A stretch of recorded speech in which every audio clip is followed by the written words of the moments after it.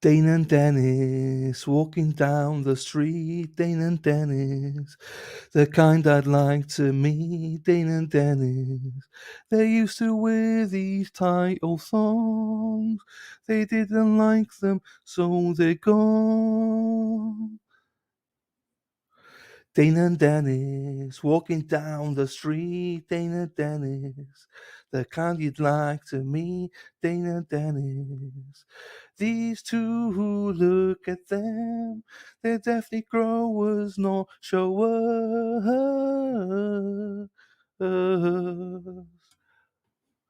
Dane and Dennis walking down the street. Dane and Dennis, the kind I'd like to meet. And I can't wait to go to meet these two speedos pro. Oh, oh. See you in Boston, boys. Hey, chat. How are you? I'm pleased to see you all today. Remember that you're all called El Chatty, even Heather, who is El Potty. El Chatty, don't be afraid to have an opinion in this chat. The minute you let the trolls under your skin, the mods will come in and make it better. Hey, Kimmy, go fuck yourself. You're not welcome in El Chatty. El Chatty will make you go fuck yourself. Don't come in here and troll Sean El Hefe. Hey, chat, how are you? I'm pleased to see you all today. Remember that you're all called El Chatty, even Heather, who is El Potty. Hey, ladies, spread out your legs and put them well in the air. Judge White wants to spread them nice and wide for his pleasure, the dirty old man. Hey, chat, how are you? I'm pleased to see you all today. Remember that you're all called El Chatty, even Heather, who is El Potty. Hey, chat, let's go, El Chatty. Memberships again. Thank you so much for that. Hey, also, hey, hang on. Oh my God! Oh Jesus Christ! Oh my God! What the hell happened? I'll never get this back up. Oh, No, are you okay? Are you okay? hold on, Jesus! All right, listen. You got me on the mic. Yes. All right, give me 2 seconds. I'll be back. I don't know what the hell I did. It's all right. I'm like Turtle Boy. He had an accident too. Yeah, we all have Give it. me 2 seconds. I'll be back. No. Zara P, Zara P, Zara P, P, P, P, P, Zara P, Zara P, Zara P is lovely. Josie, I'm of turf, they aren't as lovely. Fuck around and find out I'm joking, they're Erin Hattree drives a bus, yellow bus, yellow bus. Erin Hattree drives a bus all day long. Tits and clams, that's a Shari D. Tits and clams, that's a Shari D. Rhode Island's on fire. Deb's hair is on fire. Yeah. Looby Loo, where are you? Lou is pounding Terry. Looby Loo, where are you? Lou is pounding Terry. Ole, ole, ole, ole, ole, ole, ole, ole. Erin hack, hack, hack, ole. Erin hack, hack, hack, ole. Let's go, Erin hack, hack, hack, ole. Erin hack, hack, hack, ole.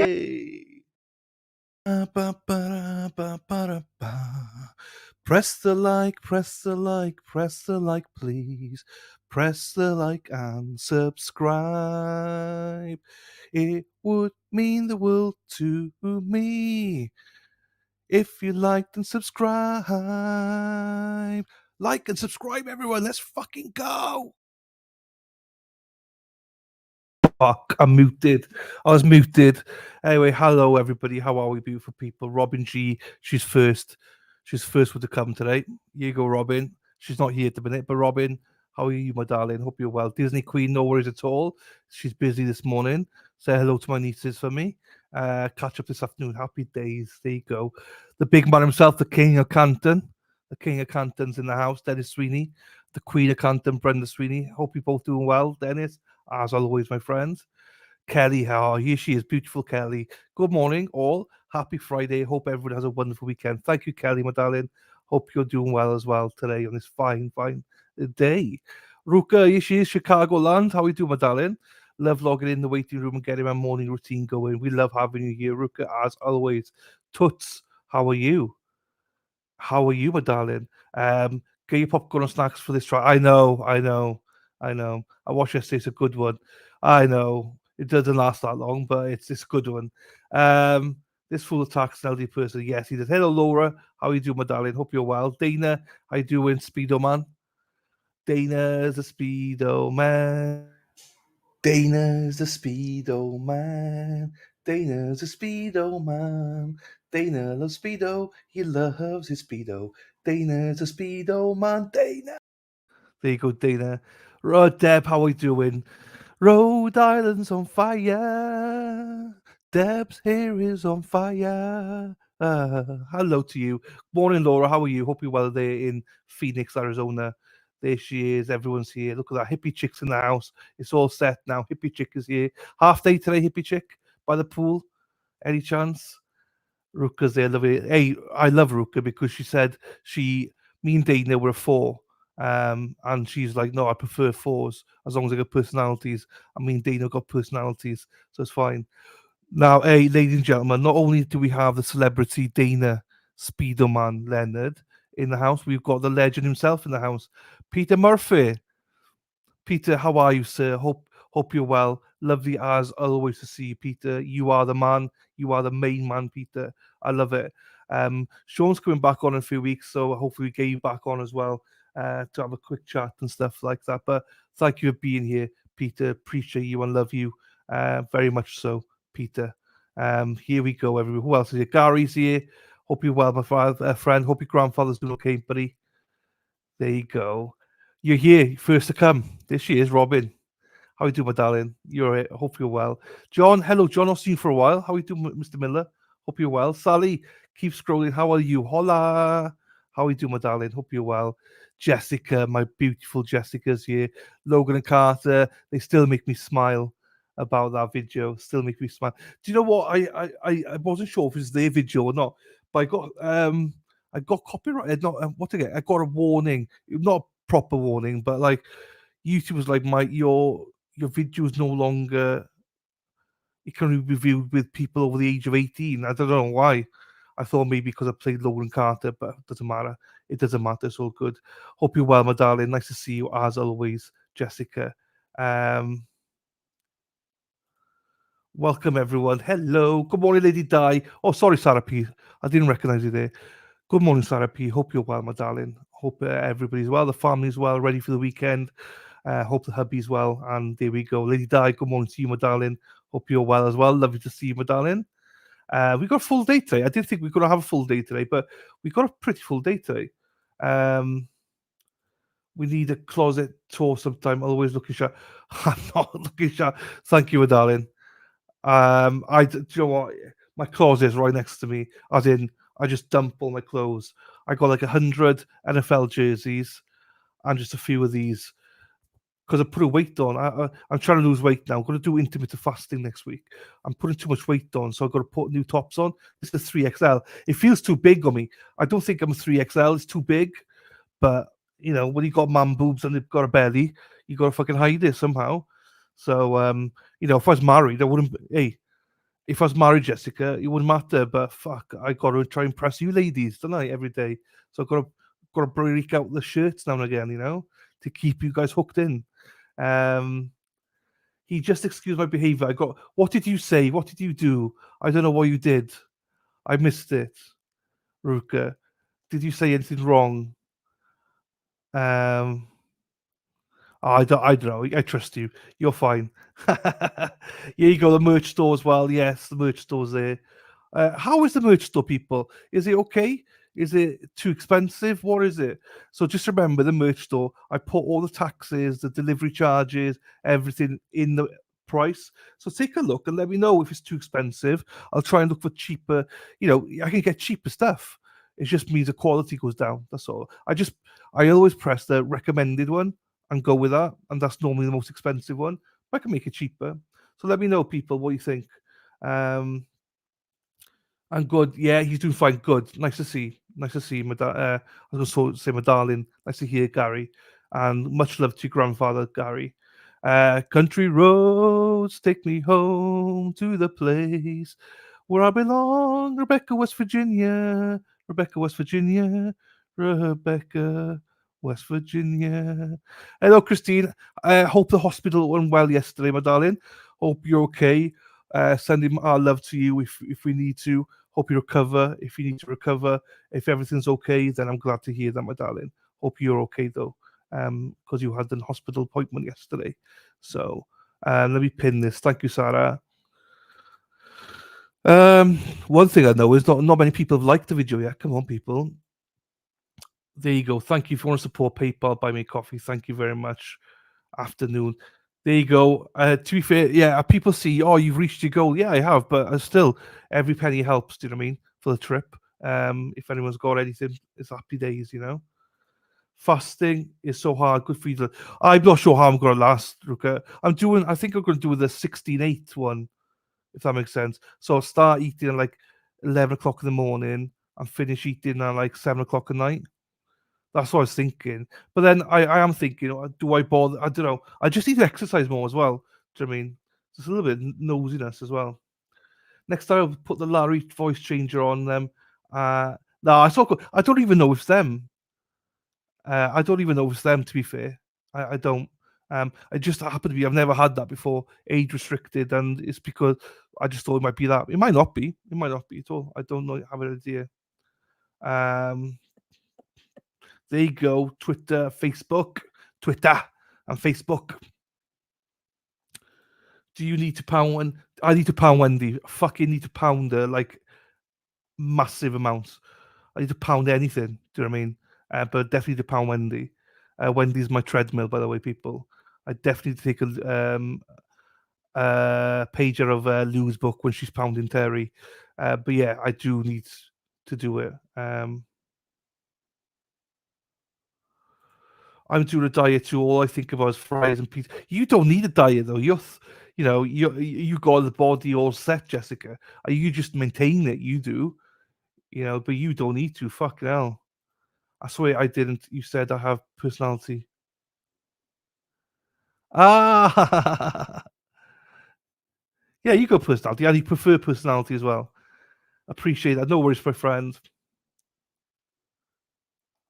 I give my props. I don't think it'll last. A lot easier, but yeah, there's still the moments of hunger that you have to breathe through. I need to lose as well. Yeah, I don't know. I might just exercise. I don't know. I say I'm going to do it, but we'll see. We'll see. We'll see. Good morning, Nicky C. Life is hell. Good morning and afternoon. It's been a little bit. I know. Well, it's Sean's stream. I think you came in, but nice to see you, buddy.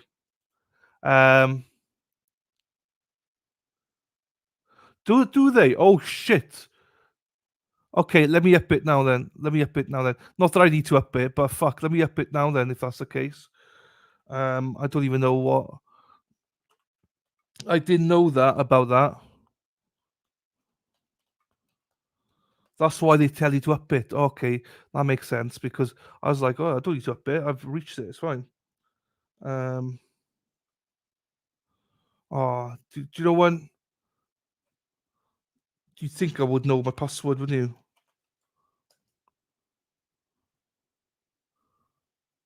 Yeah, no, that's not my password. Okay. Well, I'm gonna have to look at that again. Did need to sustain it. It can jumpstart different decisions, though. Yeah. I'm not fat and big bone. That's what I always say. Sue, good morning to you. Happy days. Did you hear about the husband that took the wife's hair and framed her in the murders in New Jersey so he didn't have to divorce? No, not heard that. I'll have to look at that then.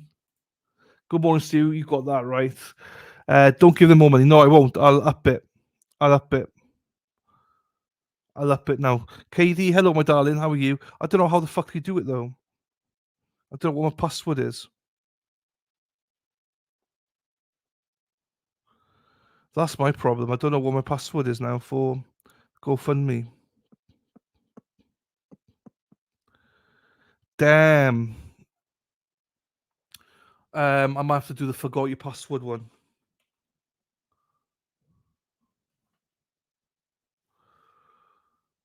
Hang on, let me try this one then. Nope. Okay, let me just do this then. Forgot your password, yes. Email address, yes. Request password reset, yes. I just love that you guys are with me whilst we do these things. You wild morning. Here she is. Here she is. Looking gangster. Erin Hatchie drives a bus, yellow bus, yellow bus. Erin Hatchie drives a bus all day long. Ole, ole, ole, ole, ole, ole, ole, ole. Erin hack, hack, hack, ole. Erin hack, hack, hack, ole. Let's go, Erin hack, hack, hack, ole. Erin hack, hack, hack, ole. Right, I'm trying to set this GoFundMe stuff. So bear with me, people, because I don't want to give them more money. So Sally says they take more money if you don't up it. Now, I don't need more money for it, but I'd rather people send me on that than send me super chats. Ah, you fucker. That's why. Okay, hang on. Password reset. Okay, ILOVERINHACK. I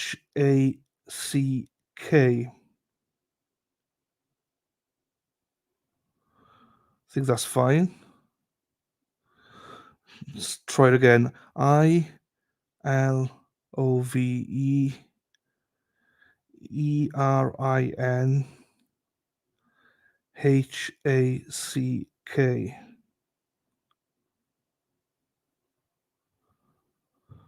Okay. I think I'm in. Right, I'm in. Right, I just need to change it now, do I? Update password, yes. Right, I need to do on my thing. People, I don't know why people. It's a shit show, this stream is. We got Peter Murphy who popped in, for fuck's sake. And look at us, we're doing. Look at me, I'm doing a shit show here. Peter Murphy, he likes organization. He doesn't like all this faffing about. Sign in.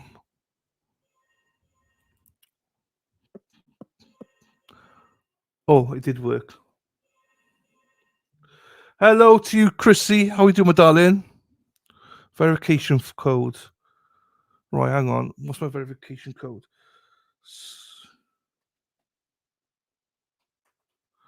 Okay.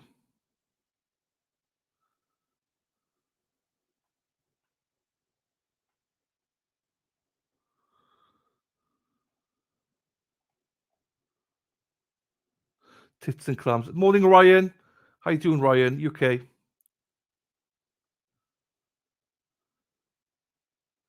Where the checkbook is. You're right, Chrissy. All my passwords are notepad. Yeah, I don't. Small bus. Don't say password out loud. I love Erin Hack. Right, let me change it then. What should I change it to? Because it doesn't really matter. It just doesn't really matter, really. I'll just put fucking 10,000 on it. It doesn't matter at all because we've reached the goal. So,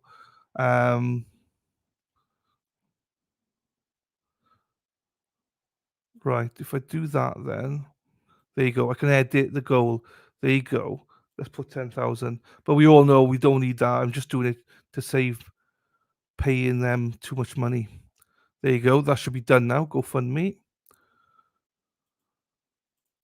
Sally, thank you for that. I didn't know that they did that. So,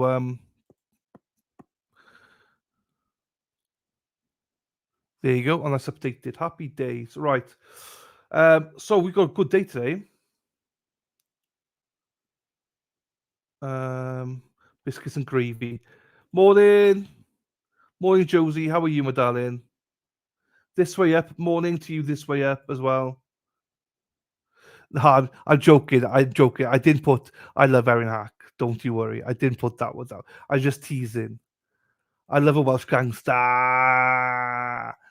Down the tubes. We love gangsters in the tubes.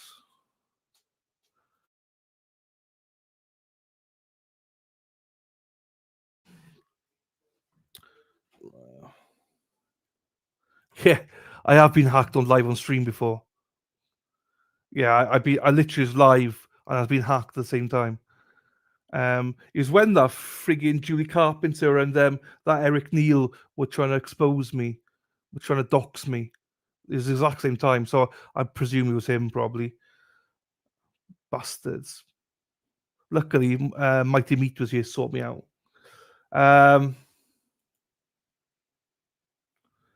Right. Okay, so plan today. No, I know it wasn't you. Trolls do suck. I mean, yeah, they did a video about me exposing all my accounts, my password. No, they threatened to expose all my passwords. I was like, good luck, because I don't even know them myself. Hang on, because Josie's here. Hang on, people. Josie and Murph Turf, they aren't as lovely. Fuck around and find out. I'm joking, they're lovely. No, it doesn't start today. It's a hearing. They we'll play the hearing later at 1.25 speed because we can zoom through it. But Adelson one is on now. But it's so slow that I'd rather watch it and skip stuff. So we're gonna watch the trial first, then we're gonna watch Donna Adelson. So then we can skip everything. They're fucking posting where my nieces lived and everything. They're fucking dickheads. No, the little girl doesn't start today. It starts on 16th.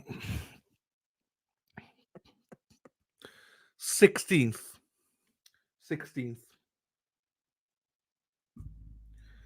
Well, I do, yes, but we'll still play it. It's still a trial. It's going to be like 2 to 3 hours, then we're done. We're watching the Deborah Redden trial, and then we're going to watch the Donna Adelson stuff, and then if there's a hearing for the girl, we'll watch that. There might be a hearing for her. That's what she maybe means. There's a hearing. She doesn't start today, unless it's moved, and no one told us. That's no surprise. You cheated, you mofo. Okay. Yeah, he did. He got sentenced in yesterday. He did. You're right. Well, we don't seem to have many people here today, but it doesn't matter. It's all love. We all love you here. Shari D's in the house. So we might get a bit more people now. Why do we get more people? Because tits and clams, that's a charity. Tits and clams, that's a charity. there we go. Hello, Terry. How are you? Hope you're well, my darling. Right. Oh, Christy's birthday. Sorry, I missed it. Pen-blwydd hapus i ti. Pen-blwydd hapus i ti. Pen-blwydd hapus i Chrissy. Pen-blwydd hapus i ti. Pip hooray, pip hooray, pip hooray. There you go, my darling. Yeah, no spoilers if you know what's happening. Robin G, what's his name? 42 watching, what's his like? Good girl, Josie. Gosh, a good girl, Josie. Josie, you're top girl. You're well behaved. Tuddy Pip. Hello, my stranger. I've not seen you for ages. I've never seen you for ages. How are you doing, my darling? Happy birthday, Chrissy. Pen-blwydd hapus i ti. Pen-blwydd hapus i ti. Pen-blwydd hapus i Dafon. Pen-blwydd hapus i ti. Pip hooray, pip hooray, pip hooray. There you go. I hope I said that right. Davon. Fuck. But happy birthday, buddy. Thank you, my darling. Hit the like, mofos. Hey, Tracy.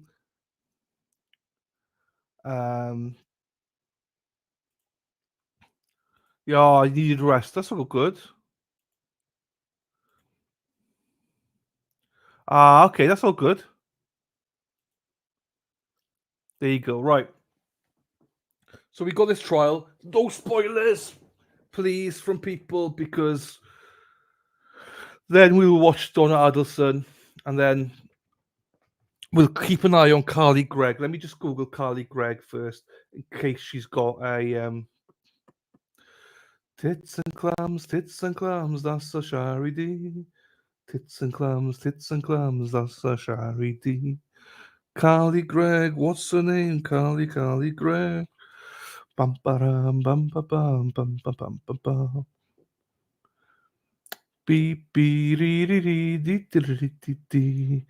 Beep beep beep. I know it's not. I can't see anything, so it's all good. Anyway, we might have dumpster juice back today. She said either today or Monday she's back. Hopefully Lisa Reed. I've not seen Lisa Reed yet today. Hopefully she's okay. She was ill yesterday. If you are listening, Lisa, God bless you. Hope you feel better soon, my darling. It's not. It's literally just started. There's nothing to know. And trust me, don't Google it, people. Please don't Google this trial, because if you do, you spoiled it for yourselves. Literally, don't need to Google anything. Please don't Google anything, because if you do, it literally you'll find out the verdict straight away. So it's pointless. So please don't Google it. Oh, yes, she is. Oh, there's me wishing you a happy birthday. Hope you're feeling well. Where's Little G? I missed Little G. Hello, Little G. Hello, my darling. Hope you're well as well. I missed that. All right. Let me put this on then. Let's get ready to rumble. Let's get ready. Let's get ready. Let's get ready to rumble. Ba ba ba ba ba ba ba ba ba ba ba ba ba ba. Psych. Do do do do do do do do do do do do do do. Do do do do do do do do do do do do do do Everybody rumble, bum bum bum. Oh yeah, that shooter guy was in. We might watch the hearing for that. He's the shooter guy for Georgia. He was there. His father, I believe, is on today as well.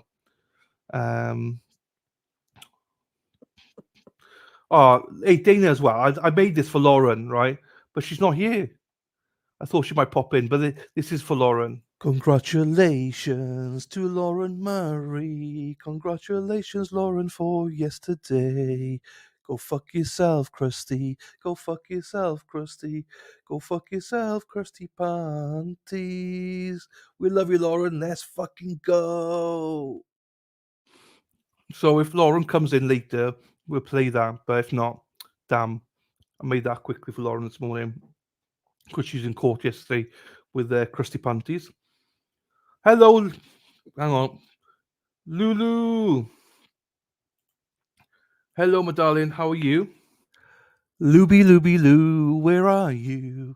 Lou is pounding Terry. Looby, Looby, Lou, where are you? Lou is pounding Terry. Right. Let me share it.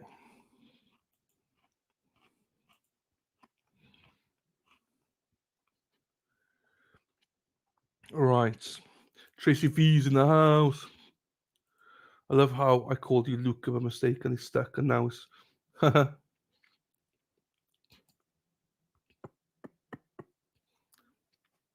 No, she doesn't. That's why I wanted to make that little video for her. But she didn't come in today, which is unfortunate. But we'll have her again. We'll show it to her again. I'm sure. I got to make one for Toby, her dog, you see. So I was thinking about her this morning. I was like, how do I do one for Toby? Then I thought, I'll do a quick one for Lauren. All right, then, everyone. This will last us a couple of hours, okay? Nevada, Superman. Hello, Kathy, my darling. Here you go, Kathleen. How are you doing, my darling? Hope you're well. Come to the alternate corner where you will get a dirty song sung by you with a Welsh accent. There you go. There you go. Dave Hamburger. I don't know.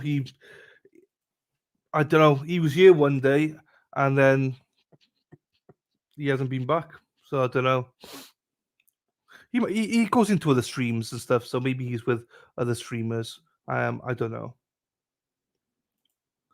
I'm waiting for the post office. If you live in those beautiful hills of Wales, I'm moving. They're beautiful. They are beautiful. You're right, Terry. You are right. Right, here we go, people. Let's get this on before we lose more people. Good morning, Jean. How are we doing, my darling? Hope you're well, as always. All right. Joe, I'm confused what I'm doing right now.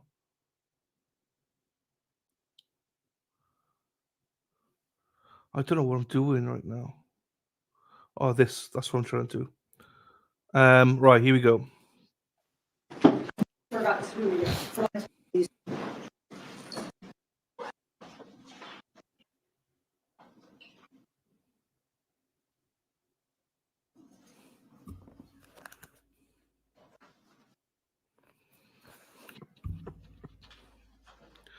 Dana's in and out, shake it all about. In and out, shake it all about. They're looking at something. Here you go, the jury coming in now, I think.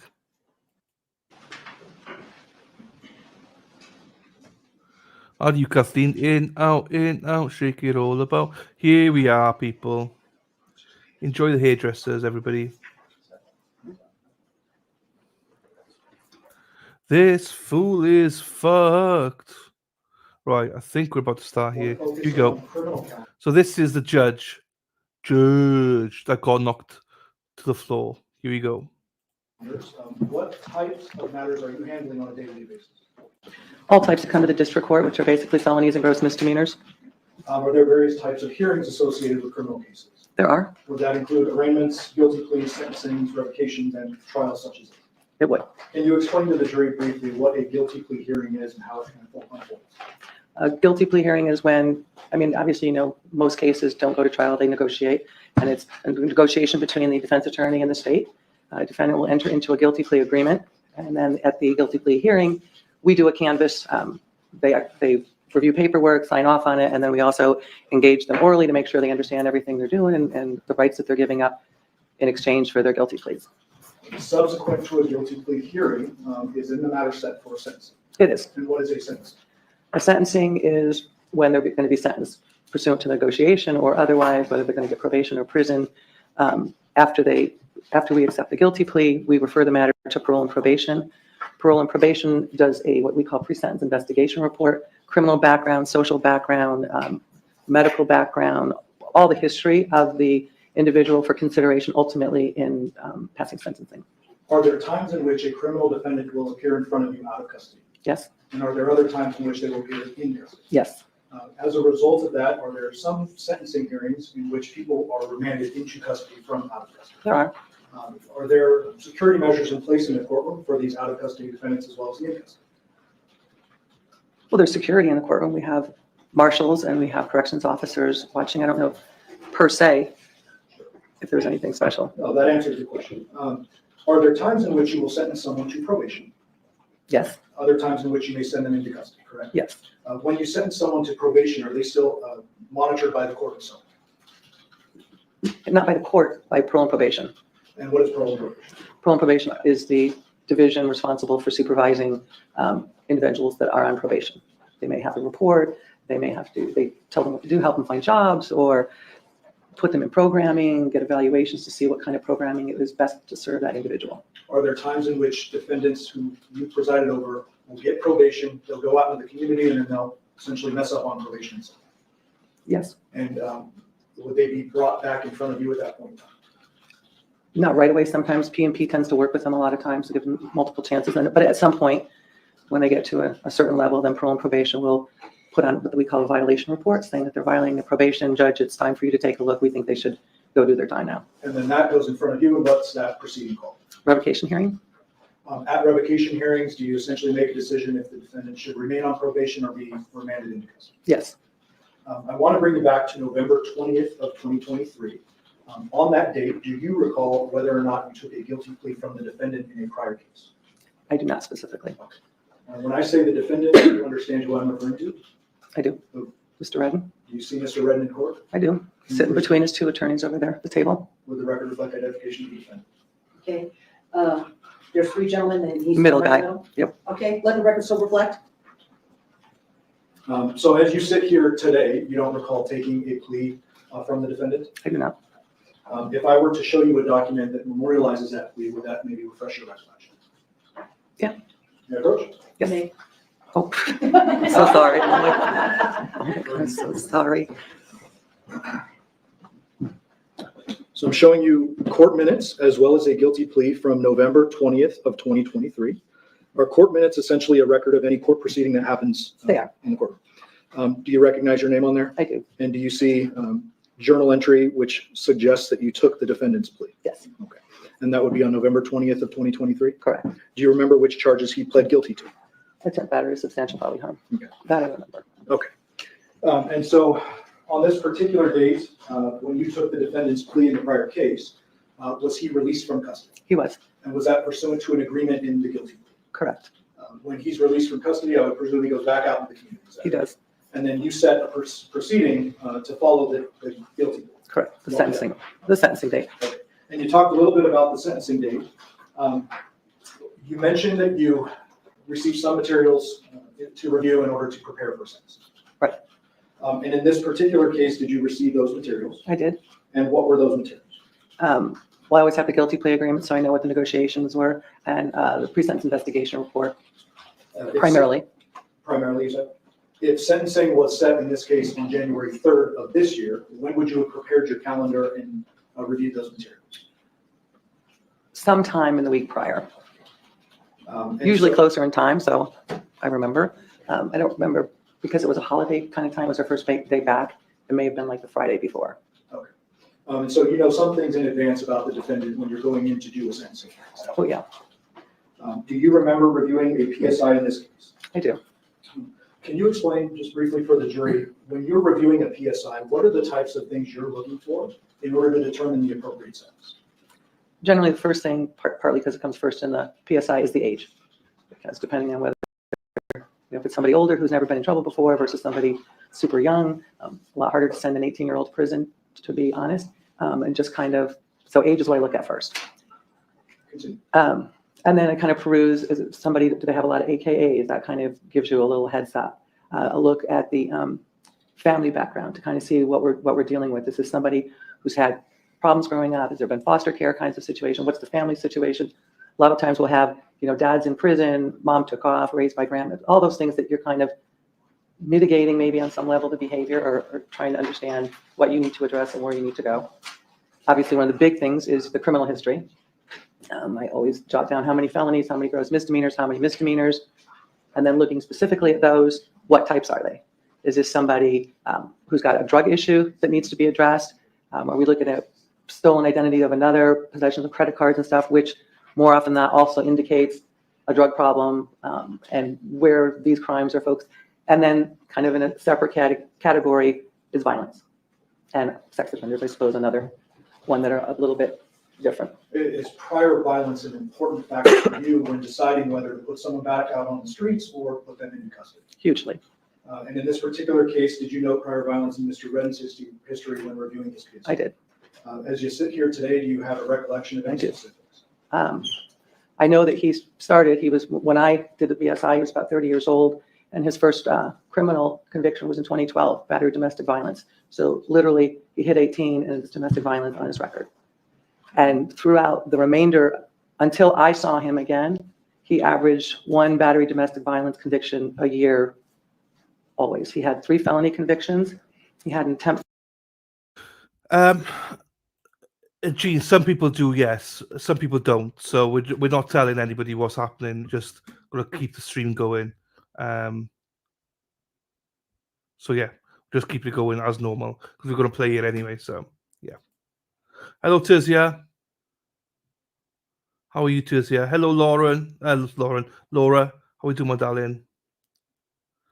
Thank you, Terry, for becoming a member. Thank you, my darling. I appreciate you. Yes, no spoilers, please. Hello, Sunny Days. How are you? This is where we've seen the judges with us. It is a little bit, yes. Right, here we go. And if there's a spoiler, you know what happens, people, yeah? You know what happens. Josie and Murph, they aren't as lovely. Fuck around and find out. I'm joking, they're lovely. All Black support. No, well, I mean, I like them, respect them. No, I know not you, Gene. I mean, anybody in general. Anybody in general as well. So there you go. Thanks, Gene. Right, here we go, people. Again, thank you, Terry, for the membership. Here we go. Theft that actually started out, it was pled to an attempt theft, but it started out as a robbery, which is the violent taking of property from someone else against their will, a classic crime of violence. He had 2 battery domestic violence felony convictions. You get a felony after you have so many misdemeanors, they start becoming felony. He had a battery with substantial bodily harm conviction. He had a gross misdemeanor for malicious destruction of private property, which started out as a attempt home invasion, meaning kicking in someone's home. Again, pled down to the malicious destruction. I believe that was the one I had him on probation for. I didn't recall it, but I've since learned that he was in my department on probation for that. And I ultimately revoked him because of the case that I was seeing him on back at the time of the attack. Okay, so that's a lot of information. I know, sorry. I do that. I appreciate that. For both of you, make sure you let him get his question out before you respond and vice versa. My court reporter is really good at what she does, but she's never mastered the art of taking down 2 people at the same time. Sorry. In addition to criminal history, are you also reviewing the PSI to determine if that individual has had opportunities with probation, services, mental health treatment, and all those types? Absolutely. And in this case, as you perused Mr. Redden's PSI, did you see evidence to suggest that he had several opportunities with the system when it comes to services? I did. All of the crimes that we see, they're in a chart form, and then next to the chart is kind of what they got, probation, prison, violations and whatnot. And so you can tell that he had probation a number of times, that he had violated a number of times. According to his report, he had gone through mental health court and multiple sanctions and got in trouble a lot of times, but ultimately was passed through and graduated from the mental health court program. According to the PSI 2 times, he definitely had jail terms and he had been to prison for on 1 term. And so you had mentioned a moment ago, you have since realized that you previously revoked his probation. Correct. I want the record to be clear about that. When you're reviewing his PSI, preparing to sentence him, when the incident occurs, you don't recall that information. No. No clue. Fair to say there are hundreds, if not thousands, of criminal defendants who've come in front of you over the years. Yes, And you have since learned that you had previously revoked his probation and sent him to jail. correct. And I don't know if I sent him to jail. I don't know if he was in custody and he stipulated that he had violated his probation. I mean, he may have been agreeable to it. I don't know any of the facts of that. I just know that I somehow ruled you're revoked. Understood. I want to now move forward to January 3rd of this year. So on that date, you proceed into court for your criminal calendar. Do you remember how many matters you had on that day? I don't. Were there a mix of both in custody and out of custody defendants? Yes, At some point in time, did Mr. Redden, was his case called? he was. If you can summarize for the jury, what happened when his case was called initially? I mean, nothing. It was just the typical. He was in on a bench warrant return as well because after we let him out, he didn't show up. So Mr. Almasi, his attorney, had put him on for a bench warrant return, meaning come into court and ask not to quash the warrant, not to arrest him on it. And so everyone understands he was out of custody on the day of his sentence. he was. He had a bench warrant in that case, but he walked in from the street. Correct. When He had failed to appear at the prior sentencing date. Okay, that's what I'm looking for, Judge. So there was a prior sentencing date, he doesn't show up for that, a bench warrant is generated, and then he comes in out of custody at the second. Right. Explain for the ladies and gentlemen of the jury how it is that the sentencing starts to proceed. Who talks first and how does that go? The state always has the right to argue first. In a lot of negotiations, they'll negotiate away the right to argue for any particular sentence. They might agree to probation. They might make no recommendation. There's a number of things they could stipulate to a sentence per the deal. In this case, because the defendant failed to appear, any negotiation previously offered by the state is off the table, and the state, what we call, regains the right to argue. So even if they were agreeing to some other sentence previous, because he failed to appear, they have the right to argue for the sentence. So in this case, that occurred, and then I would presume the deputy district attorney that was in court that day would argue the sentence. He did. And he would recommend whatever sentence he deemed appropriate. He did. Ultimately, the decision would have been up to you. It was. After the district attorney argues for their sentence, what happens next? Then I turn to the defendant, Mr. Redden. He goes next. Do you have anything to say to the court before I pronounce sentence? And he was very calm and articulate, and basically he's been doing great. He's at a better place than he ever was before. And, you know, I pointed out your violent history, your failure to appear. And I don't remember whether mental illness came up, but I had said that he had been through mental health court. In his PSI, he had claimed that mental illness wasn't an issue for him. So it's kind of hard to, I didn't know how to reconcile it. But anyway, he had talked about he was going to have a job with the Teamsters and he was going to do all this stuff. Meanwhile, he had no employment history whatsoever, that at least according to the PSI, there was no employment history. So I don't know where he was going, but anyway, he was calm. And he said, Go ahead. I think you should give me probation. He said, and we did have, we talked about his criminal history, and it's just so much violence. And Let me ask you some very specific Sure. questions. When Mr. Redden was speaking in court, did you observe any signs of impairment? no, Did you observe any signs of mental distress or disease or hallucinations or anything of that nature? absolutely not. Had you observed something to that effect, would it have been concerning to you? Of course, Are there times in which the court needs to jump in and say, hey, it's not appropriate to proceed today? absolutely Here, did you see anything that caused you concern while Mr. Redden spoke? not at all. After Mr. Redden spoke, who spoke next? Mr. Almasi, And who was that? his attorney, Caesar, And was Mr. Almasi permitted to make a full argument to the court and ask for leniency and whatever he wanted? he was, And did he do so? he did. Now, in a moment, I want to play some video for you. Judge, with the court's permission, we've previously stipulated to 58. May I publish? You may. No, they should, let me see. No, they should be on already, but maybe the tape is one off. Somebody has. Look at the remote. The remote go. Oh, he has it, okay. After sentencing proceeding, Yes, were there any signs at all that this was going to get out of control or violent? no, it was actually completely contrary because he was, like I said, calm and articulate. And he said, you know, this is what I'm doing. But at the same time, he said, but Judge, I understand you got to do what you think is right. And I understand that. So I mean, it was better than I would normally hope, I guess. Courts Commission 58. 3697.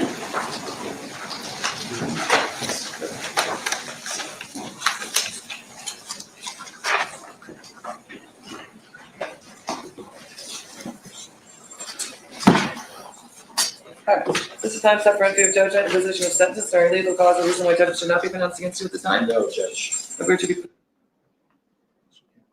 3697. Is that your courtroom on January 3rd of 2024? It is. And is that your current courtroom? It is. As you look around this courtroom, is it set up a little bit differently than yours? It is. The folks that are on the right-hand side of the screen, do you know who they are? Yeah. Who are The they? deputy DAs, Joey Scarborough and Richard Scow.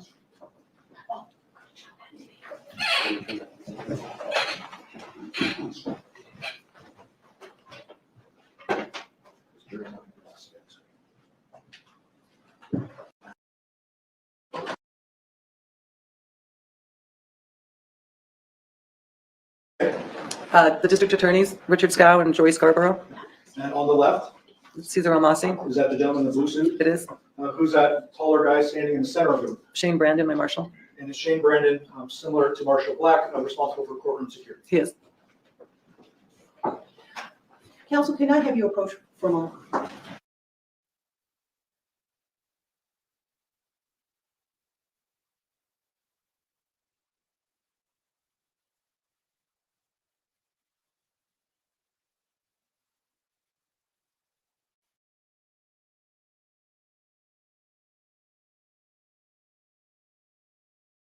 Packet that is supposed Hello, LC. Hello. to give you everything you need to sentence an individual appropriately. Correct. These individuals down here on the left, you can see at least one of them. Who are these folks? Those are the other inmates. And so they are in your courtroom, they're sitting where our jury is sitting today. Correct. And those are in custody defendants, is that right? Right. When a defendant shows up out of custody, do they sit back in the gallery area here? They do. And as you mentioned before, Mr. Redden was out of custody. He was. I'm going to resume the video.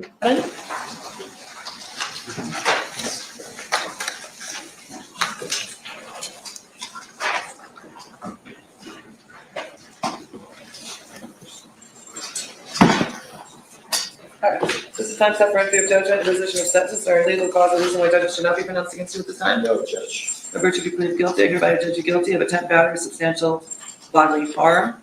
My notes indicate the state retained the right to argue to the benchmark. Is that correct? That is correct, Judge. All right, state. I think based on the criminal history, Judge, that are listed in the PSI, I know you see all this, I don't need to rehash everything. My concerns are, there are crimes of violence. Yep. In the PSI, 3 felonies, 1 probation revoked. But you see on page 5, there are many probation violations, or remands on probation is part of the discharge form. But I'm concerned based on the nature of the criminal history, home invasions, batteries, battery, domestic violence, assault with a deadly weapon in this case that led to an attempt battery substantial. I think felony is appropriate, and I think a prison term would be appropriate. Is there any restitution or victim impact? No, Judge, not really today, so. But I do think the prison is appropriate. I asked the court to impose 19 to 48 on this case, based on the criminal history and the facts of this case. Judge, could you hear that okay? Uh-huh. When the deputy district attorney asked for 19 to 48, just describe what that means. The attempt battery or substantial bodily harm that he was charged with could be treated either as a felony, where you could get 1 to 4 years in prison, or it could be treated as a gross misdemeanor. You get up to 364 days in the Clark County Detention Center.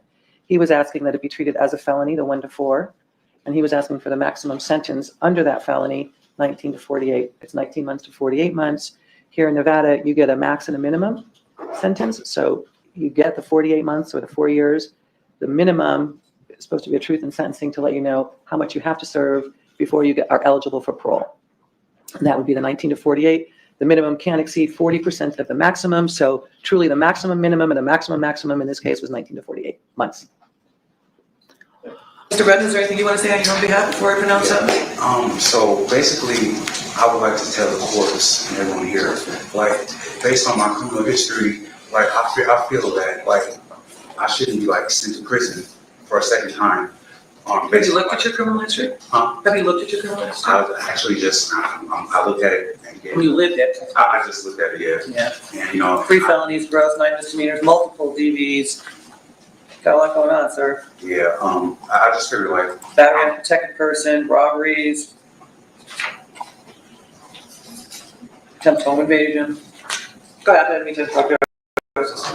I just figure like, and I'm in a better place in my mind, my mental health, I have a support system. I just got hired as a Teamster for, you know, the union, you know, making $20 an hour.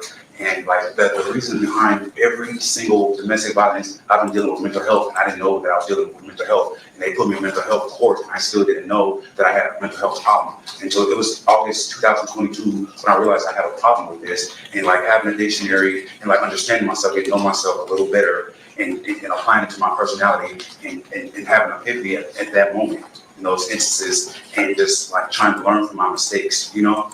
And I feel like I shouldn't be sent to prison, but if it's appropriate for you, then you have to do what you have to do. But I figure that, you know, if I'm in a better place in my life, I'm not doing drugs, I'm not out there committing crimes now, you know, and I feel like I should be given a shot because I'm in a better place than I was then, you know, so, but that's, I'm a person who never stops trying to do the right thing, no matter how hard it is. And I just, you know, and I'm trying, and I never give up trying to do the right thing. I know I'm not a rebellious person. I don't want to be standing there. I want you to have to, you know, sit up here and waste your time as well, you know? But the criteria of me saying this is that I'm a person that never stops trying to do the right things, even if it's hard. And I did the best I could. I have mental problems, I guess. Thank you.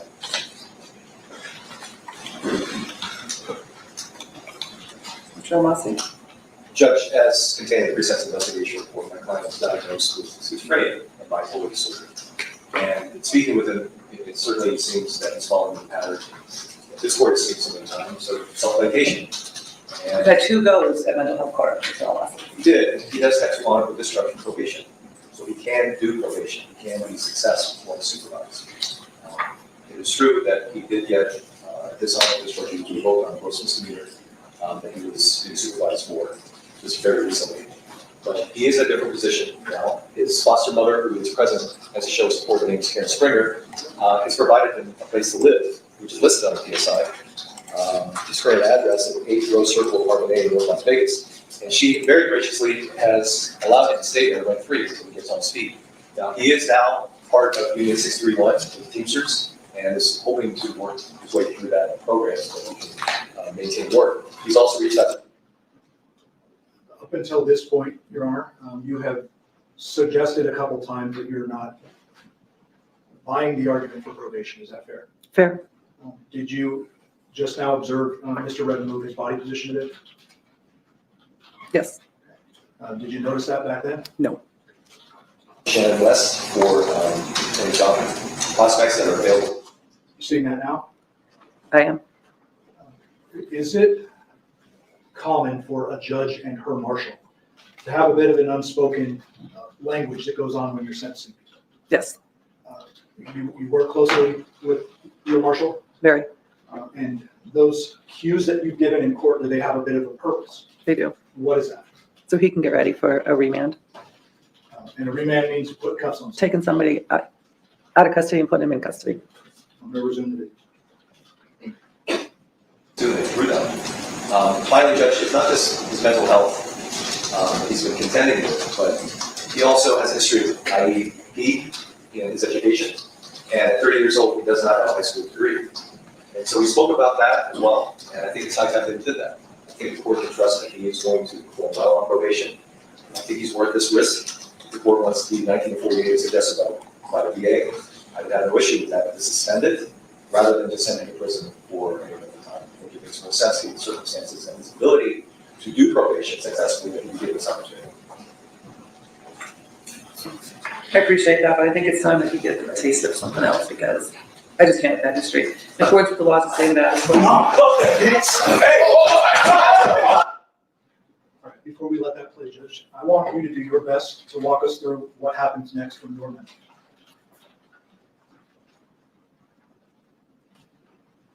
I remember him coming at me and really didn't think that he would ever make contact. And then I just remember it was like a crash sound.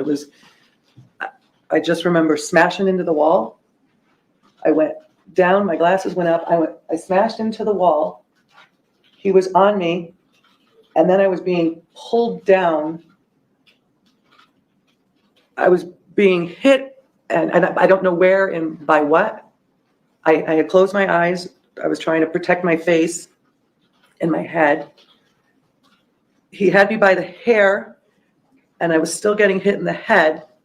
In the meantime, I saw my law clerk who was sitting next to me, who had dove almost in front of me as Mr. Redden came at me.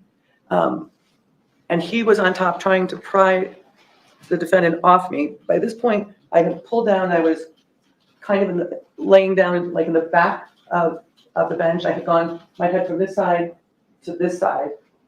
And I just remember saying, help, help, somebody get him off. I mean, in my head, I was completely defenseless. He was so determined and so violent and so, it was scary. I didn't think I was gonna get out of there. I'll give you a moment. I want to play a little more video. Back up a little bit.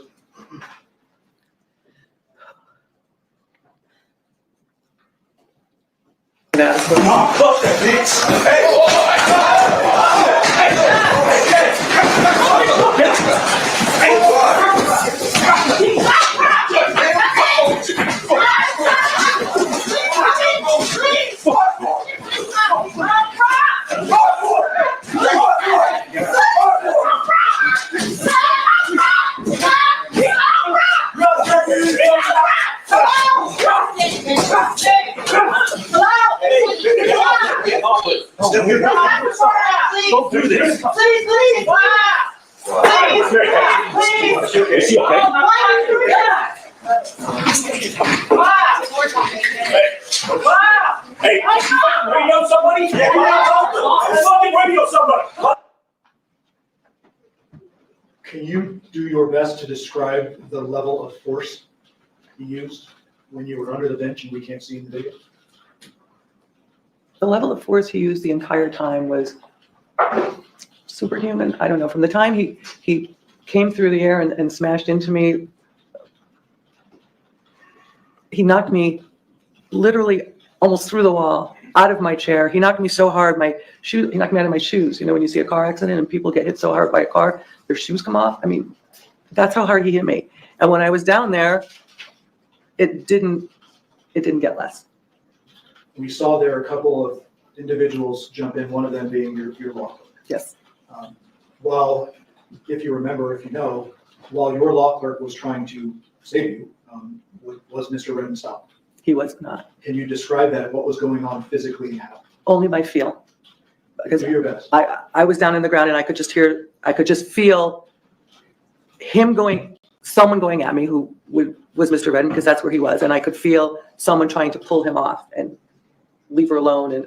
And you know, this like they're fighting over me. I mean, Michael's trying to pull him off and he's not letting go. Do you know, based on memory, where his hands were? I do not. Do you remember being struck or hitting your head while you were down behind the bench? Yes. Do you remember what struck you? I do not.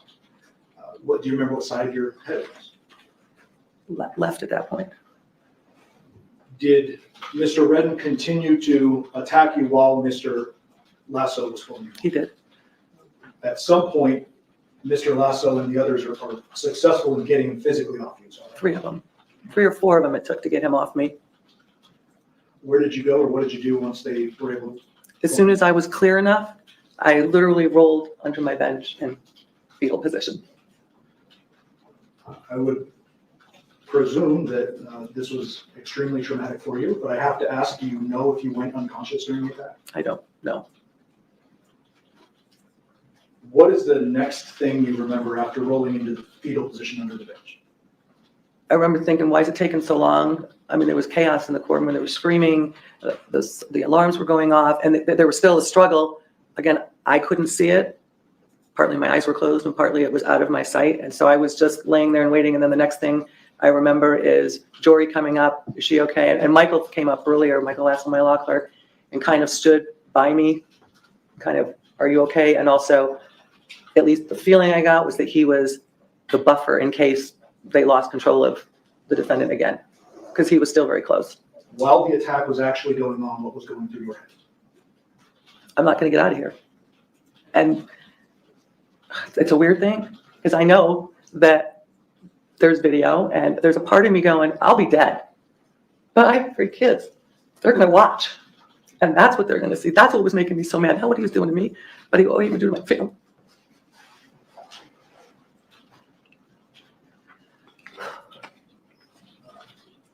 Okay. Take your time. So alarms are going off, lots of physical chaos going on. Did you look around? Eventually were you able to get up and look around the courtroom? Yeah. What do you recall seeing then? Well, behind the bench, there was blood everywhere.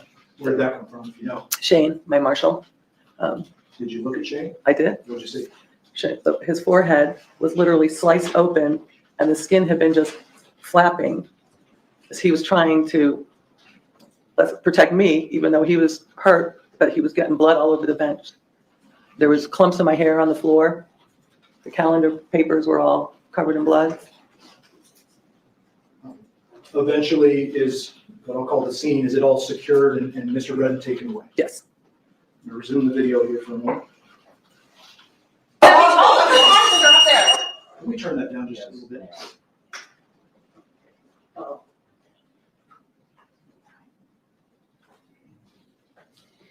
Oh my God. Oh my God. Oh my God.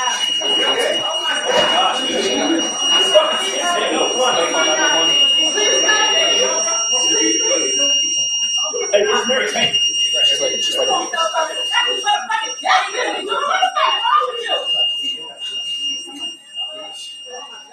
Stay down, get on the ground. Please God, please God, please God. We're asking you to come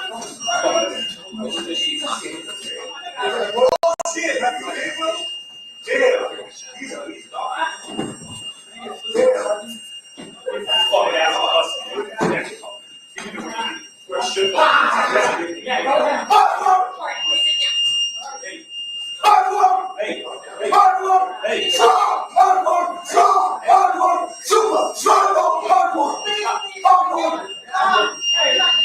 Hey, come back. Calm down.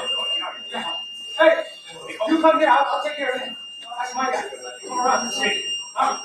You hold in. That's my guy. Come around. That's my guy right there. Yo, Kelly, is medical coming? Is medical Yeah, medical. Yeah, we can medical. What, you okay? This fucking ass out of here. Yeah? Hold it. Thanks. You got medical? What happened? Are you okay?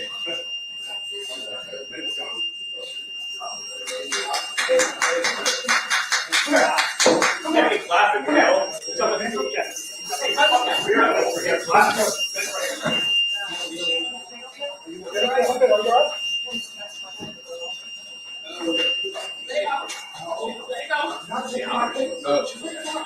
Sit down, man.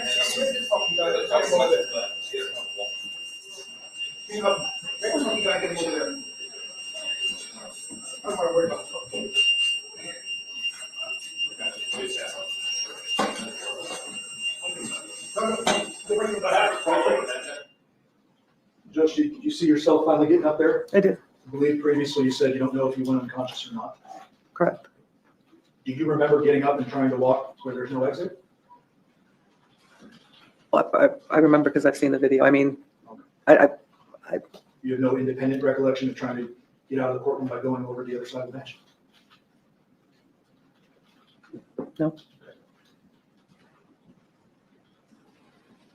She hit her head, bro. She hit her head. She got that hard.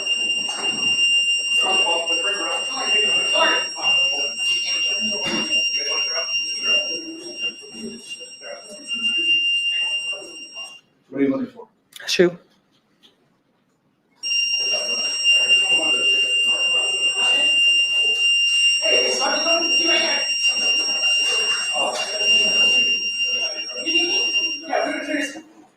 Once you are cleared from the courtroom, can I presume that there was an investigation that ensued? Yes.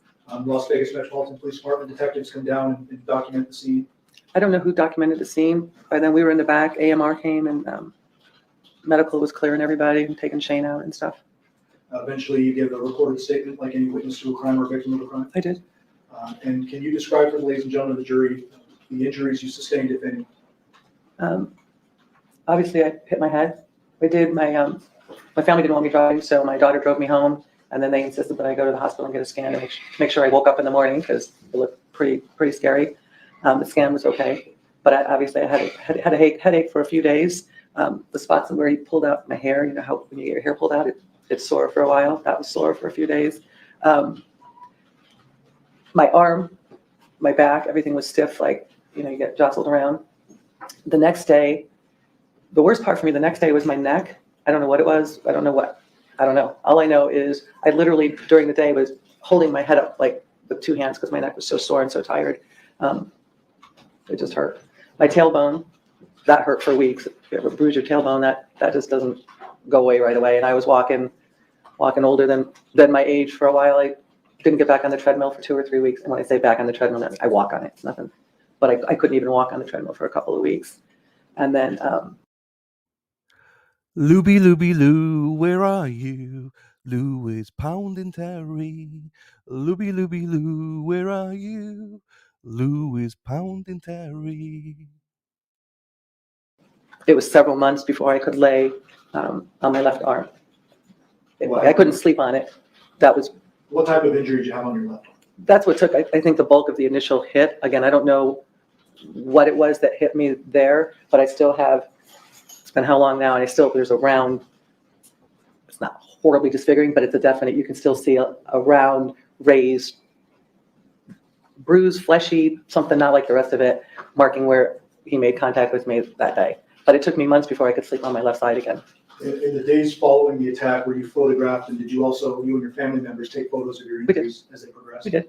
Were there several times in the following days where you lost large clumps of hair? Yes. I have to ask for the record, ma'am, how old are you? 63 now. And you would have been 62 at the time of the I incident? was.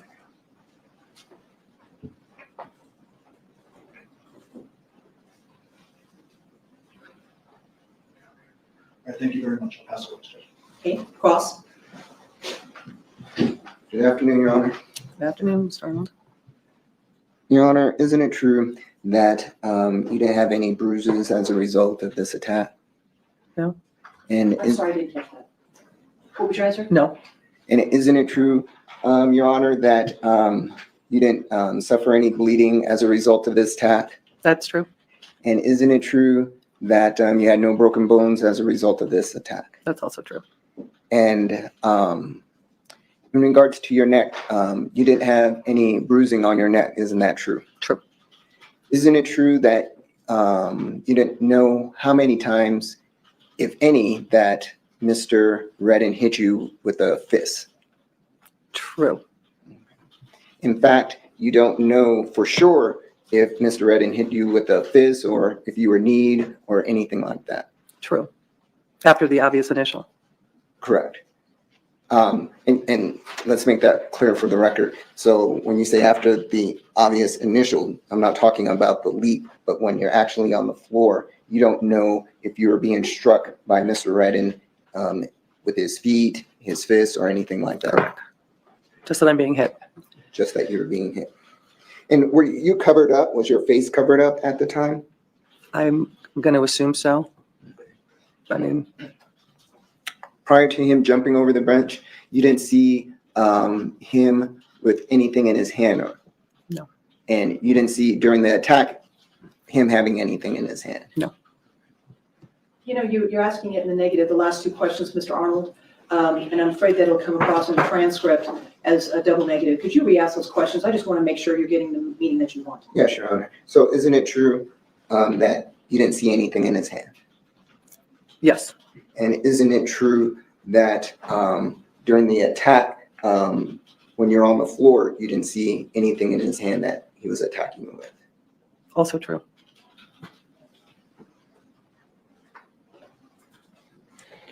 I'm going to shift gears here, talk about the PSI. In regards to the PSI, you reviewed it. I did. And did you, was there a section that you recall in regards to his mental illness? Yes, And you were aware that he had suffered from, he had a previous mental illness history, is that correct? correct. And do you recall, was it paranoia and schizophrenia? I remember schizophrenia. I don't remember what else.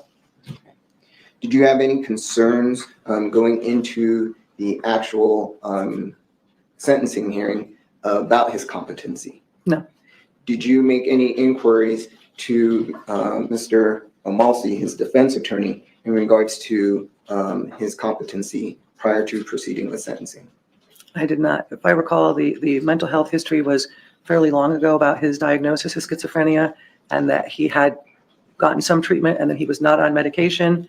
He had graduated from mental health court, and according to him, he didn't feel like his mental health was causing him any issues. That was kind of the summary of the mental health issues as I understood them from his PSI. Right. And then coupling that, normally it would be, the defense attorney would be the one to bring it to my attention that there's a competency issue if it wasn't obvious. Right. And then that coupled with his appearance in court didn't give me any cause for pause.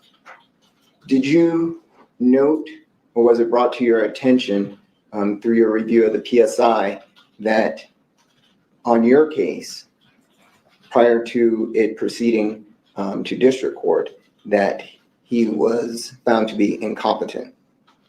Don't recall he was found to be incompetent. I recall he was referred to competency court, but I don't recall the findings. Okay. And do you know, after he was referred to competency court, how long did the case languish prior to you receiving a guilty plea in the case? I don't know.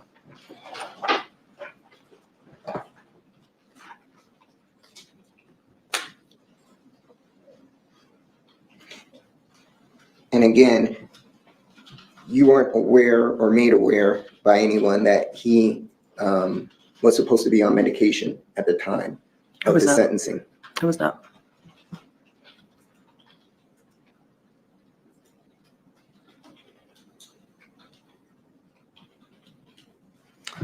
Just check my notes.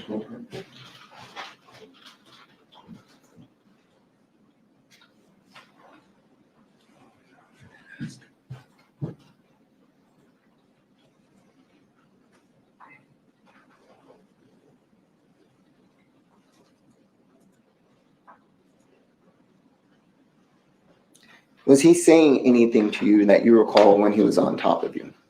I don't recall. Do you recall if you heard any statements that he said that he was trying to kill you? I don't recall. Do you recall anything that was being said to you by Mr. Redden? I do not. It was literally chaos. And again, all the blows that you said that you felt to your head, you don't know who gave those blows, number one. Is that correct? I mean, You're assuming that it was Mr. Michael Redden. Jury and Richard literally were pulling him off me, saving my life. Okay. But for them, I'm not here. But no, I guess theoretically, my law clerk could have punched me in the head. Well, you said that you experienced blows to your head. Is that correct? And so again, there was a huge scuffle and they're trying to get him off of you. True. And so you don't know what part of anyone's body that actually landed on your head that could have caused injury. Eventually, but initially, he was the only one near there. Right. That could have, yes. And do you recall also that when you gave your voluntary statement, that you stated that you were only struck in the head once? I don't recall. If I said that, I do. Okay. And I don't think I've ever said there was the initial and then there was a second.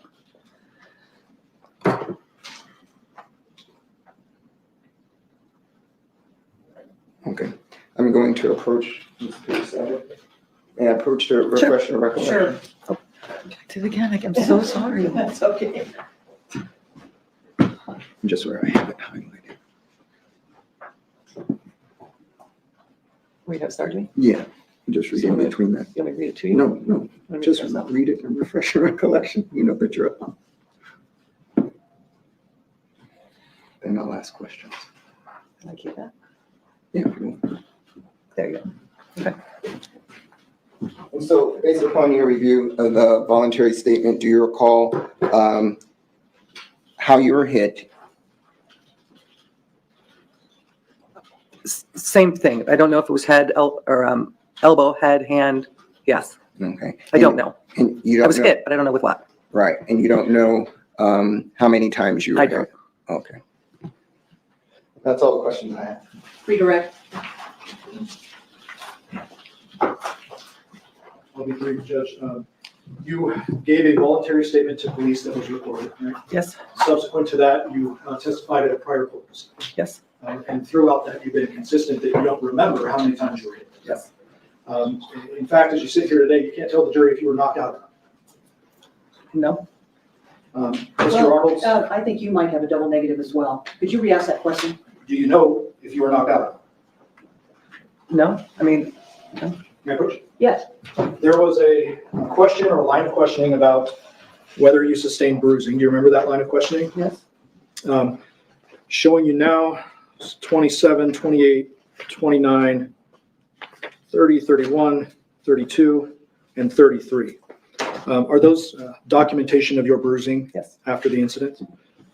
And these will be available to the jury. These are already admitted, Judge, so these will be available to the jury. I'm not going to put them up on the overhead. When you described this attack initially, I asked you about the level of force that was used. And I want you to do your best to describe the level of force used and why it is you don't remember how many times you hit. I was hit so hard between the defendant's body and behind my bench. It's a marble wall. And so, like I said, I was hit so hard that I literally smashed into it. And then I was at best dazed, and I was pulled down behind me, and he continued going after me so forcefully and so violently that literally 3 or 4 healthy, strong young men couldn't get him off of me. It was so strong. They saved my life. I tell them that all the time. You guys saved my life. As that was happening, do you recall a hand on your neck? I remember being held. No, not clearly. No. Fair enough. You're doing your best to recall the events as you remember. Is that right? Yes. Thank you. I do know I lost hair, a lot of hair from that side. Thank you. Any recross? Yes, just real quick. And Your Honor, in regards to the bruising, the pictures that you were just shown, those were pictures in regards to bruising on your shoulder, your arms, and your legs and tailbone. Is that correct? I don't have a picture of my tailbone, but Oh, your back area. my lower half, my Right. shoulder, and my upper arm. Yeah. Okay. And there was no bruising to the face, and there was no bruising to your neck. You have to say, As there was no bruising, and she's saying no. but we have to get it verbally, and Right. I'll start it over again. There was no bruising to my neck There was no bruising that I'm aware of. Yeah. to your neck, and there was no bruising to your face. No, That's correct? that's correct. Sorry. Okay. That's all right. All I right. just want to make sure the transcript reads the way that you guys wanted to read, that's all. Right. All right. No further questions. Thank you. Okay, you may shut down, Thanks. thank you. Appreciate it. Hello, Daffodil. Hello, everybody. Here he comes. Okay, next witness? Your Kung Fu fighter coming now. Kung Fu fighting. Ah. Here he is. Here he is. Little puncher, the punch bag. Bam, bam, bam, bam, bam, bam, bam. So if people don't know, this guy, he punches. He does a lot of punching. He's like that, punching, but he doesn't like poof, poof like that. He's just basically like he's wanking, bam, bam, bam, bam, bam, bam, bam, bam, bam. So it's that kind of yeah, I know how to do it. Yeah, hammer fist. Hello, boom, boom, boom. Everybody say Amy, Amy. Boom, boom, boom. Everybody say Amy, Amy. Hello, hello, hello, hello. Always a pleasure. It's the hammer time. Boom. And to him, it's like wanking time. Bam, bam, bam, bam. Anyway, let's get back to it.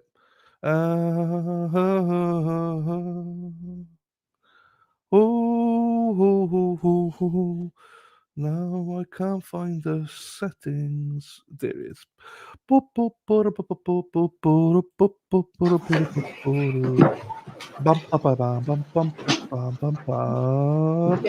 may. Good afternoon, sir. Good afternoon. How are you currently employed? I'm sorry? How are you currently employed? Right now I'm a law clerk, so I'm law clerk for the Honorable Judge Mary Kay Holthus. And did you just see Miss Holthus leave the courtroom? I did. How long have you been her law clerk? I've been a law clerk basically a year now, maybe a year and 1 month. So August 2023 is when I first took the job, and right now I'm scheduled to be there till August 2025. You've known her much longer than Yes. a little over a year, correct? I've known her a long time. She's really a family friend. I kind of know her children very well. Almost grew up together. So yeah, I've known her a long time. That's how I got lucky enough to kind of be able to work with her. And since working with her, I see her in a whole new light now. A lot of respect for her. How long have you known her? Man, probably since I was 8 years old. So maybe 11 years, just about. How 8 years old? Yeah. 11? I'm just, are you 19 years old? Oh, no, wait a minute. Oh, my God. I'm like, wait. I'm actually not good at math. That's why I'm a law clerk. So, man, has it really been that long? Because I'm 27 now. So, 21 years? Wow. Or no. 19. Oh, no. It's a long time. Okay, so you've known her for 19 years. Yeah. And that's how you became her law clerk? Yeah, pretty much. That's how I became a law clerk. I guess I got a good recommendation, so I was able to get the job. What does a law clerk do?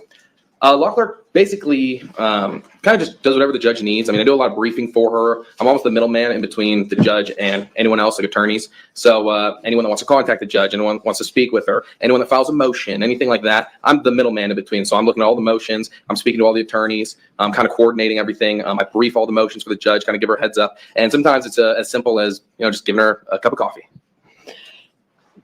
Do you also accompany her to her calendars? Oh, yeah, absolutely. Every calendar, I sit directly next to the judge, kind of on the left side of her. And we have a split docket, so we have criminal and civil. So I'm just kind of on that left side, almost where this monitor is, and I'll kind of be right here, and the judge will be right there. She has her own monitors, and I have kind of my own computer. And I'm directly next to the judge for every calendar. And when the calendar is occurring, what are you doing while you're seated next to her? It depends. I'm usually checking my emails. I'll also keep going along with whatever matter is up. So, maybe if it's a criminal matter, I kind of pull up that entire file. If there's anything the judge quickly needs printed, or maybe it's a police report or anything like that, I kind of right there. I have a printer there. I can print anything she needs. Or sometimes I need to run to the back, get her something that she needs, maybe make a copy, basically anything at all, just to make sure the calendar runs smooth. Okay. And what days does she hear her criminal calendar? She hears a criminal calendar on Mondays and Wednesdays, and then Tuesdays are civil. Okay. Is it fair to say that the courtroom that she presides in is set up very differently from the courtroom we're currently in? Oh, absolutely. Much different. This is a much bigger courtroom, but the defense and plaintiff desks are much further away. I would say these are a lot closer than the ones that are in her courtroom. Okay. I'm going to show you some photographs of your courtroom. Sure. So that you can help explain the layout for us. I'm showing you on the overhead what's been admitted as states 2. Could I get it flipped over, please? Oh, yeah, I think the TVs went off, unfortunately.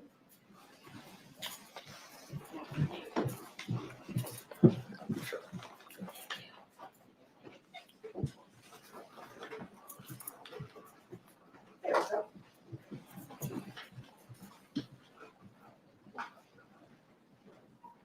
Actually, you might take away I think the light is hitting. Your Honor, I can't see it. Sorry. I couldn't see the monitor. It was taking a minute to turn on. You can pull up the lamps. Yeah, pull up the lamps just a little bit. I might turn them off. There we go. There it goes. Okay, Mr. Lasso, this is State's Exhibit 2 for the record. These tables right here that we see, who typically stands right there? So usually the defense. During a counter. Yeah, usually the defense stays there, and then on the other side, that opposite desk is where the DA or the state, whoever's representing the state that day, maybe it's an AG, will be sitting over there. And then, You know, we do have a mouse there. Oh, perfect. Yeah. Okay, where did the defense sit? So defense would be right here, typically like right here. Maybe the attorney would be next to him. And then on the other side here, kind of where that mouse is, that other desk is where the state would be. okay. And then is there also an area where the court staff, such as the court clerk and a court reporter sit? Yeah, it would be, I don't know what's going on here. That would be like right here. So this is where our court clerks are. This is where our court recorder would be, kind of like right here. That's our monitor. That's where the judge is. And then on that right side, that monitor is my monitor right there. And then to the right of that is actually where that little monitor is, the witness stand. So usually during criminal calendar, we have a correctional officer that would sit there. And was there a correctional officer sitting there on January 3rd of 2024? Yes, there was. What is the difference between a court clerk and a law clerk? There's a big difference. The law clerk is usually has a legal degree, so we're briefing actually the law that's involved in the motion. So we're looking at the case law, making sure it's still good, reliable. Kind of briefing those, telling judge, giving her recommendations as to what she should do, what she shouldn't do. Whereas the court clerk is also a middleman in between the judge, but at the same time they just kind of handle just different areas. They're not really involved in any legal advising or aspect of it. I would say more just kind of coordination, handling minutes, like court minutes, things like that. So just kind of a little different. Okay. And then the court recorder, you said you guys have a recorder in that department, Yeah, right? and that one right there. So this one, that monitor, you kind of see it's light. That would be for the court clerk, and then to the left side would be the court recorder. Okay. And with regards to that courtroom, is there actually an entrance behind that tile wall that we can see? Yes, yeah. So that's where the judge and me, that's where we usually enter, along with the entire court staff, really. We all kind of enter in through that door. Her chambers would be right behind there. So we kind of come in through this right side way. Then I take my seat right there. Judge will sit right there. And then the rest of the court staff will take their place. And then moving on to states 3. Oops, let me take this one off. What are we looking at here? So this is kind of just a seating area. Usually people who are supporting the defense or the defendant would be sitting in this back area, but it really could be anyone.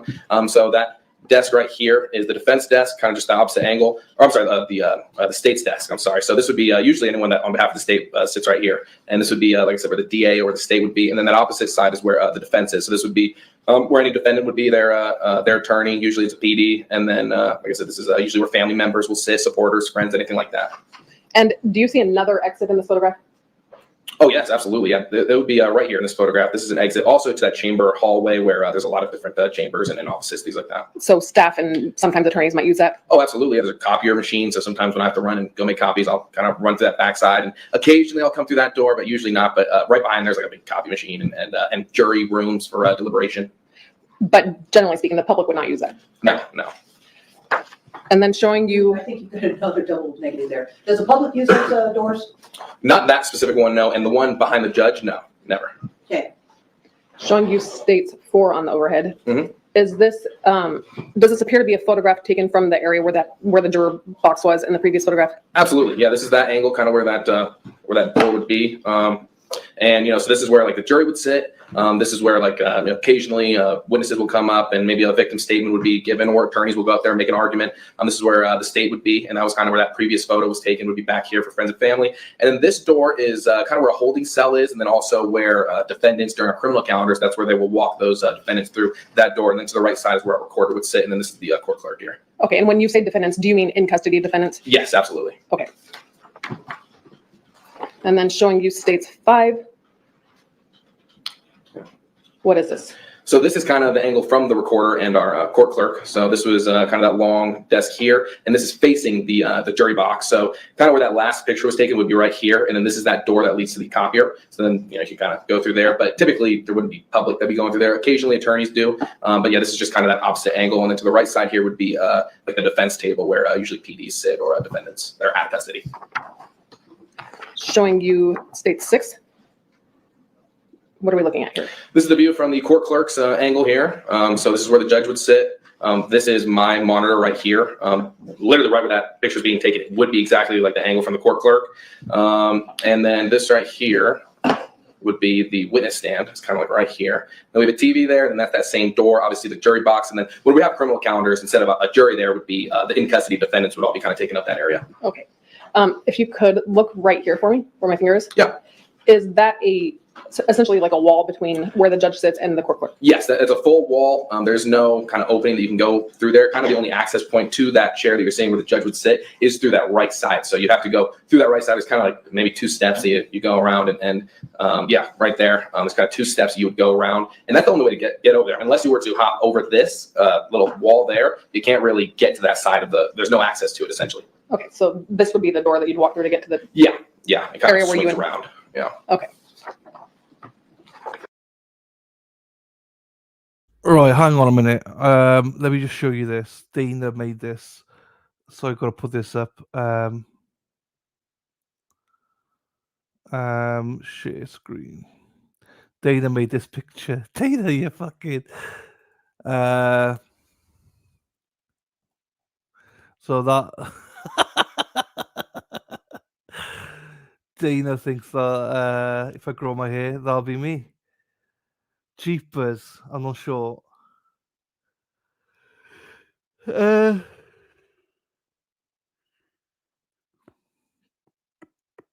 I don't know.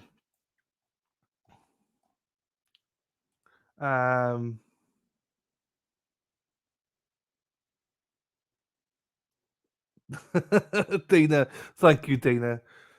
Thank you, Dana, for this one. I'm not sure. I got a lot to go, I think. I'll stick with my cap, I think. I'll stick with my Chicago Bears cap.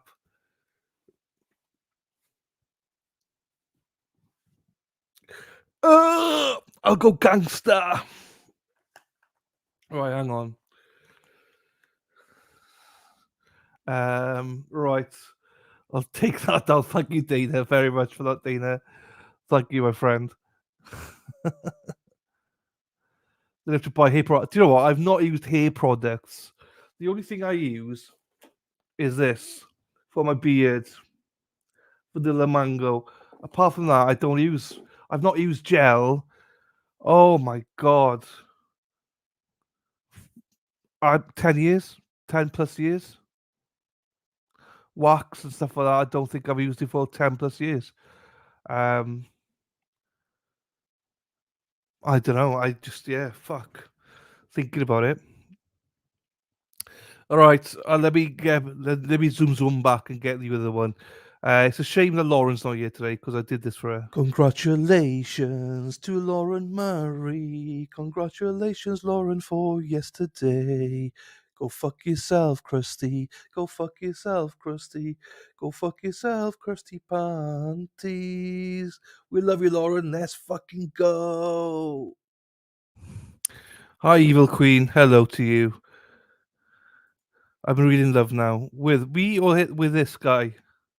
Which one are you in love with? I use wax, but that's because of the Speedos. Right, let's get this guy back up then. I mean, me and Dana are getting a bit of a complex here because the ladies are drooling over this guy. I think me and Dana are feeling left out a little bit here now. Fucking hell. Right, let me get this back up here. Thank you, Daphne. Showing you state 7. And then from right here, this is the view from the judge, kind of where the judge sits. That's a microphone right here. And there's a little sign too that will say always recording. That's right there. And this is her view. That right there, that monitor would again be where an out of custody defendant would be, along with a PD or whoever their attorney would be.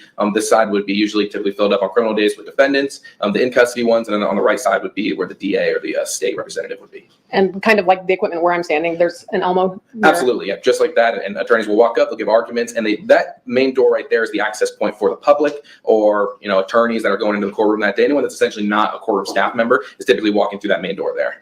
And you're talking about the 2 double doors? Correct, yeah. Okay, we're starting to talk over each other, so why don't we make sure she gets her question out, and then counsel make sure he gets his answer out, okay? Showing you states 8. What are we looking at? This is kind of my view, even though that's not necessarily my chair, that's the judge's chair. I'm just kind of turned to the side, but this is my angle. This is my monitor right here, and this is kind of the view if you were to stand up in that little room section that's blocked off. This right here is that wall area that we were talking about earlier, that's completely closed off. That's the court clerks right here in the recorder. And this is, like I said, my monitor. So this is kind of would be my view. Okay, and I'm going to zoom in on something really quickly here. Mhm. Do you see the red and green buttons right there? Yeah, I do. What are those? I'm not exactly sure what they are. I think they're panic buttons or silent alarm. I'm not exactly sure. Or they may be, I know there are certain buttons that lock the courtroom doors. It could be those, but I'm not exactly sure on what those are. I've never really had to use them. Okay. Showing you states 9.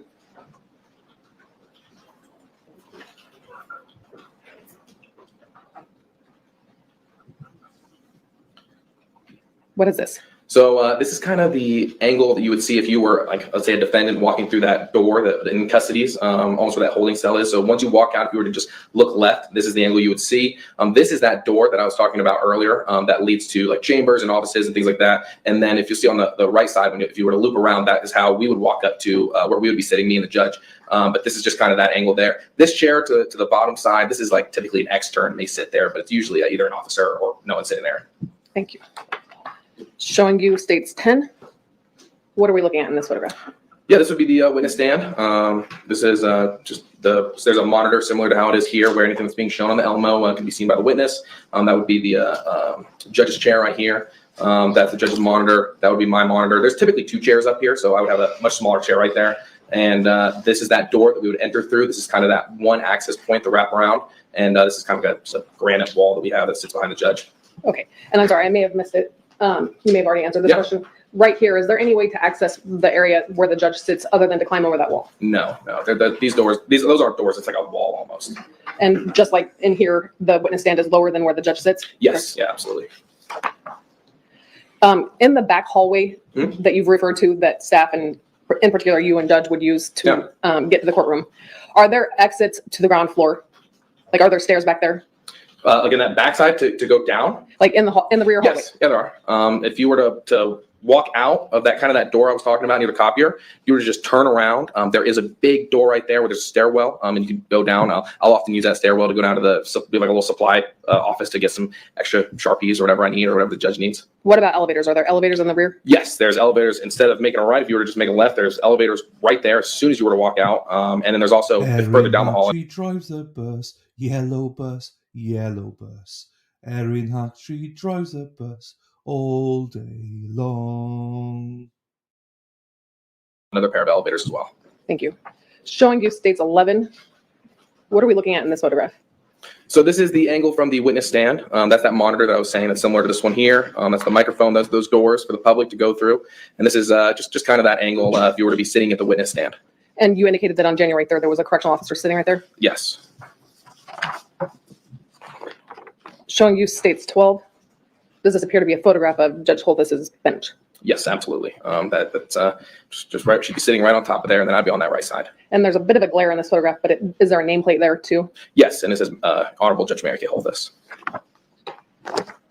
Showing you states 13. Is this a close-up of that That is it right there. nameplate? Mm-hmm. And it says Judge Mary Kay Holthus? Yes. Showing you states 14. Does this appear to be the desk or counter area in the judge's bench area and where you sit? Absolutely. Yeah. So I'd be on that right side where this monitor is. This is that kind of wall that cuts off between where the judge would sit and then the court clerk on that left side. Again, this is the judge's monitor, and then this is kind of that front view and that nameplate that we were just discussing. Showing you states 15. What is this? So this is once you were to walk out that door between kind of like the chambers and those offices, kind of where the whole court clerks and the entire court staff essentially walks through. If you weren't going down that long hallway that we discussed earlier where the court clerk and recorder sits, this would be making a left. So this is how me and the judge, this is the only access area to that little kind of sitting area where the judge would be and then myself. So every time that we go into court, whether it's for a trial or a calendar, we go through this area. That door that's closed right now is usually open, and we just kind of walk through. There's kind of like 2 steps, and you just walk up, we make a right, and then I'd be sitting right on this right side here, and then the judge would be kind of right here. Okay. And going back to 19, this is the door that you're referring to, correct? Exactly, yes. That you and judge enter into? Yes.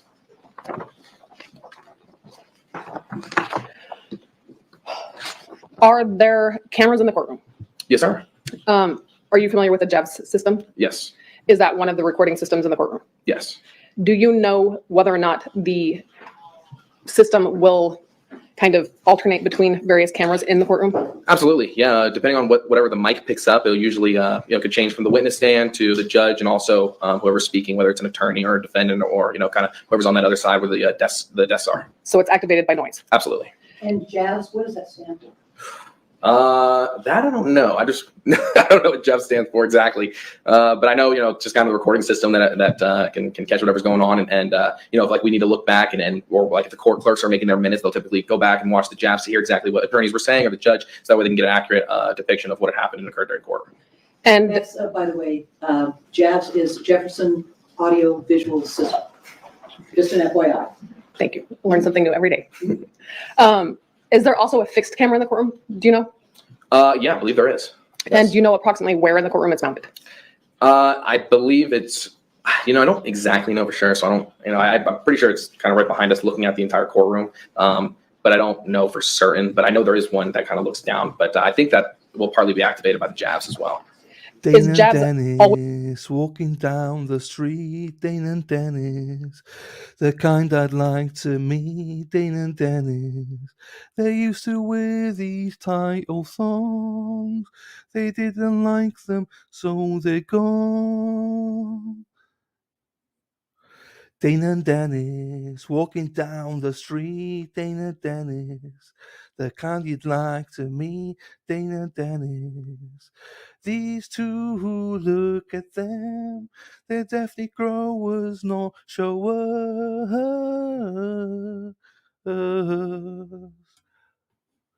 Dane and Dennis walking down the street. Dane and Dennis, the kind I'd like to meet, and I can't wait to go to meet these two speedos pro.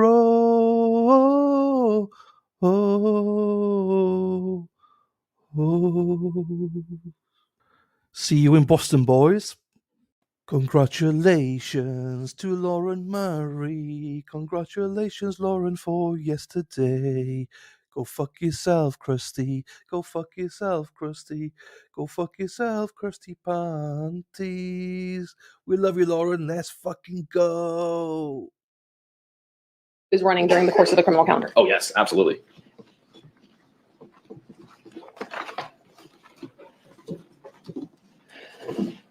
Now, to go to January 3rd of 2024.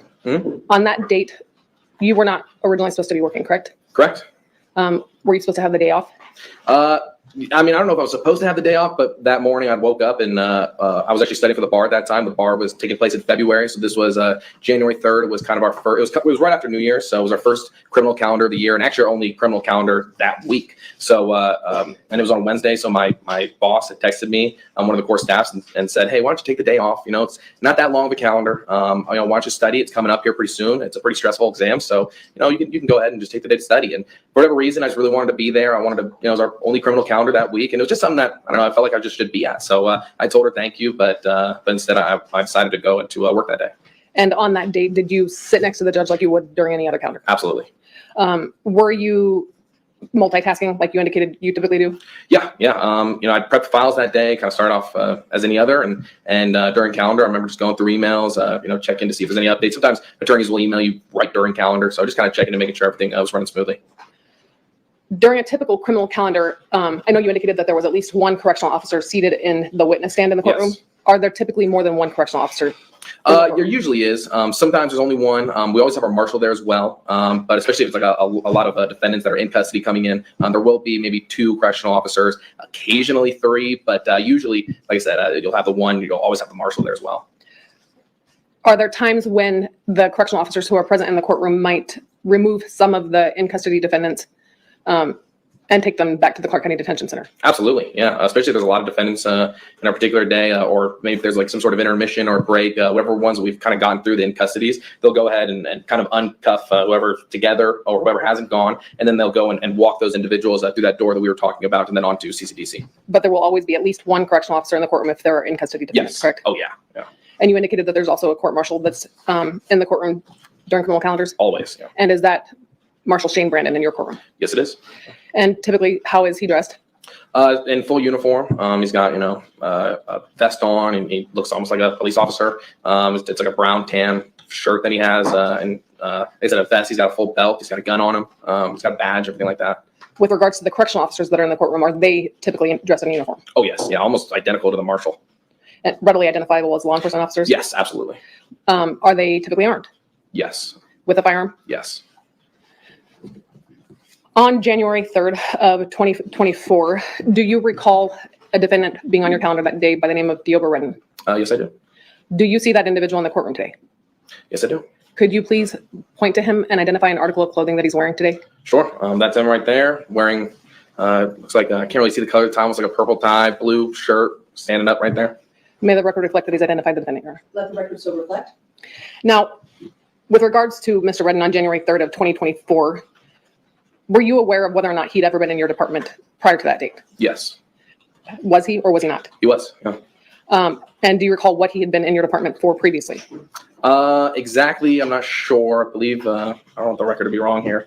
I believe it was a domestic violent offense, if I remember correctly. Do you know what kind of hearing it was? Sorry. The kind of hearing that he was there originally for, or that Previously. day? Previously. It was a sentencing hearing. Where we would, I believe, give him probation. Okay. And there was nothing particularly remarkable about that hearing, correct? Nothing remarkable at all. Were you aware on January 3rd of 2024 when his case was called? Were you paying attention? Yes, I was absolutely paying attention. I remember him kind of getting walked through by our marshal. When there's an out of custody defendant, whether it's a sentencing or really any hearing whatsoever, we always have a marshal directly behind him. It's typically Shane, who's directly behind that particular defendant, whatever it is.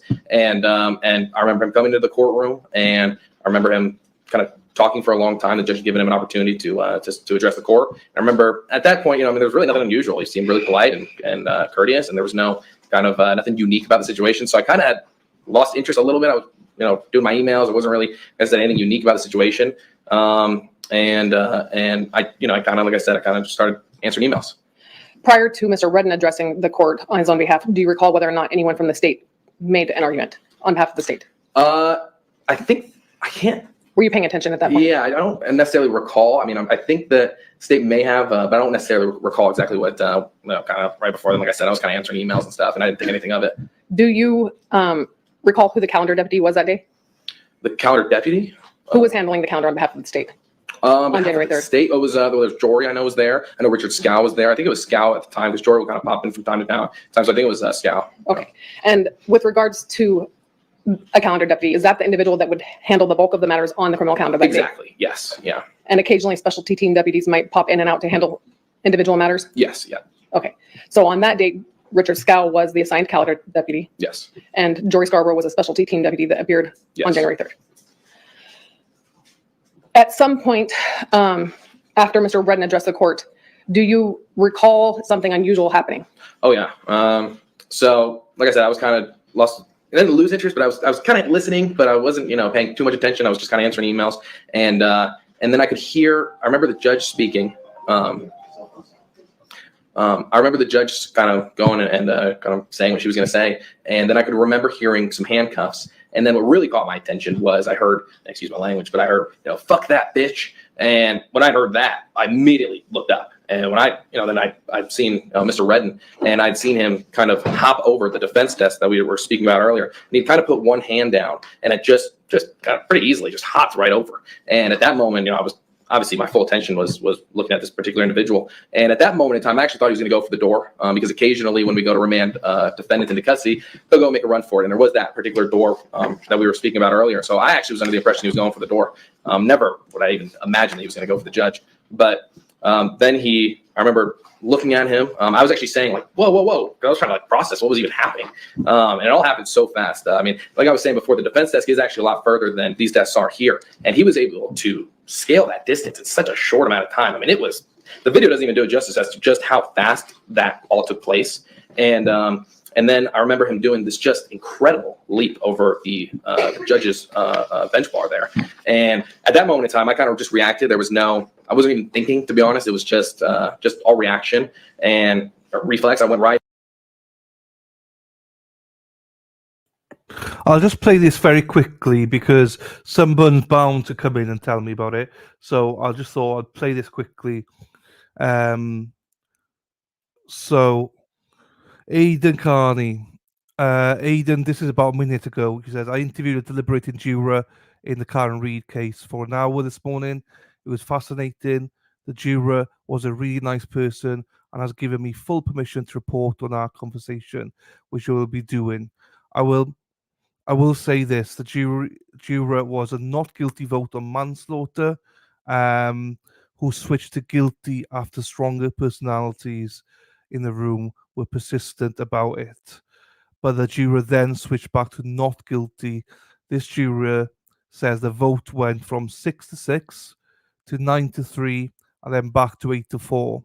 This is why some of the affidavits say 9-3 and others say 8-4. I'm going to be emailing this juror a list of follow-up questions and I'm open to suggestions. What would you ask this juror if you could? So there you go. That is hot off the press by Aidan Carney, Turtle Boy. He is interviewed and he will be doing a write-up. That's interesting that they started off 6-6. They went to 9-3. This person was the 9th, and then they changed their minds and brought it back to 8-4.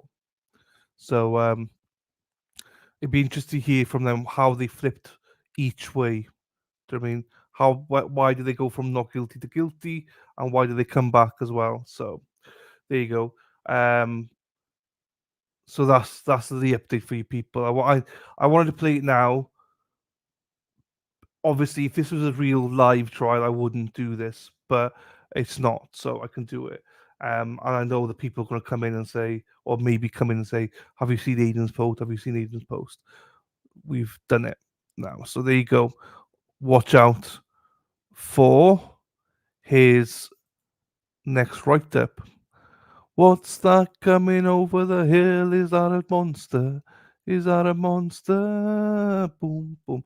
What's that? Hang on, I'm just going to get the stream back on. What's that coming over the hill? Ba ba ba ba ba ba ba ba ba ba ba ba. In to try my best to kind of to protect the judge. So, no hesitation. I tried my best to go in. And at that point, unfortunately, he was so fast and kind of just athletic. He was able to get to her. And I remember him kind of sprawling his arms out like this and just clamping those arms down. And one kind of right on her hair here. And then the other one kind of like right in between the neck and shoulder blade, kind of like right here. So kind of just clamping down. And then I remember him just smashing the back of her skull on that tile wall that we were discussing earlier, just smashing the back of it. And at that moment, I was actually thinking to myself, like, oh my God, like he's going to kill Judge Holthus. And, I remember after he smacked her skull, he had actually dragged her down. So he goes into that, and then he actually drags her down, almost twists her a little bit, and was like face to face with the judge. And at this point, I am almost like on his back trying to get him up. And he's like this. And Judge Holthus is actually, Judge Holthus was like frozen at the time. I mean, she was literally frozen solid, almost like a piece of petrified wood. She was just not even moving. I think she was in a state of shock at the time. And he was yelling things at her. He was saying things to her, and I couldn't make out anything that he was saying because I was actually in turn screaming at him and saying, "Get off the judge! Get off the judge! What are you doing?" I was like, "What's wrong with you? Get off the judge!" And I remember vividly just how strong Mr. Redden was. I mean, this guy, he is unbelievably strong and much bigger than me. So I'm trying to wrestle him and get him off, and he is glued to her like a magnet, like an actual magnet. Like I couldn't pry him off of her. And it actually took, I'm sorry. Where was he grabbing her at that time? Same thing. It kind of just the hair and right here. So, and would not let go. Like was just stuck on her. And you indicated that he was right in her face, approximately how far? Yeah. I mean, you couldn't get any closer. I mean, like almost like touching noses. I mean, like this. And I'm sorry, could you? Oh yeah, yeah, almost like this. I mean, literally like this, like yelling at her, saying things at her. This is when he had kind of twisted her, and I'm on his back, and they're almost this close, like face to face. Approximately like 3 to 6 inches apart, maybe. Yeah, I'd say so, maybe even closer. And they are close, and she's completely unresponsive, just petrified, just completely, like I said, just a state of shock. Had you ever seen Judge Holthus in that state before? Oh, never in my life. I've never seen her, let alone really anyone. I mean, she was frozen solid. And just, I mean, it was, like I said, I mean, it was unbelievable to see, especially coming from her. And I've known her a long time, and I've never seen anything like that. Generally speaking, would you say that she is a timid person or a strong person? Absolutely a strong person, very strong person. She's strong personality, really tough. Not much can really rile her, but I've never seen her like that, ever. And you indicated that he was screaming things at her. You don't have any recollection of specific statements he was making? I have none. Honestly, some of it, you can't even hear much because so much adrenaline kicks in. It's like everything kind of goes silent. I remember just him saying things to her, and I remember saying things to him, but I can't really make out anything that was said. What was the tone of voice that he was using? I remember him saying things, almost like it was a pretty stern voice, but I can't really make out much. I mean, even the tone too much, to be honest. He was, cause I was just so like I said, it was like everything went blank and I'm yelling at him. I'm like, get off the judge. I'm so just focused on trying to just get him up. And it was just so unusual. And I just wasn't even really paying attention to anything that he was saying. As you were trying to pull him up, what was he doing with his body? Oh, he was just stuck to her. There was no getting him up. He was fighting tooth and nail. I'm trying my best to get him up, and he is just latched onto her. There is no getting this guy off of her. It was unbelievable. I actually remember saying to myself, I could not believe how strong Mr. Redden is. It was unbelievable. And I could not, I'm just trying my best. I'm struggling to try to just get the guy up just a little bit. Off judge. And he is just glued to her. Where were your arms placed on Mr. Redden as you were trying to lift him off? Yeah. So honestly, I was almost like kind of around him. I kind of grabbed his shoulders like this, kind of like this was his head, not like a chokehold or anything, but kind of like right underneath, and kind of grabbing him with his other arm and just trying to just lift him up. Anything I could do to just try to get him off the judge. So your arms were wrapped around his chest area? Almost, yeah, kind of like right here, almost like right below the neck area. And he continued to go towards her and was refusing to let go? Oh, absolutely. Yeah. Just kind of like I said, just still with that kind of just death grip almost. And you indicated previously that you, at the time that you were seeing this occur initially, you had the thought, oh my God, he's going to kill her? Yes, especially when I saw her hit the back of her skull on that tile. I absolutely thought he's going to kill her. When you observed his hand, I believe you indicated that it was between the shoulder and the neck area. Mm-hmm. Was she already on the ground at that point, or was it as he was kind of flying into her forcefully? Right when he kind of did this, where his hands landed is almost where they stayed the entire time. So they kind of just, like I said, kind of just latched on, and there was no letting go. So he kind of did twist her a little bit, and when they were on the floor, but they didn't really move much, the hands, and that's basically it. Can you tell me, when they were on the ground, how they were positioned? It kind of had changed. So like I said, they were face to face. But then when I was trying to get him up, he kind of had gotten up a little bit. She was still kind of frozen. But he had his hands right on her hair and, still on that like neck area. He's got long arms. So he's kind of holding her like this. I'm trying to get him up, and he's just relentless, trying to just get back at her. And they kind of just changed positions a little bit, depending on kind of just wrestling with me also as well. They kind of started out like this, but that only had lasted just momentarily. He was still saying things to her, but she had kind of, like I said, was just kind of frozen a little bit, and there's just a little bit like wrestling going on almost. But those hands stayed kind of where they were. Was he directly on top of her? Was he next to her? At first, he was on top of her, and then as I was kind of pulling him off, and then especially when the CO came, he'd kind of gotten up a little bit and kind of maneuvered his body, but kind of hands, stayed in place. When you say that he'd kind of gotten up a bit, was he on his knees? Was he still on the ground? Yeah, well, flat? What was he doing? When he first jumped over, it was such an incredible jump that he had like almost landed on his knees, but like he actually wasn't like fully flat on the ground. It wasn't like he just laid on top of her. He almost had like a pretty good formation, I guess, of where he was. So like he almost had like a leg out and kind of was able to really be on top of her and kind of prevent anyone from just kind of, it wasn't like he was just dead weight and couldn't lift him up. I mean, he had like a good position on her. And that's why I think also, it was so hard to lift Mr. Redden off of her. He was just kind of in a good spot and was not letting go, almost just determined at like he was on a mission or something. While she was on the ground and he was kind of on top of her, or at least had his hands around her neck, shoulder area and had her by the hair. Did you see him do anything else to her? No, I didn't see him really do anything else to her other than, screaming at her and kind of just having his hands like that. That was basically it. I didn't see really any like punches or anything like that. You indicated that he was extremely strong. Yes. Like incredible strength. Oh yeah, absolutely. What about his physical build? Oh, he's a big guy, a lot bigger than me, and athletic, very strong, tall, and I've been in that court many times. I don't know anyone that can make that kind of a jump. It was honestly impressive. Do you have any idea approximately how tall he is? I believe he's like 6'2", maybe 6'1". You indicated that at some point you became aware that the correctional officer had jumped in to assist you. Yes. Yeah. So it was about 7 seconds of me wrestling with him before the correctional officer could make his way past that barrier we were talking about, because he was sitting in the witness stand similar to how I am now. And then he had taken about 7 seconds before he could actually cross that barrier, because once you are able to get through that, it's essentially just you and whoever's back there. So at that point, it was me and the judge, and you're blocked off from everyone else in that courtroom. So it took about 7 seconds of me kind of wrestling with Mr. Redden to try to get him up before the correctional officer came in, and actually until the correctional officer had come. I was unable to actually get him off of her, and thankfully, when the correctional officer came, it took both of us were able to finally unlatch him from Judge Holthus. And when you unlatched him initially, did he stay unlatched? When we had gotten him up, yeah, I mean, I would say when he was actually up, yes. I remember him because I kind of had him. My arms were almost on his chest area, right below his neck, kind of like right here. And I remember him holding on to my arms, and I remember thinking to myself, I hope he's not going to turn around and attack me. So I remember just trying to get him up. I remember holding on, fighting, just really trying to get back at the judge. And I remember the correctional officer being right there. And I was actually under the impression, once the correctional officer was there, that there were more officers behind him. I remember seeing a blue suit. I wasn't sure at the time who that individual was. I just thought, there were actually more people that were right there that were coming to our aid. So when we finally gotten him up, I actually had kind of let go. I kind of stopped engaging in the situation because it's not really my place to put my life on the line and try to protect the judge. And at the same time, I also didn't want to get in the way because I'd seen the officers. I'm not really trained, and I didn't want to kind of be somewhere I wasn't supposed to be. So I actually completely almost let up entirely. And at that time. Okay. And when you let up initially, what did you do? Where did you turn your attention? Where did Mr. Redden turn his attention? Where did you turn your attention at that point? I was watching the situation. I was watching where Judge was also. She was kind of my first priority. But I had kind of just completely let up and just watched the correctional officer there kind of, was hoping he would be able to contain the individual. The correctional officer that assisted you, was he armed with a firearm that day? Yes, he was. You saw the firearm on his side? Oh, yeah. And did you observe that firearm on his side during this interaction? Yes. At some point, do things go south again?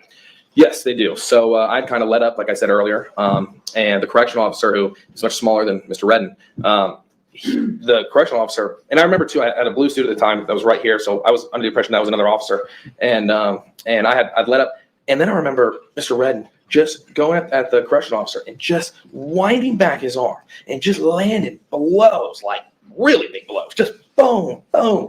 And then I realized it was actually Jory in the blue suit right there, and it wasn't another officer. It was one of the DAs who ran around. So when I had seen that, I'm like, oh my God, this is far from over. So that's when I had actually had no choice, but I had to jump back in and try my best to help subdue Mr. Redden. You indicated you made kind of a fist when you were punching. Was he striking the correctional officer with a closed fist? Oh yeah, absolutely.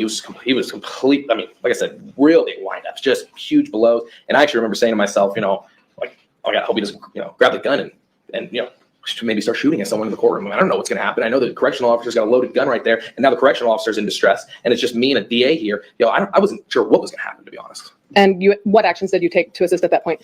At that time, I began punching Mr. Redden, try my best to help, and I remember eventually Shane had gotten up, which was our marshal at the time. He had gotten up and ran around, and at that point in time, another DA, Mr. Scow, he had actually gone around, and there was about 5 of us trying to contain him. Okay, so when you say that Shane had gotten up and come around, do you mean he'd gone around that kind of triangular shaped wall? No, he had gone around the other side where like the witness stand would be kind of like right here. Okay, and you said the other DA, Richard Scow, was also back there now assisting? Yes. So it was you, Jory Scarborough, Richard Scow, Shane Marshall, and the corrections officer. That's correct. And ultimately, with the assistance of these 4 other people, are you all able to get him detained or restrained? Yeah. When about 5 of us, but once we were able to kind of get him, the correctional officer managed to get up, and with the help of everyone, we were able to, like I said, finally, contain Mr. Redden. And the minute that the correctional officer had gotten up, and I'd realized that, kind of the situation was handled, then I immediately went to check on Judge. And when you went to go check on the judge, what did you observe about her? Oh, she was frightened. She was in a fetal position right underneath the bench. There's like where my feet are now, there's a similar kind of opening where she sits, and she was literally in a fetal position, shaking, just still frozen, scared for her life, just, almost like this, like just in a full state of just shock. Is it fair to say that even once Mr. Redden had kind of been finally constrained or detained, he was still lying in the area where you and the judge would? Yes, absolutely. Yeah, he was laying there for quite some time. And was that while he was being handcuffed so that he could be relocated? Yes, and I remember a flood of security coming in and marshals and other people coming to help. When you checked on Judge Holthus, did you try to get her to go back into chambers with you? Yes, yeah. Well, I stayed by her side the entire time. I didn't leave her side after that, and I remember her not wanting to go through our normal walkway whatsoever. She was so scared that she actually hopped over where that clerk said. She actually hopped over that other side because she was so just scared and just, like I said, just kind of the state of just shock and emotion that she couldn't bring herself to just walk through that other area. Once Mr. Redden was relocated, was she then able to exit out her normal path? Well, no, she went over, like I said, she went right over the where that clerk is, that big wall. She wouldn't go, she wouldn't walk through that normal path. You also indicated that you became aware of an injury to Marshal Shane Brandon Yes. after things kind of settled down a little bit. Yeah, I mean, I do remember when all the people were kind of trying to detain him, like all 5 of us. I remember looking up at Shane, who was sitting, or standing almost right here, and I remember seeing his head busted wide open like an onion peel, and his forehead was literally dangling off his forehead. And I remember, him saying, "How's the judge? How's the judge? How's everyone?" And him, kind of just worrying about everyone else. And meanwhile, he's got an injury to, to himself. I'm like worried about us. How are you? Mr. Redden was not bleeding, though, correct? I don't believe so. Okay. I want to show you some photographs on the overhead showing you states 17. Do you recognize this as a photograph of the bench area after the incident? Yes. And the disturbance, the papers all over the place, the apparent blood on some of the paperwork. Oh, yeah. Is that all the result of Mr. Redden trying to attack Judge Holthus that day? Absolutely. Or actually attacking her? Absolutely. And the blood that's on the paperwork, is that Marshal Brandon's blood? Yes, it is. Counsel, how many more questions? I'd like Just- to give the jurors. a break. I'm almost done. Okay. Showing you states 18. The area where Judge Holthus was curled up in the fetal position, is that depicted in this photograph? Yeah, it was would be right there, kind of right underneath Right that here? monitor. Yes, exactly. Showing you states 19. Is this the area where you would typically be seated during a counter? Yep. And obviously this is after the incident on January 3rd of 2024. Correct. And the reason why there's so much blood is because that's where our marshal was over, trying to help and assist, like I said, kind of right here. So that's where the witness stand would be, and that's why there's so much blood in that area. Showing you states 20. Is this the stair leading up to the judge's bench area Yes, it is. and the floor Yep. just outside? And this disturbance or the papers and the trash can being knocked over, that's all part of the incident, correct? Correct.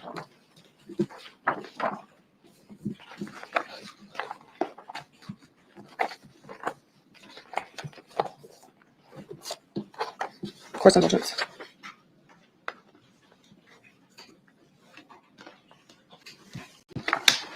I'll pass the witness, Your Honor. Okay. We're going to go ahead and take a break. Ladies and gentlemen, we're going to take a 15-minute break. During this period of time, you are admonished not to talk, converse among yourselves, or with anyone else on the subject related to the trial. You're not to read, watch, or listen to any report of or commentary on the trial by any media.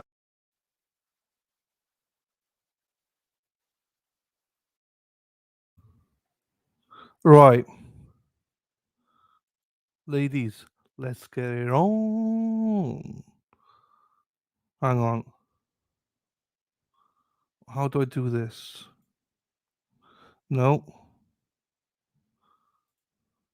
There, that's the one.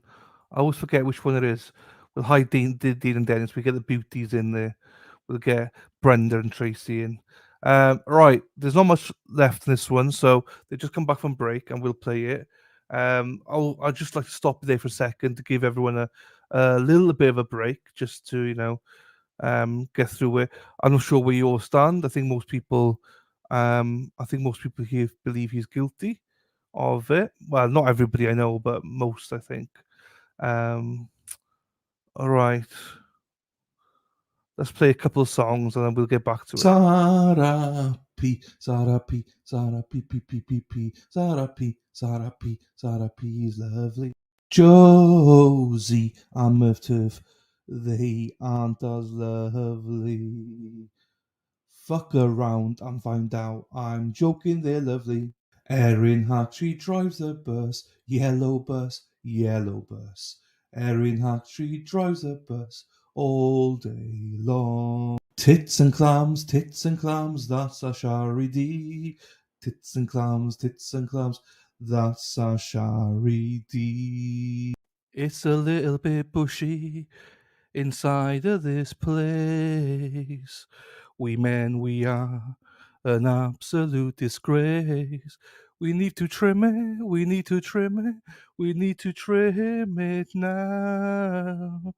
We need to trim our bushes now. Rhode Island's on fire. Deb's hair is on fire. Yeah. Looby Looby Loo, where are you? Lou is pounding Terry. Looby Looby Loo, where are you? Lou is pounding Terry. Congratulations to Lauren Murray. Congratulations, Lauren, for yesterday. Go fuck yourself, Krusty. Go fuck yourself, Krusty. Go fuck yourself, Krusty Panties. We love you, Lauren. Let's fucking go. Ole, ole, ole, ole. Ole, ole, ole, ole. Erin hack, hack, hack. Ole. Erin hack, hack, hack. Ole. Let's go, Erin hack, hack, hack. Ole. Erin hack, hack, hack. Ole. There we go, everyone. Right, let's get back to the trial. Dennis Sweeney, we got royalty in the house. The King of Canton, Dennis Sweeney, and the beautiful Brenda. You can see Brenda and Tracy on screen, and Erin Hack's dancing. Lift your legs or spread your legs, whatever it's called. Right, here we go, people. Go forward a little bit until we started. Not quite started yet. Ole. Are there any representations that you'd like to make? Second amended criminal, or second amended indictment that was previously filed. The state is. Right. Listen to this now then. This is where it all goes. This is the interesting thing now. There you go. You're a brilliant actor. Thanks, Dudley. Right, here we go, people. This is where we get going.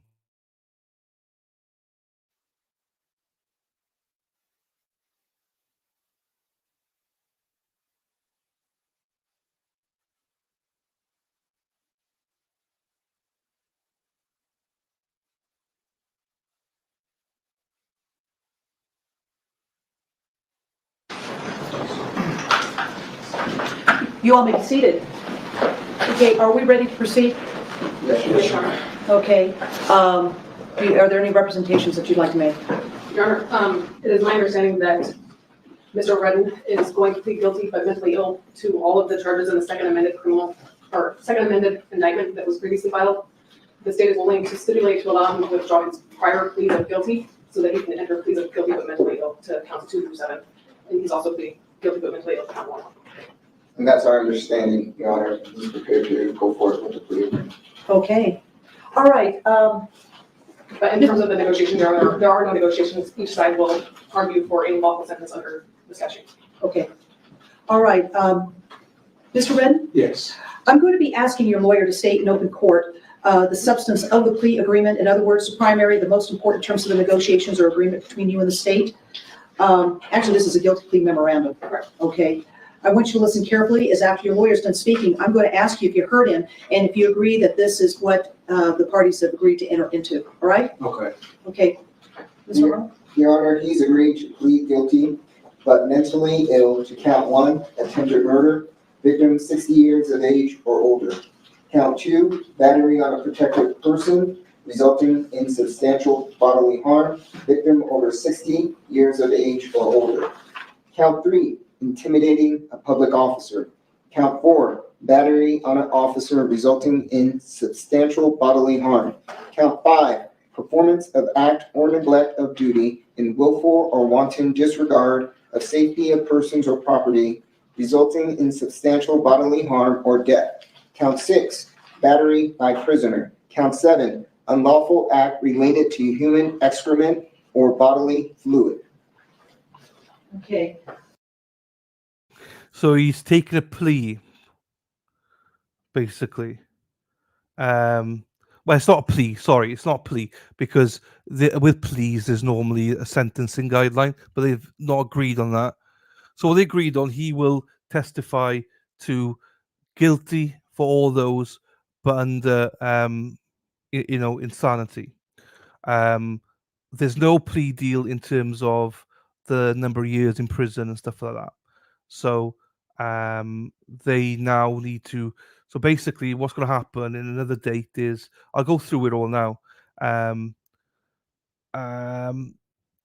He's still got the attempted murder charge, but under insanity. So what's going to happen is the judge will have to decide during sentencing. So there's no plea deal in terms of how many years and stuff like that. So because the lawyer said, the DA said, they will come back into court for sentencing, and both sides would argue length of sentence. So I think the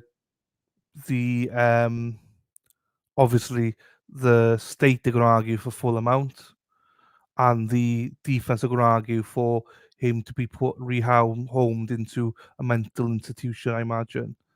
So technically it's not over because there's no plea deal, as in normally in the plea deal you'd both agree to the charge and then both sides agree to a sentence guideline, but no one's agreed to that. Basically, so thank you, Elsie. Thank you, Madalyn. Yeah, they wasted time. So I think what the problem is they were going for insanity anyway. So I think they both just met in the middle and gone like, what the fuck are we doing here? Let's just do it. So at least they've done it now. At least they've done it now and not like further down the road. I think both sides can see that where this is going. Obviously, the defense came in with not guilty under reason of insanity. So, and the prosecution wanted guilty. So sort of meet in the middle here, because originally he wasn't supposed to be guilty for insanity. But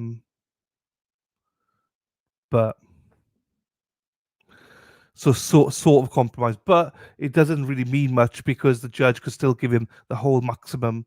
The only thing this guarantees is he's going to get some help with his mental health, whether that is in an institution or whether that is in prison. That'll be up to the judge. So technically the fight is still on here right now. So I like that color blue that Dylan's wearing. Thank you, Madalyn. Appreciate that. LC, last time Donna wore blue. We were all swooning in the chat. Well, no one's. Where's you swooning today? Looby Loo. You be too busy pounding Terry. No one's swooning today. A couple of people said you look nice, but there's no swooning today. I asked Daffy if she'd notice. Daffy doesn't notice. Daffy won't be happy till I'm fucking naked. That's when Daffy will be happy. She just wants me topless and fucking bottomless. And his backwards hat. I like backwards. There you go. Elsie's swooning. Elsie's married, so she can swoon. There you go. Elsie, hopefully, is Detroit. Oh, actually, let's have a look. I'll play this back now. 2 seconds. I can look now. 2 seconds. Looby Loo, where are you? Looby's pounding Terry. Looby Loo, where are you? Looby's pounding Terry.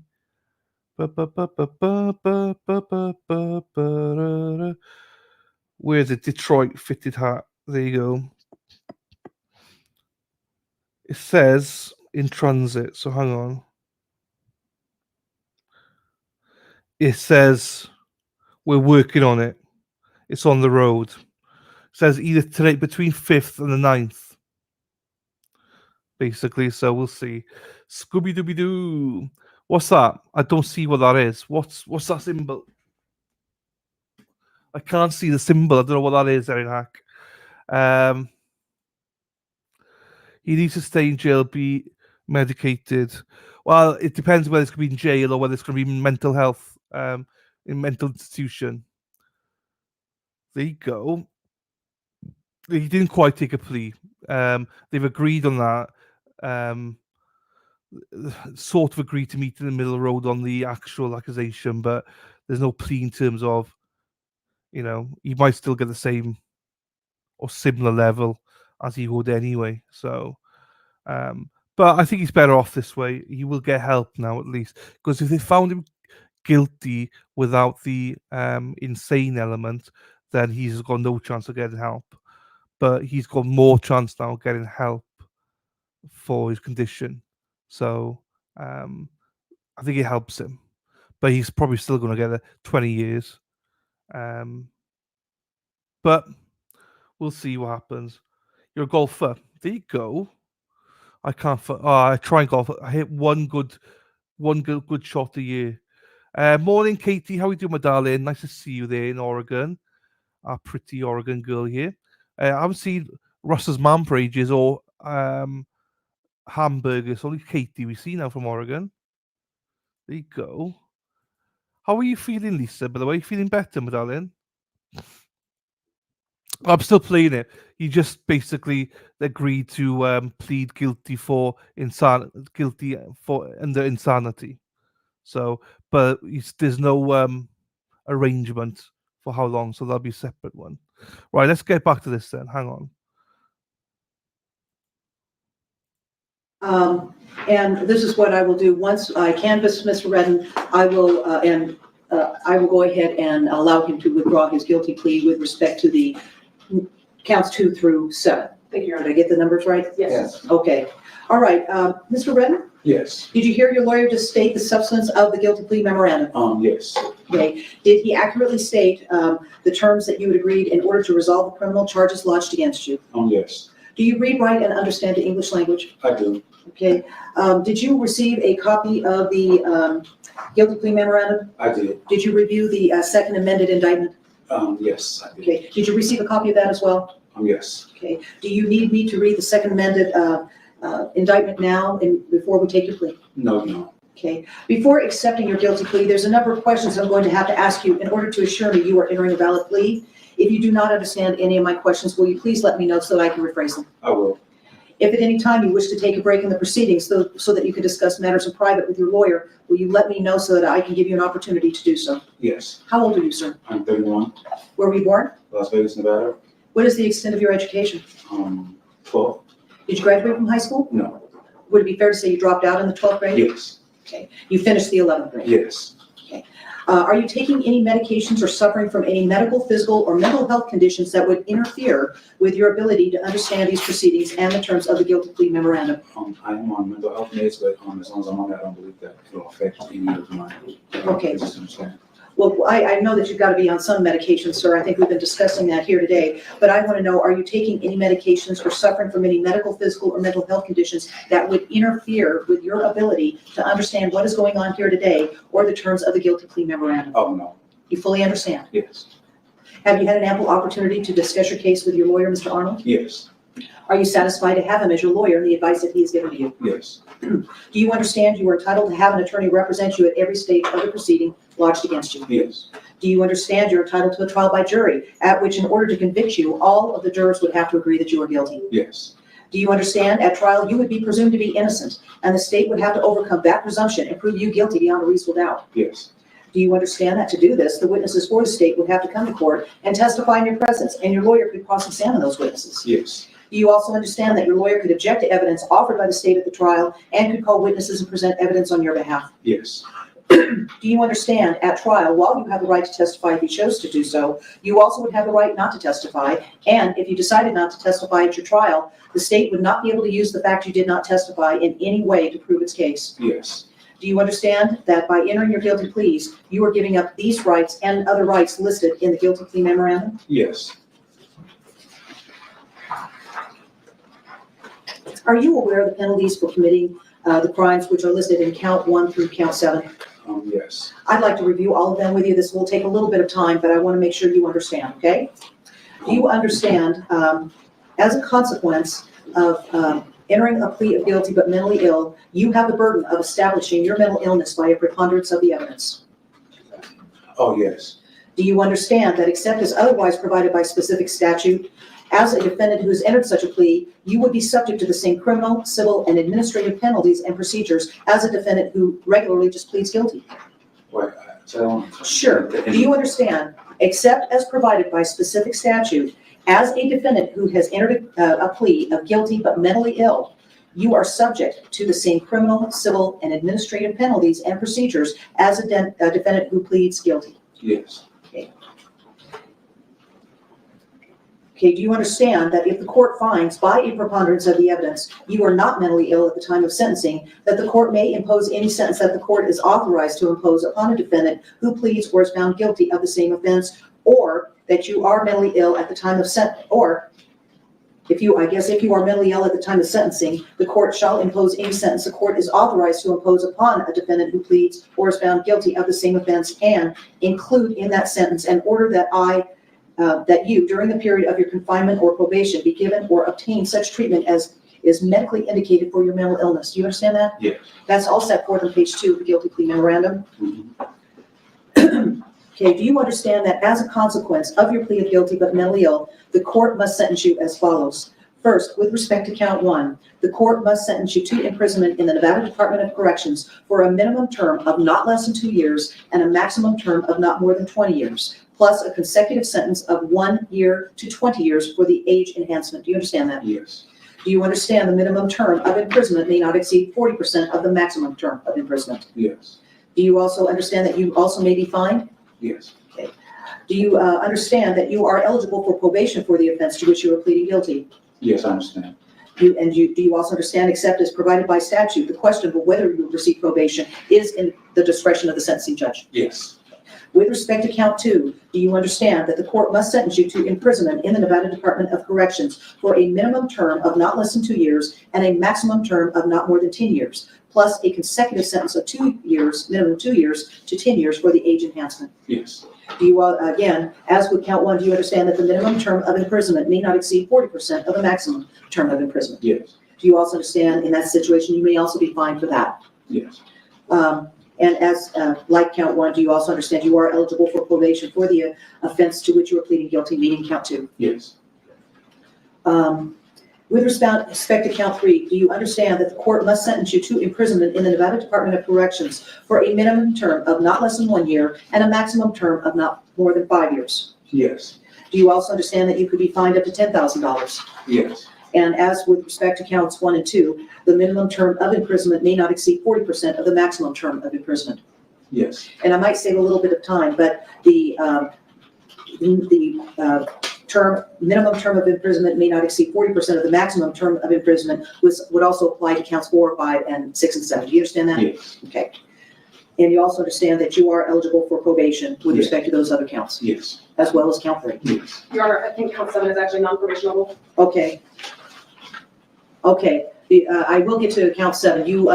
I thank you, counsel, for doing that. You are not eligible for probation with respect to count 7. We will get to that in a few moments. Do you understand that? Yes. Okay. With respect to count 4, do you understand the court must sentence you to imprisonment in the Nevada Department of Corrections for a minimum term of not less than 2 years and a maximum term of not more than 10 years? Yes. Do you understand in that instance you may be fined up to $10,000? Yes. With respect to count 5, do you understand that the court must sentence you to imprisonment in the Nevada Department of Corrections for a minimum term of not less than 1 year and a maximum term of not more than 5 years? Yes. Do you also understand you could be fined up to $10,000 with respect to that count? Yes. With respect to count 6, do you understand that the court must sentence you to imprisonment in the Nevada Department of Corrections for a minimum term of not less than 1 year and a maximum term of not more than 6 years? Yes. Do you also understand in that instance you could be fined up to $5,000? Yes. Okay, and that again is with respect to count 6. With respect to count 7, do you understand that the court must sentence you to imprisonment in the Nevada Department of Corrections for a minimum term of not less than 2 years and a maximum term of not more than 10 years? Yes. Okay, and you do understand that you are not eligible for probation for the offense to which you're pleading guilty with respect to count 7? Yes. And do you understand you could also be fined up to $10,000? Yes. And in any case, that the law does require you to pay certain administrative assessment fees? Yes. Do you also understand the court may order you to make restitution to any victim of the offense to which you are pleading guilty? Yes. Has anyone threatened you or forced you to plead guilty but mentally ill? No. Has anyone told you if you do not plead guilty but mentally ill, some other adverse action will be taken against you? No. And I take it that you have, you've received a copy of the guilty plea memorandum, Yes. okay? And your signature is affixed thereon on page 8, is that right? That's true. And your lawyer, Mr. Arnold, he signed the guilty plea memorandum on page 9? Yes. Prior to signing the guilty plea memorandum, did you read it? Yes, I did. Did you discuss it with your lawyer before you signed it? Yeah, I did. Did he answer all of your questions? Yes, he did. Did you sign the guilty plea memorandum willfully, knowingly, and voluntarily? Yes, Do you feel you understand the terms of the guilty plea memorandum? I do. Has anyone made any promise to you other than those set forth within the guilty plea memorandum that induced or caused you to plead guilty but mentally ill? I'm sorry. Sure. Has anyone made any promise to you other than those set forth within the guilty plea memorandum that induced or caused you to plead guilty but mentally ill? No. You understand that later on, when there are requests with respect to sentences or any sentences that may be agreed to by your lawyer, and the lawyers for the state would not be binding upon the sentencing judge. I don't understand what that means. Do you understand that sentencing is totally up to me? Okay, yes. That's irrespective of whatever your attorney argues to me. If later on there's deals made between your lawyer and the lawyers for the state, I don't have to abide by those deals. You understand that? Yes. Okay. And do you also understand that you might, on the basis of your guilty plea but mentally ill, receive, if there was any deals going on, that you could receive a more severe sentence than that, either requested, recommended, stipulated, argued by your lawyer? Yes. Okay.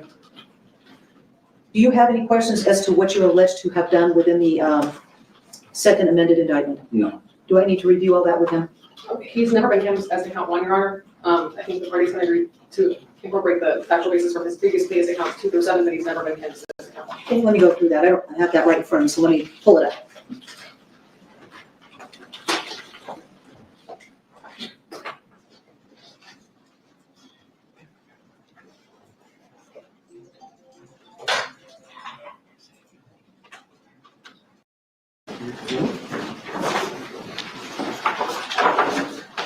With you, if I may, and tell me if this is what you did.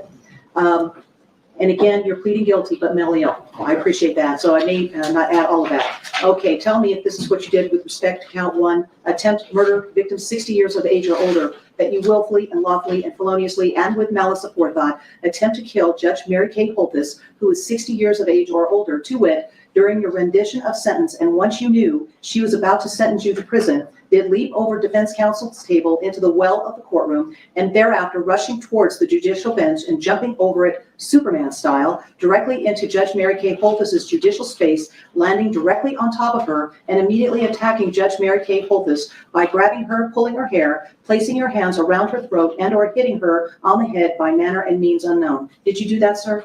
Yes. Okay. With respect to count 2, tell me if this is what you did. That, and by the way, this is on or about January 3rd, 2024 in Clark County, Nevada. That with respect to battery on protected person resulting in substantial bodily harm, victim over 60 years of age or older, that you did willfully, unlawfully, and knowingly use force or violence upon the person of another, to wit, Judge Mary Kay Holthus, who is 60 years of age or older and is a protected person employed as an 8th Judicial District Court judge, while Judge Mary Kay Holthus was performing the duties of an 8th Judicial District Court judge, which you knew or should have known that Judge Mary Kay Holthus was an 8th Judicial District Court judge by grabbing her, pulling her hair, placing your hands around her throat, and or hitting her on the head by manner and means unknown, resulting in substantial bodily harm to Judge Mary Kay Holthus. Did you do that, sir? Yes. Okay, with respect to count 3, intimidating public officer, that on the same date, place, and time, that tell me if this is what you did, that you did willfully, unlawfully, and feloniously, directly or indirectly, address any threat or intimidation to a public officer, namely Judge Mary Kay Holthus, a judicial officer with intent to induce her, contrary to her duty to do, make, omit, or delay any act, decision, or determination with use of physical force or the immediate threat of such force, to wit, during the rendition of sentence, and once you knew she was about to sentence you to prison, did leap over defense counsel's table into the well of the courtroom, thereafter rushing towards the judicial bench and jumping over it Superman style directly into Judge Mary Kay Holthus's judicial space, landing directly on top of her and immediately attacking Judge Mary Kay Holthus by grabbing her, pulling her hair, placing your hands around her throat, and or hitting her on the head by manner and means unknown. Did you do that, sir? Yes. Count 4, battery on an officer resulting in substantial bodily harm. On the same date and period, same date and place, Tell me if this is what you did. That you did willfully, unlawfully, and knowingly use force or violence upon the person of another, to wit, Jay Cabralda, who is performing the duties of a peace officer employed with the Las Vegas Metropolitan Police Department, which you knew or should have known that Jay Cabralda was an officer by punching and or kicking and or pushing the officer, such acts resulting in substantial bodily harm. Did you do that, sir? Yes. Okay. With respect to count 5, at the same date, place, and time, tell me if this is what you did. That count 5, performance of act or neglect of duty in willful or wanton disregard of safety of persons or property resulting in substantial bodily harm or death, that you did then and there unlawfully, willfully, unlawfully, feloniously perform an act in willful or wanton disregard of the safety of persons or property in the following manner, to wit, by jumping over the defense counsel's table into the well of the courtroom, thereafter rushing at the judicial bench and leaping over it Superman style to attack and or kill the judge, causing Marshall S. Brandon and others to respond in defense of your actions towards the judge, resulting in substantial bodily harm or death to Marshall S. Brandon. Did you do that, sir? Yes. Okay. With respect to count 6, battery by prisoner, on the same date and place and time, tell me if this is what you did. That you did willfully, unlawfully, feloniously, and knowingly use force or violence upon the person of another, to wit, Officer C. Boo, by spitting on Officer C. Boo, defendant you at the time of the offense being a prisoner in lawful custody or confinement. Did you do that, sir? Yes.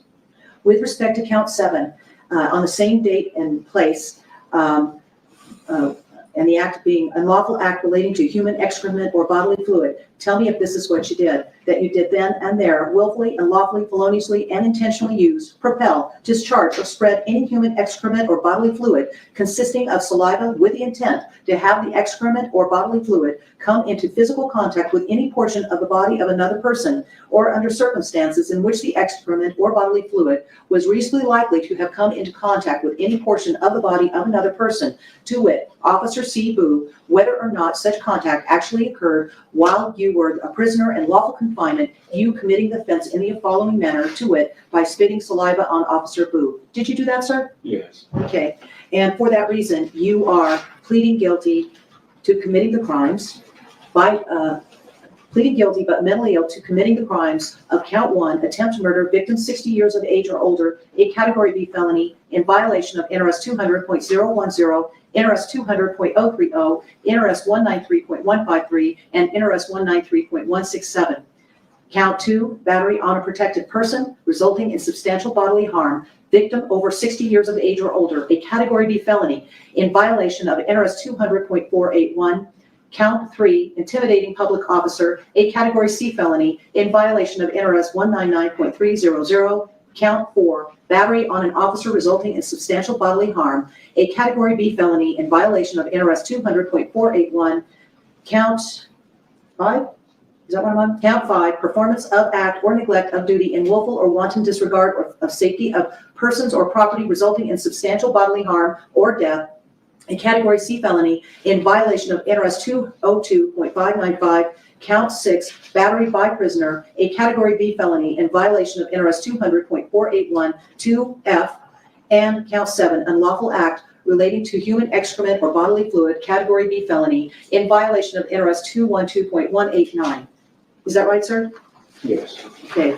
Is the state satisfied with that canvas? Yes, Your Honor. Okay. At this time, I am going to allow Mr. Redden to withdraw his original guilty pleas to counts 2 through 7, and it is a finding of the court.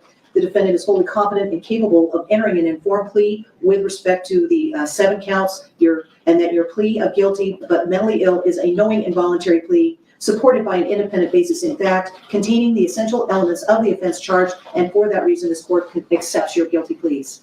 We need to give this gentleman a sentencing date. Yes, and I believe the defense counsel was requesting 60 days. Yes, Your Honor. 60 days? Yes, Your Honor. I think we can accommodate that. Court's indulgence, Your Honor. Sure. Judge, just for the record, was the Mr. Arnold's acknowledgement attached to the guilty plea agreement? I've got it. Yes.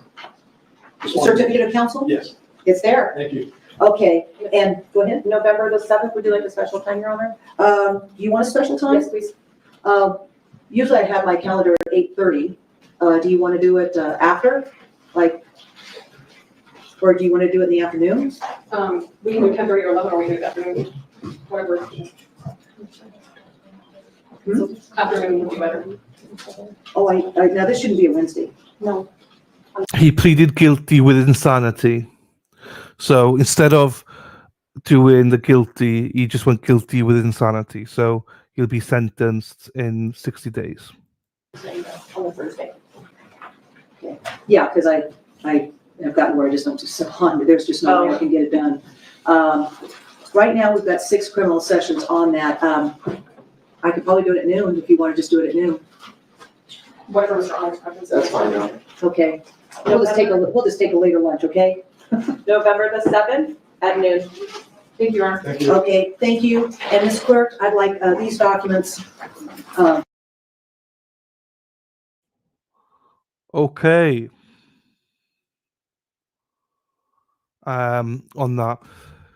So originally, just to re-clarify, originally he was going not guilty for the reason of insanity. So no one's denying he did it. No one. He's not denying he did it. He's always said he's done it.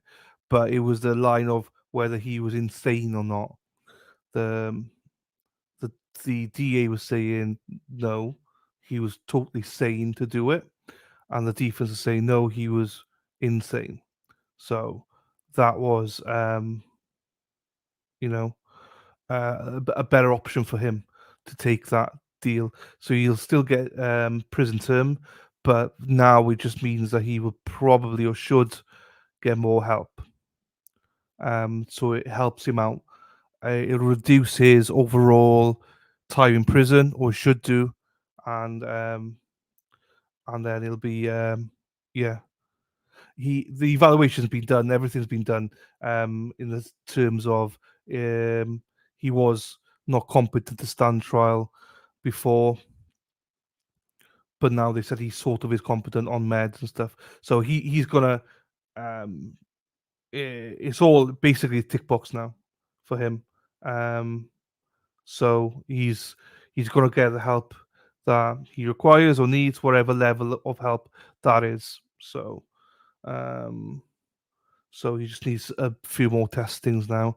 And the prosecution did acknowledge that he, were happy to go with the insane element of this as well. So they recognize that he is not fully well, shall we say, or how you say it.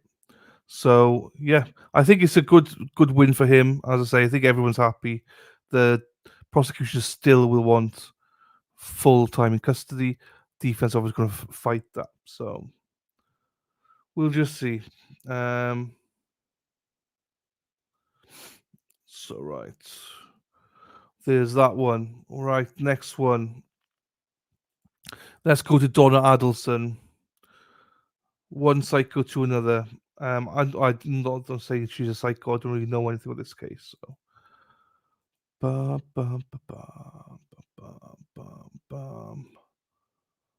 right here, there.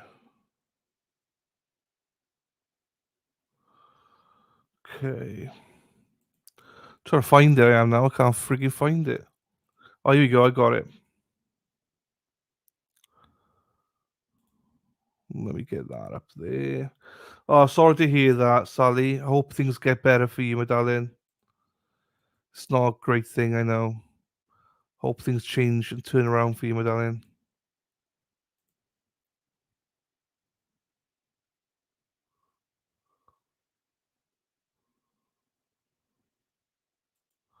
Right, here you go, people. Let me just put this in here. Oh, I'm going to move myself now. Hang on.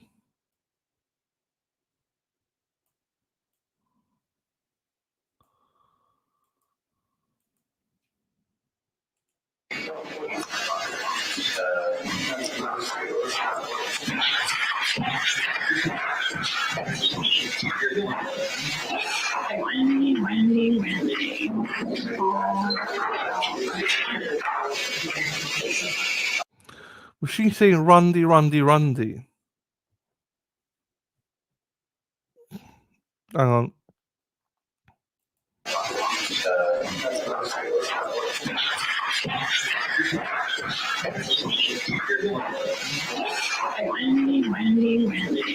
It was Randy.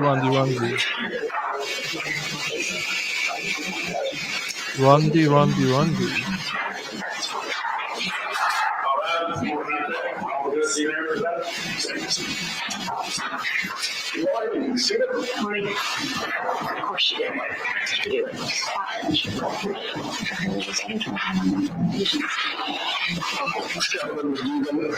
already did. Our village family asking to be on Zoom once again. I do not know the answer to that, Judge. I'm sorry. Let me confer. I think we should probably assume so. But I see a tile labeled with Markel. Okay, then yes, Your Honor. Thank you. Do you have any idea who Misha Janice is? I do not. The only reason I'm asking is because in the last hearing, someone joined Zoom who's doing inappropriate things. So if you're here, the Zoom is going to be limited. If I get wind of anyone else trying to do inappropriate things in the midst of the Zoom, ultimately it's just going to be, if you're here, you're here, you're not, you're not. I'll go ahead and allow all parties to make their appearances for the record. Georgia Kappelman for the state, Your Honor. Sir, Captain Judy for the state. Dan, I'm on behalf of Ms. Adelson, who's present. Alex Morris on behalf of Ms. Adelson. Very well, let's go ahead and move with the one hearing that was scheduled for today. This is the defendant's motion in limine concerning the testimony of Sergeant Corbett and the summary exhibit. Whoever's arguing the motion may proceed. You may. Judge, I think we filed pretty detailed papers on this. So I'll quickly summarize, and then if you have any questions, I'm happy to answer anything that you have. I think it's really important to realize we're not asking that he not be allowed to testify. What we're asking for is two pieces at this hearing, and there'll probably be more during trial regarding actual pieces of his testimony. So that's the third piece. The first thing we're asking for is that he not be qualified as an expert. We don't believe, as set forth in our papers, that he's testifying to anything that meets the standard of Florida Statute 90.956. And so we don't think he meets the qualifications of an expert in what he's testifying to. You mean 90.702? Sorry, 90 point, correct. We don't think he meets those qualifications. We think he is a summary witness, not an expert witness, and we think his report illustrates that. The report itself has essentially 5 components. It has emails, which are a culmination of emails that the state has taken and put in a report. Text messages, neither of which emails or text messages is he an expert on. He's just compiling them, putting them in a report. Video surveillance photos, and then it has call record summaries, which we'll get into, but takes no expertise to do the call record summaries. Florida law is pretty clear on that, as well as cell site data, but it's very limited to cell site data, especially with regards to Mrs. Adelson, who's on trial here. There's some more detailed cell site data with regards to Mr. Garcia and Mr. Rivera, but even that wouldn't qualify as expert testimony. The cell site data as to Mrs. Adelson, there really is virtually none of it. So one question before we continue on track of the expert testimony. As it relates to items that the state can properly admit, and I'm sure that based on your pleading, there are aspects of the current PowerPoint that are disputed as being inadmissible. But for what can be properly admitted, are you also disputing that those cannot be used as a demonstrative during trial by the state in some way? No, they can be. So in other words, there's no dispute that they can use the report as a demonstrative. There's no dispute that for the admissible items, they can put in the admissible items. So I'll give you an example. Email between Wendy Adelson and Donna Adelson. Clearly it's admissible, provided it's relevant. The ones they provided are relevant. Clearly admissible. The underlying email can be admitted, shown to the jury through an appropriate witness, if they call Wendy Adelson, for instance. Okay, so that email is admissible. But the summary of the email in the exhibit, the summary of the 1 or 2 page email in this exhibit can be shown to the jury, but it doesn't qualify as expert testimony or a proper summary exhibit to be admitted. Does that make sense what I'm saying? It does. And the one thing only one thing I would question even concerning demonstrative, are you also saying the state cannot put the context around these various pieces of evidence? No, they can. Right? They can make arguments just like they do in closing arguments. Right? They can show the exhibit to Sergeant Corbett. He can put it on the screen. He can explain whatever he's going to testify to. Our argument is he's not an expert in doing that. That's our first argument. And our second argument is ultimately that 329 pages right now doesn't go back to the jury. It's a closing argument, essentially. When you look at his 329-page exhibit, and again, I'm getting a little ahead of myself, but when you look at his 329-page exhibit, it's essentially Ms. Kappelman's closing argument, okay, which we don't admit to the jury. The jury doesn't get her slides and see them in the jury room when they're deliberating. But no, of course, they're able to provide its admissible material in it. They're allowed to show the exhibit. They're allowed to use it as a demonstrative. They're allowed to question Sergeant Corbett. He is allowed to be a witness based on what he did. Our argument is, number one, he's not an expert, and number two, the actual exhibit is not an appropriate summary exhibit that would go back to the jury during deliberations. That's what our memo is about. And it's supported, Judge, by Florida law. So the Florida Supreme Court has held that law enforcement testimony, which merely summarizes and explains data from cell detail records, including the mapping of cell phone location data, is not expert opinion under Florida Statute 90.702 and Deobra, because it involves no scientific, technical, or other specialized skill. Cites King v. State 260 SO 3D 985, Florida 2018. McMillan v. State 214 SO 3D 1274, Florida 217. The Florida Supreme Court has supported that, and also has the 11th Circuit in Batista, B-A-T-I-S-T-A, in affirming the Florida Supreme Court, where the 11th Circuit of Court of Appeals affirmed the district court's decision to admit as lay testimony an FBI agent's use of cell phone records, along with the phone company's records of where their cell phone towers were located, to plot on a map which towers connected with which cell phones at a particular point in time. But it said it wasn't expert opinion. It said that you don't need the agent doesn't have any expertise to read the cell phone records to determine which cell tower was used at a particular time. Look up the latitude and longitude of that cell tower in the company's records and mark the intersection of the latitude and longitude on a map. That's precisely what Sergeant Corbett is doing here. It is exactly on point to what he's doing here. Also, the fact that he pulled data off of iClouds and he pulled data off of iPhones, it's not expert. Now, of course, he's able to testify to it, but it doesn't meet the standards of expert testimony. Now, moving to the second point, Judge, which is whether... Before you move on to that, when it comes to the data pulls, because I've heard this argued, not by you, but a number of ways over the years. The first being the data pull itself is a factual issue, which I would agree. How the machine works and whether or not the data pull was in fact, or I guess it took place technically in a correct manner, that goes to more specialized information.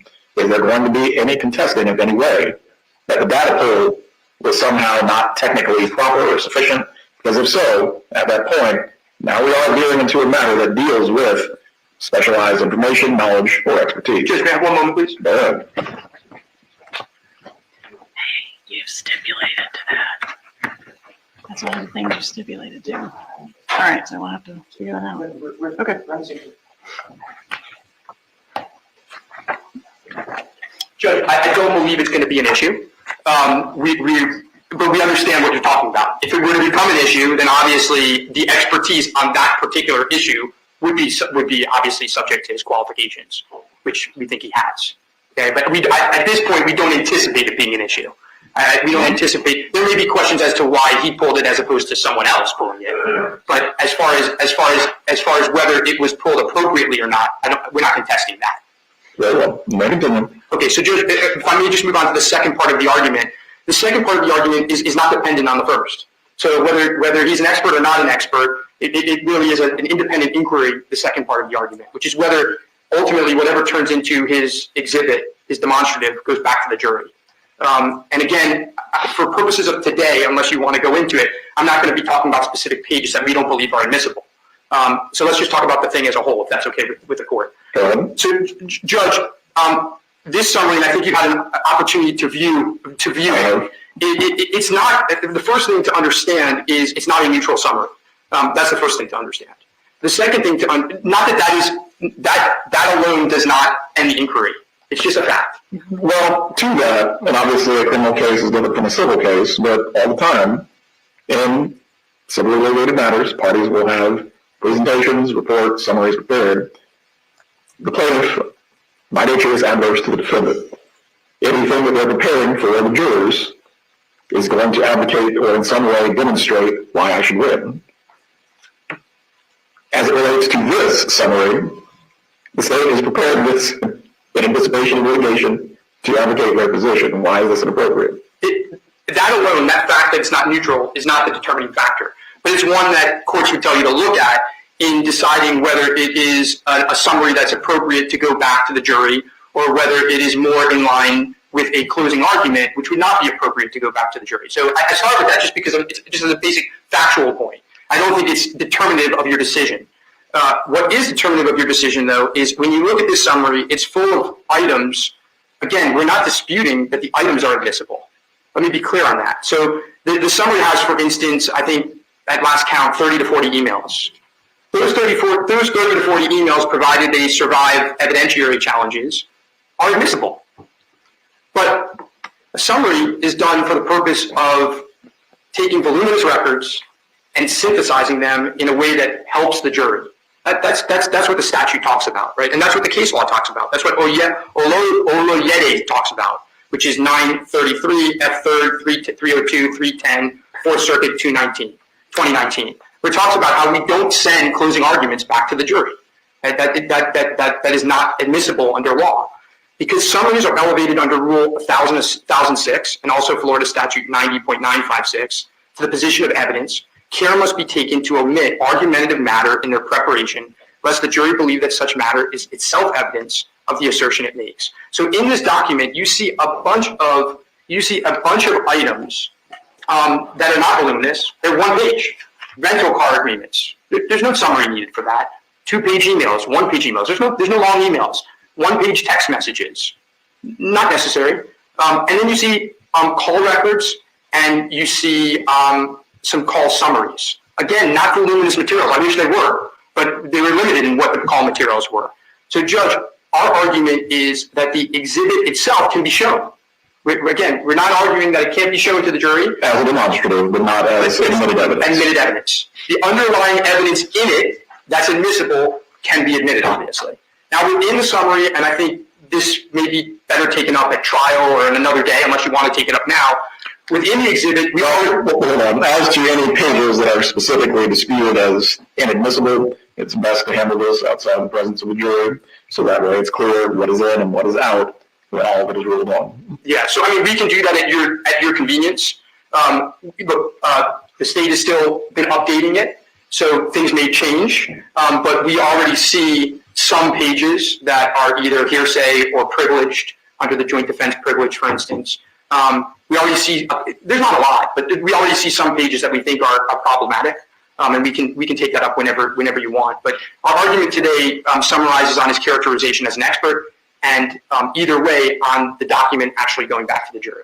Let's handle that part of it then next Thursday if there are still disputes as to individual pages, so that way it can be handled and ruled upon. Okay, thank you, Your Honor. If you don't have any questions, we'll rest on our papers. Well, State, you may respond.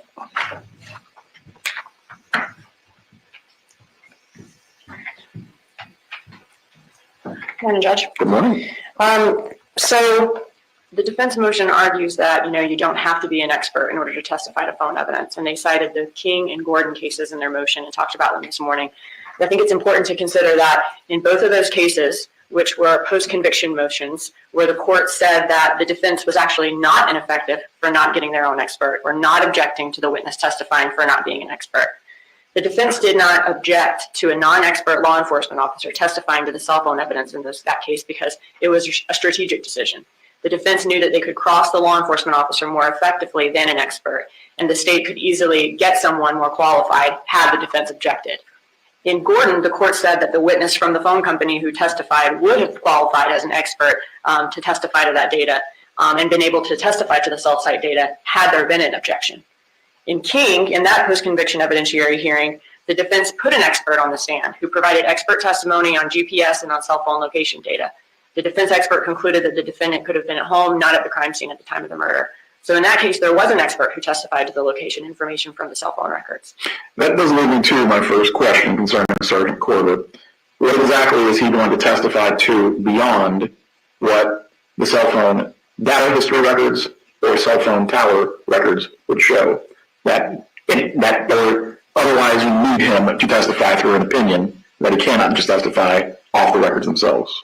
Yes, sir. So he's going to be, and I have this in just a second, but as far as the summary goes, he's not testifying as an expert to everything in the summary, but he's testifying as an expert to a large part of the summary when it comes to cell site location data and how far, who's using a handset at the time and how far the person is from the cell site location. He uses the more. So you're saying how to interpret that data? Yes, sir. And he uses more than just cell phone records to do that. But the cases, the Gordon and the King cases, those cases say a witness does not have to be an expert to testify to some of that information, but they're not saying that you cannot present an expert to offer an opinion on a handset's location. If that witness has the necessary training and experience, just as was done at the hearing in the King case and could have been done at the trial of the Gordon case, and Sergeant Corbett has hundreds of hours of training and experience and has offered an expert opinion well over 100 times in circuit court. The reason they don't want him to be able to declare an expert, they don't want him to be able to offer an opinion. And this is more than just a data pull of, hey, we got these cell phone records. And this is more than just, this is where the cell site locations are in any given place in Florida. This is him forming an opinion on how far a handset is from a location, who may be using the handset at the time, that you need this specialized, or that it's beneficial for the jury to hear his specialized knowledge because he's able to interpret the cell phone records to tell us that information. The defense also argues in their motion that there's basically just too much evidence in this summary, that it's more than just for phone records and some of the evidence isn't voluminous. But a summary's whole purpose is to summarize relevant evidence. Sergeant Corbett, as I said, is not offering an expert opinion on everything in the summary. He's offering an expert opinion on the interpretation of the cell phone records, the location of the handsets, who may be using the handset at the time. And there's a large part of the presentation that are those things, but there's a lot more information in the summary, like surveillance video from Premier Gym, a traffic ticket received by the suspect, a car rental agreement, that maybe those things individually aren't voluminous, but they're all material to the presentation and material to his opinions because he's using them to provide an opinion on who had the handset and where the handset was at the time. For example, if a certain suspect's phone is communicating with the cell site that's consistent with like a car rental company, an expert may be able to better determine who was using the handset at the time and confirm their actual location and confirm the reliability of the cell site information. If we're able to see that, well, that person actually got a rental agreement at the time, they got a traffic ticket shortly after the car was rented, all of those things help him form his opinions and determine that. The defense says, this is a closing argument. The information that he looked at in this case, there is so much digital evidence that it is very all-encompassing. However, there's not, what's in the presentation is not, it's all data. It's messages, it's emails, it's different business records and cell phone records that we received that helped inform those opinions. They talked about the 30 or 40 emails. When I'm handing them over the things that I may use in my presentation, I'm trying to be as thorough as possible. I don't want them to have less information than I may use. I don't intend to use all 30 or 40 emails. I don't intend to have Sergeant Corbett sit up there and read all of those, but I wanted to send them all of the ones that I may use as far as just, these are what was found in these different accounts. This was and asking him, hey, did law enforcement find some evidence of motive that caused him to look into these people? Yes, X, Y, and Z were found. Maybe spend 3 minutes to 5 minutes on that and move on to the next thing. As to that point, I believe the defense's motion hits on this as well. For what you would ask Sergeant Corbett to add to this, is that in fact his opinion?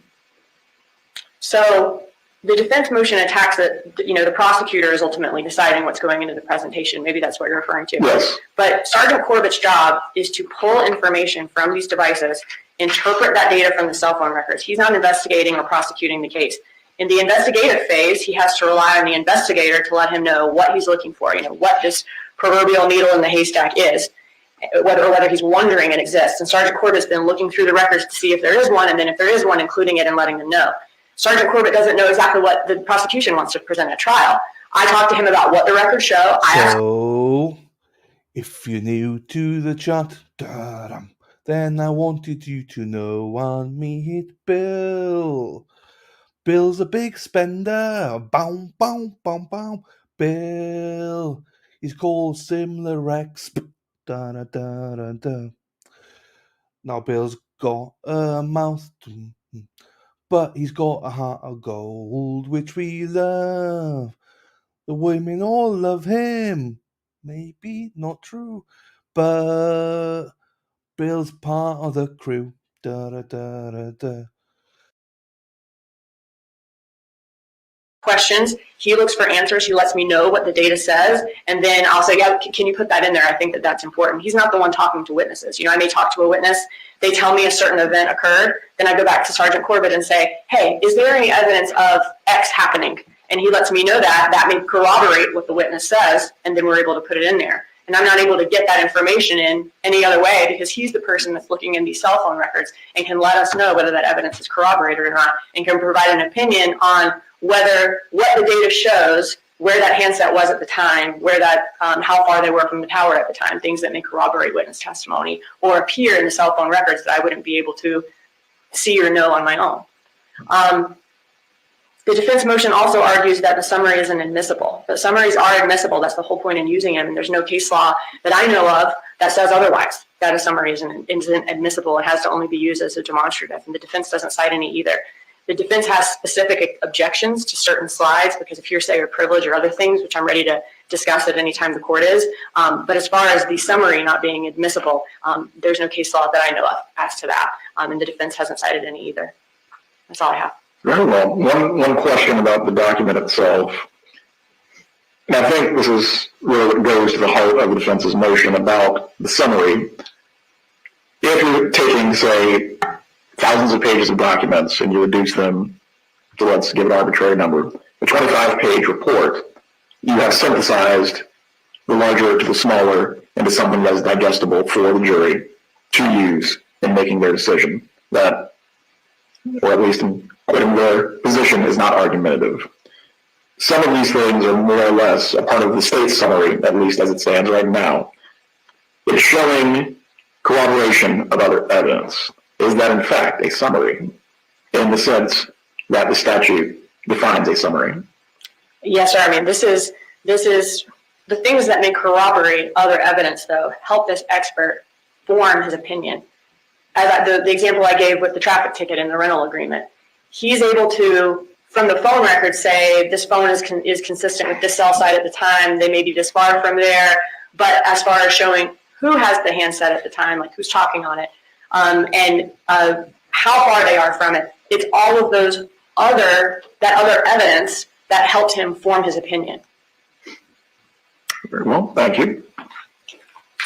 Brief response, if you have one. Really brief, Your Honor. I just want to make this clear, and I think you understand our position perfectly. We're not arguing that summaries are not admissible. We're arguing that this isn't the proper summary. That's the argument. We don't make an argument in our papers that summaries are not admissible. We're saying that this document doesn't meet the foundations of the Florida statute as a proper summary.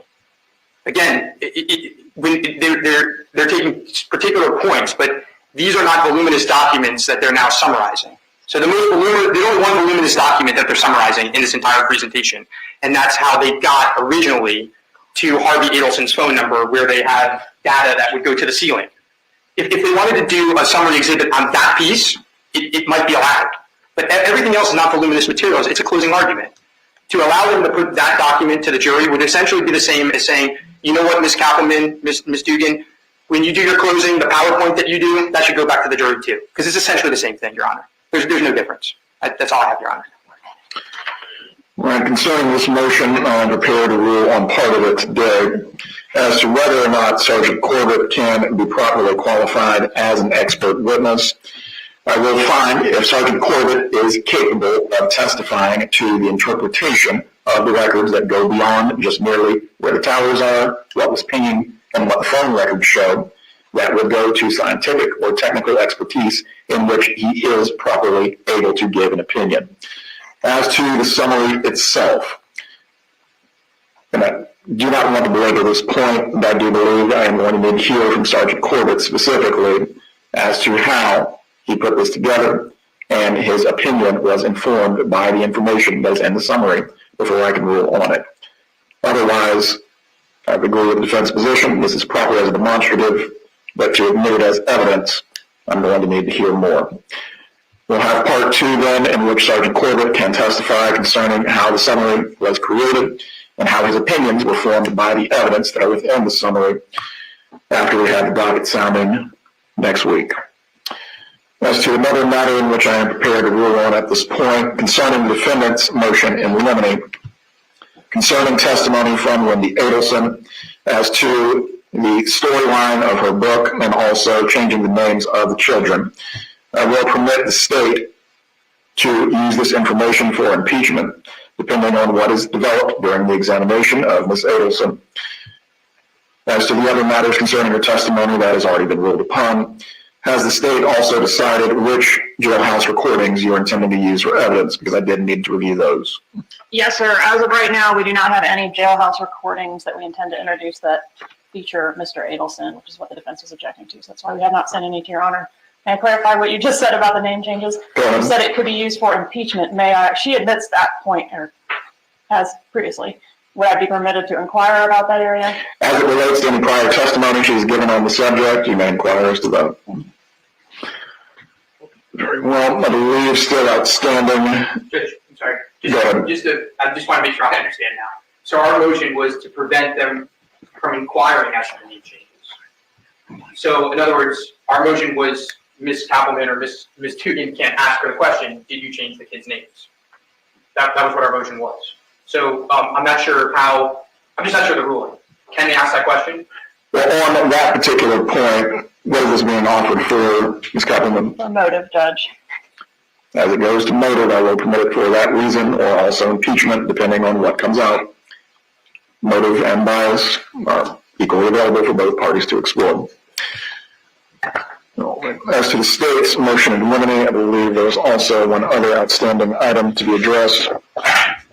Concerning Louis Rivera's gang affiliation, as to this particular point, and I've researched this further, Mr. Rashbaum, as to the name of the organization, I'm really failing to gather why hearing I was threatened by a gang member versus I was threatened by a Latin King member is going to in some way create a greater credibility in front of the jury for the narrative that you wish to weave.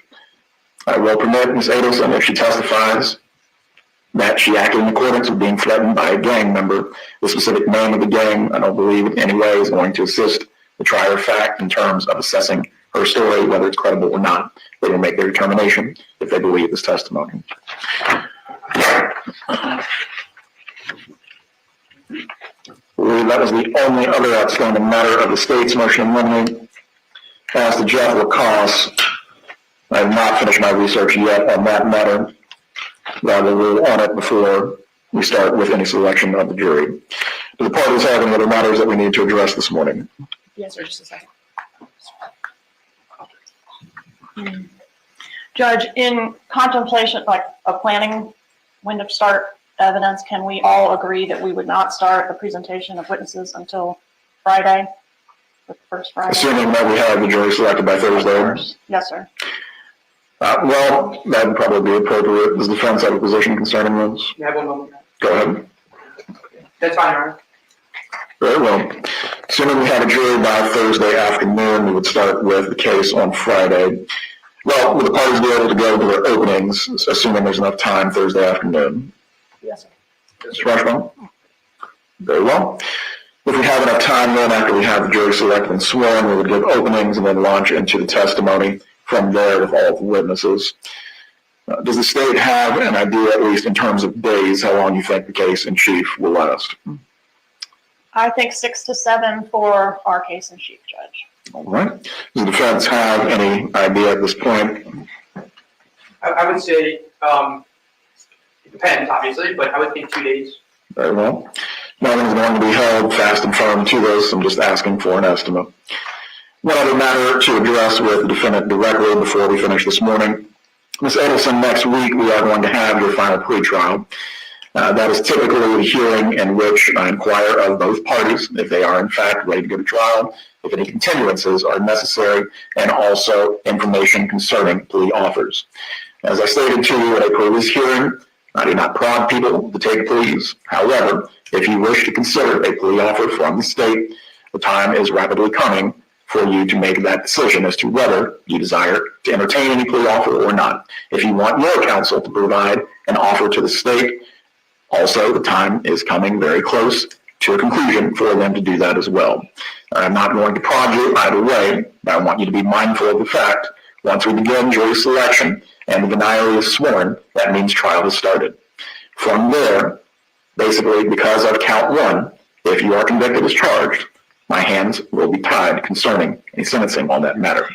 Your attorneys will have further discussion with you concerning this, but if you are considering anything at all, you need to make a decision on this quickly. Do you understand where I'm coming from? Yes, I do. Very well. We are in recess. I will see everyone next week at 9 o'clock, September 12th. Okay. Yes, sir. Maybe briefly go sidebar. Yes. Okay, so that's interesting. Let me just check this for a second.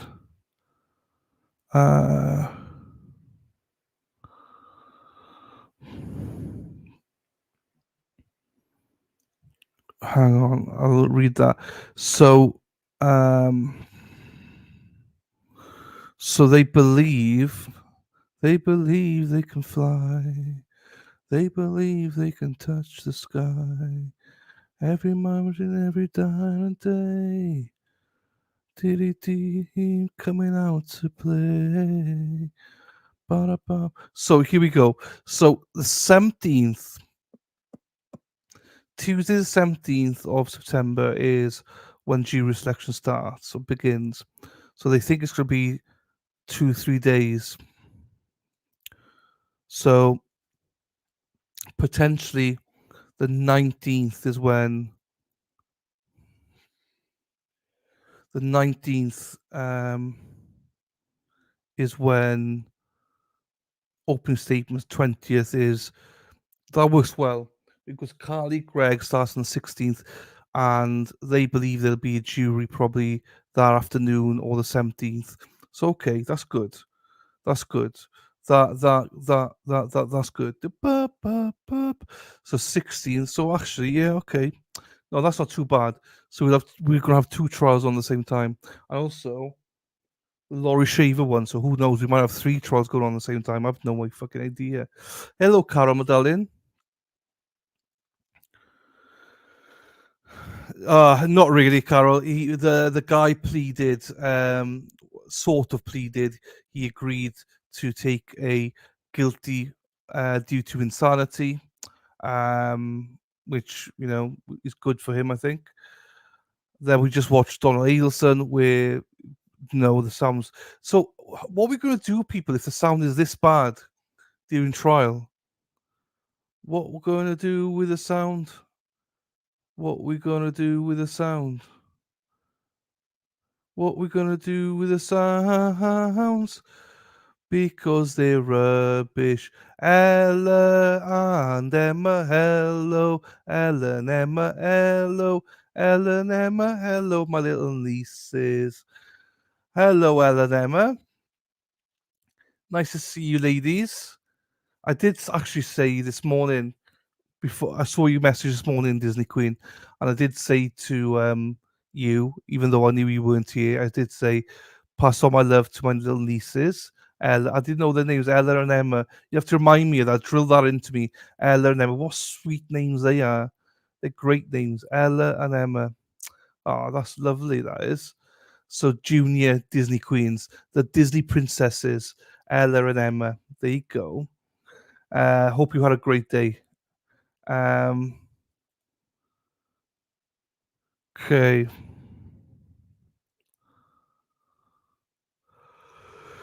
Okay, hang on. Sarah P, what's she saying? Hello, Carol, she says. Sarah P, Sarah P, Sarah P, P, P, P, P, Sarah P, Sarah P, Sarah P is lovely. I need to take out that lovely bit. I need to take out a lovely bit out of that one because she's no longer lovely. I'm joking. She is lovely. Always is lovely. Right. And I'm sure. Oh, I'm gutted. Dana, Dana, you're gonna have to tell Tracy. Dana, you're gonna have to tell Tracy I did a video for Lauren. She's not here. Congratulations to Lauren Murray. Congratulations, Lauren, for yesterday. Go fuck yourself, Krusty. Go fuck yourself, Krusty. Go fuck yourself, Krusty Panties. We love you, Lauren. Let's fucking go. And I had to put that swearing up, didn't I, when my little nieces are here. So Dana, please tell Tracy to tell Lauren that was done today. You are not the love. You used to be the loveliest. You used to be Laura Reed. Used to be the loveliest woman in the world. Then what happened? Fuck you. Oh my goodness, they are thrilled that you are singing and talking to them. There you go. Go chat to the nieces, Ella and Emma. I just need to remember the names now. Same with Lucas. I forgot. Oh my god. Oh no. Jessica. Carter and Logan. Oh, I forgot. You see, I went blank. Ella and Emma, Carter and Logan. Jeepers.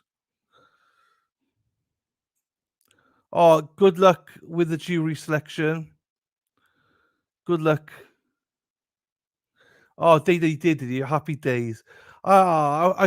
She's been in here all week except for yesterday, and she's not here today.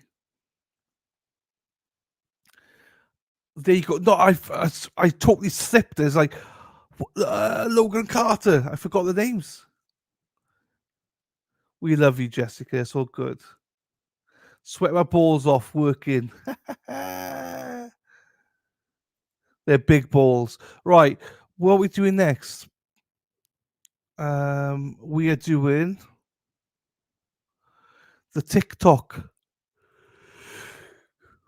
We're doing TikTok, TikTok, tick, tick, tick, tick, tick, TikTok. Ah, thank you, Jessica. Love Jessica and the family. Your husband must think we're fucking bonkers. Like, no, we're not doing TikTok. We are going to be doing something else now because TikTok sentencing is not on yet. So what we will do is play for you. We'll play this song. We'll play it for you. Ba, ba, ba, ba, ba, ba, ba, ba. No, I haven't, but I think I've got a plan. I think I've got a date set. I just need to there's one thing I need to sort out. But if I don't sort it out, I'll just have to book it anyway. I think they're doing stuff as a family. Oh, that's fine then. That's fine. Right, hang on. What's it called? Ba ba ba ba ba. Ba da ba ba ba ba. Ba da da da da. Dee dee dee dee dee dee dee dee dee dee. Dee dee dee dee dee dee. Oh ho ho ho. Oh, ho, ho, ho. Oh, that sounds like a threat. Get your Welshman ass to Boston Stat. I'm trying. I genuinely am trying.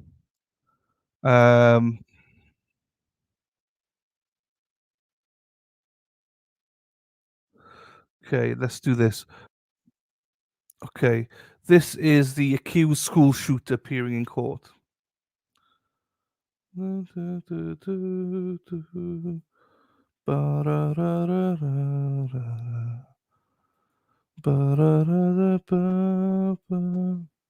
is that what you do? Therapy? You do therapy, do you? I think El Chatti needs a lot of therapy. Let me just tell you. El Chatti, the Windy City, there you go. What we gonna do with a bonkers chat? What we gonna do with a bonkers chat? What we gonna do with a bonkers chat? We'll name it El Chatti. Yes, it's the 14-year-old bum bum. First appearance in court. Here we go, people. First appearance in court. I know, Welshman ass. Kathleen's after the arse. That's fine. It's fine, Kathleen. Right, let me just move. Let's start it. Thank you, and please be seated. And good morning, everyone. My name is Curry Mingledorf. I'm assigned to preside over this morning's proceedings. We're here for a limited purpose this morning. I do want to note for everyone's benefit that there is, as everyone certainly is aware, considerable interest in what has occurred in our community in the last several days. For that reason, the court has seen fit under Rule 22 of the Superior Court, Uniform Superior Court rules to allow media outlets to record some of these proceedings. However, under those rules, the court has set in place certain limitations, and I just want everyone to know that the media has been informed of that, and I'm confident that they will comply with that. But otherwise, there is to be no filming or recording by any members of the public or any other individual other than those authorized specifically by the court in its signed ruling. Are we ready, counsel, to begin and bring the defendant in? State's ready, Your Honor. All right. Defense is ready. All right.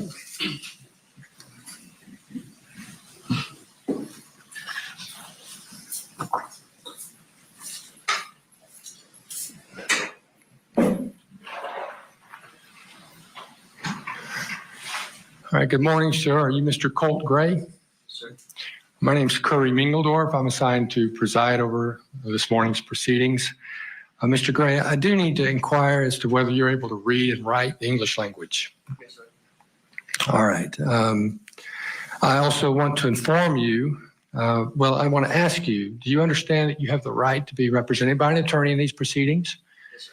And you are in fact represented today, is that correct? Yes, sir. And Mr. Zane Harmon, you're here on behalf of this defendant, is that right? Yes, Your Honor. All right, and you understand that you have the right to be continuously represented throughout this proceeding, and if you cannot afford to hire counsel, then this court is obligated under the Constitution to provide counsel for you without cost to you. All right, I am going to inform you of a few other matters, and I'm not going to ask you anything, just inform you. So one is, I want to make sure that you are aware that you have the right to remain silent. You don't have to say anything at all. And it's important to understand that because anything you might say could be used against you at further proceedings associated with your case. I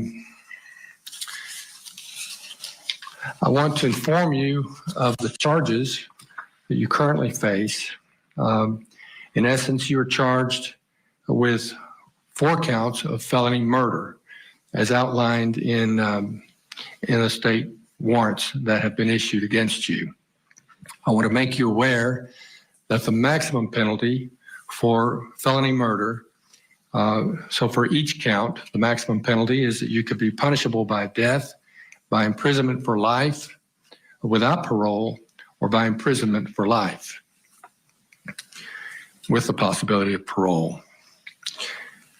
If you have any questions about these charges, then I would urge you to discuss those with your attorney. I would invite you, Mr. Harmon, to inform the court as to whether there's a request for bond at this time. At this time, Your Honor, there is not a request for bond. We will file the appropriate motions if that becomes necessary. All right. An indictment by the grand jury for most felony offenses or accusations, you have the right to receive an indictment for these offenses. And I assume Mr. Brad Smith is here on behalf of the DA's office, or he is our district attorney, and he's accompanied by Ms. Patricia Brooks, who is his chief assistant. A preliminary hearing, you'll have the right also to a preliminary hearing, unless you make a bond, which of course at this point there's no bond being requested, or unless you waive such a hearing. You have the right to a speedy and public trial by a judge or jury. You have the right to confront and cross-examine all witnesses. You have the right to call witnesses on your own behalf and testify in your own defense if you so choose. As you sit here in this courtroom today, under the law, you are presumed innocent. Your refusal to testify at any point in any proceeding will not be used against you in determining whether you are guilty or not guilty. Counsel, let me just inquire as to whether there are any other items that the court should address before we conclude this preliminary hearing. No, Your Honor. Well, I do have one piece of information to convey to the court. There was a development yesterday afternoon that makes it necessary for our office to have alternate counsel appointed, and arrangements have already been made in that regard. I've already explained that to Mr. Gray, and alternate counsel will be appointed by the end of the day today. All right, thank you very much, Ms. Donna Seagraves. All right, then with that, this hearing is concluded, and you may escort this defendant out.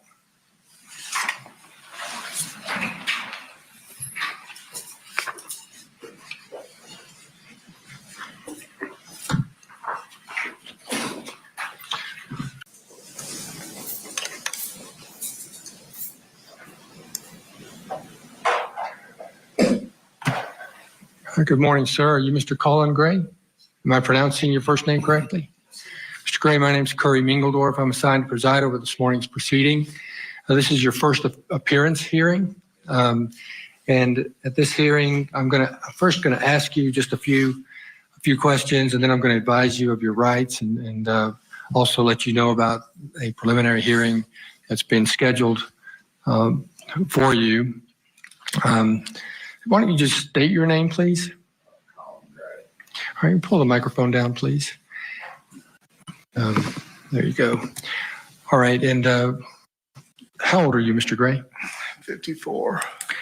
And are you able to read and write and understand the English language without any difficulty? Yes, sir. How far did you go in school? 11th grade GED. Okay.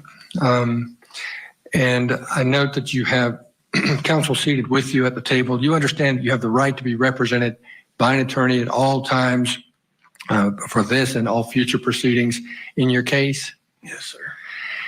And you understand that, of course, if you cannot afford an attorney, that the public defender will be appointed to represent you upon your request? Yes, sir. All right. And counsel, would you identify yourself, please, for the record? Donna Seagraves. We are going to have new counsel assigned to Mr. Gray later today. All right. Thank you. All right. Okay. Sorry.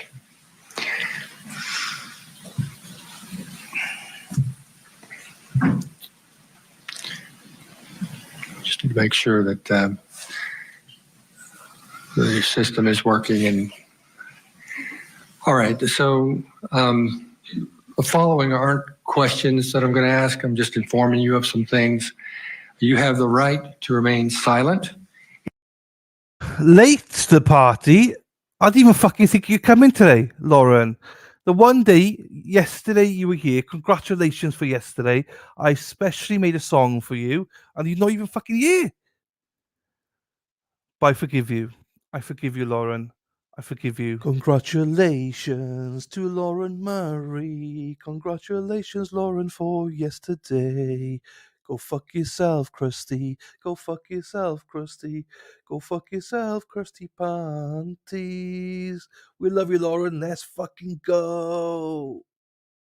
There you go, Lauren. I was thinking of a song for Toby, and I was like, do you know what? Before I do that one, I'm going to do one for Lauren for yesterday. So those that don't know, she was in court yesterday with Krusty Panties, and she won. Got extensions and everything. So, absolutely chuffed to bits for you, Lauren. Absolutely chuffed to bits. Fuck Krusty Panties, you fucking mofo.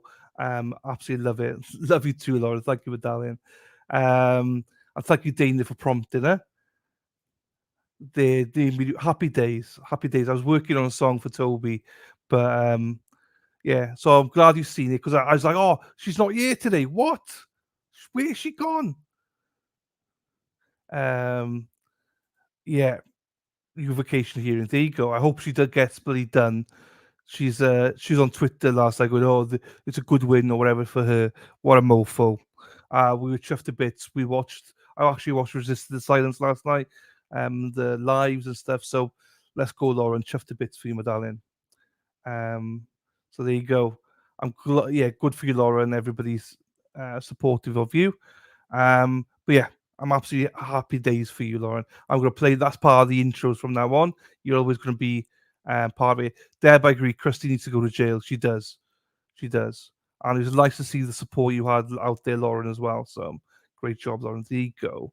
Thank you as well to Sunny Days for the 5 memberships. Sunny Days, thank you so much, my darling. I'm just going to catch up here to see how many people who got the one. Hang on, let me catch up. Here they are. Congratulations to Kim McDonald, Ruth Christie, Minksy, Heather Davis, and Helen Butterfield. Nobody I know. So, but no, thank you very much for those. I do appreciate it for all of you.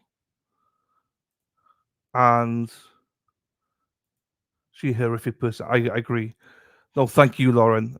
We need more people like you that stand up to people like that. So thank you very much, and thank you for popping in. I was devastated.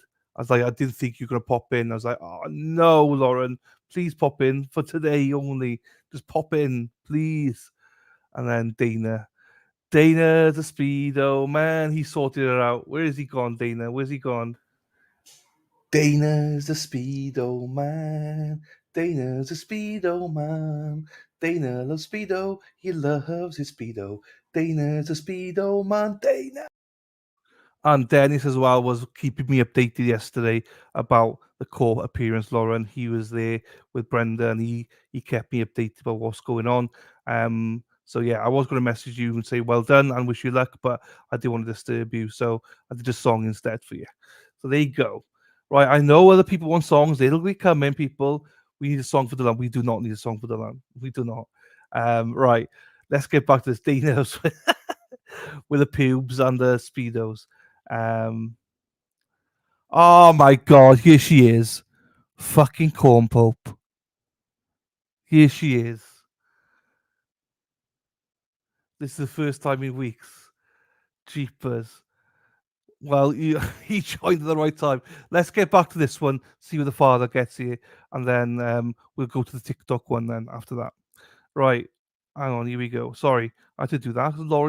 Lauren, it's Lauren's day. Right, here we go. Anything you say can be used against you at further hearings or at a trial on the charges that you're facing. For this hearing, you're not going to be questioned about facts and circumstances surrounding your charges. You are currently charged with, and you'll be provided with copies of the warrants if you don't already have them. You're currently charged with 2 counts of felony murder in the second degree. You're charged with 4 counts of involuntary. You're charged with felony cruelty to children in the second degree. Now, for these offenses, for the felony murder counts in the second degree, felony murder in the second degree, the maximum penalty for each count is up to 30 years imprisonment. For felony involuntary manslaughter, of course, again, there are 4 counts. The maximum penalty for each of those offenses is 10 years imprisonment. For the 8 felony cruelty to children counts, the maximum penalty under the law for each of those 8 counts is 10 years imprisonment, for a maximum total possible penalty for the charges that you currently are facing of 180 years imprisonment. If you have questions about these charges, which I assume that you will, the court urges you to discuss those with your attorney. Let me inquire as to whether there's a motion for bond if Mr. Gray is moving for bond at this time. No, sir, not at this time. We will allow alternate counsel to make that decision. All right, thank you. I also need to inform you that you have the right to an indictment by a grand jury, and you also have the right to a preliminary hearing unless you make bond or waive such a hearing. You have the right to a speedy and public trial by a judge or jury. You have the right to confront and cross-examine all witnesses. You have the right to call witnesses on your own behalf and testify in your own defense if you so choose. I want to make it clear to you,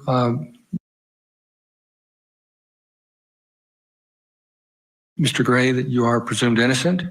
Your refusal to testify at any point cannot be used against you in determining whether you are guilty or not guilty. I mentioned the first appearance hearing a moment ago. That is being set for you for December 4th, 2024 at 8:30 a.m. Currently that's set to take place in the Magistrate Court of Barrow County. It could be subject to change, but I just want you to know that that is the date that we currently have. In fact, counsel, could you approach, please? I have this, let's see, I need to scratch this out.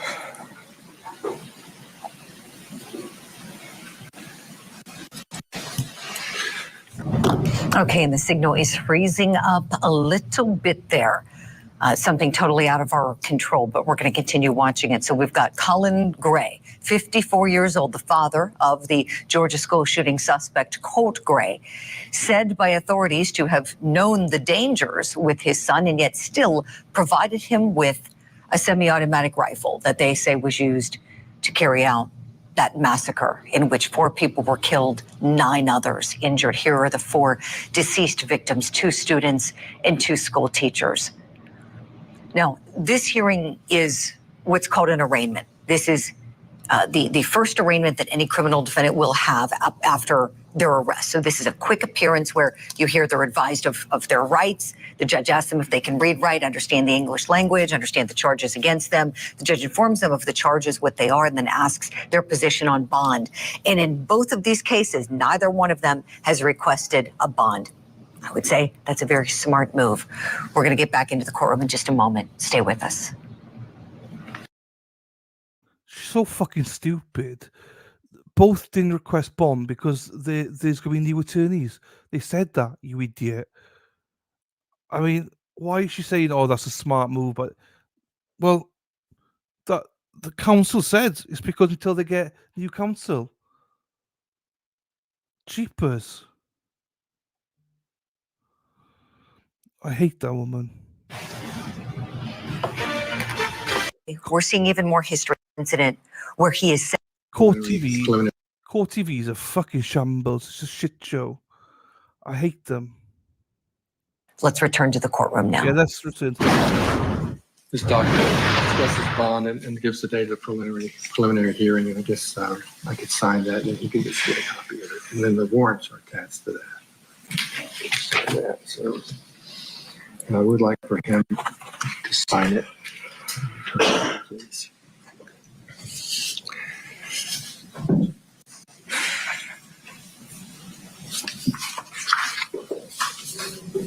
Sign right there, just so you're getting a copy of it. He is giving me a copy.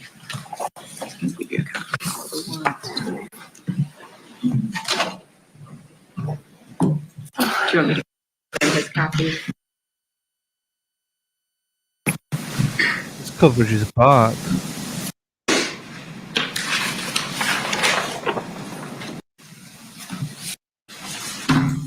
Of our district attorney, Mr. Brad Smith, and he's assisted by his chief assistant, Patricia Brooks. Is there anything else, counsel, that the court needs to address that I have neglected to address? No, Your Honor. No, sir, not at this time. All right. I do want to thank those who are in the gallery who have an interest and who have appeared. I appreciate the decorum that has been maintained throughout this proceeding, or both of these proceedings today. And with that, this matter is adjourned. The attorney who's going to represent you, I think his name is James Rogers. We're going to make that official later today. He'll come and see you probably the first part of next week. Okay.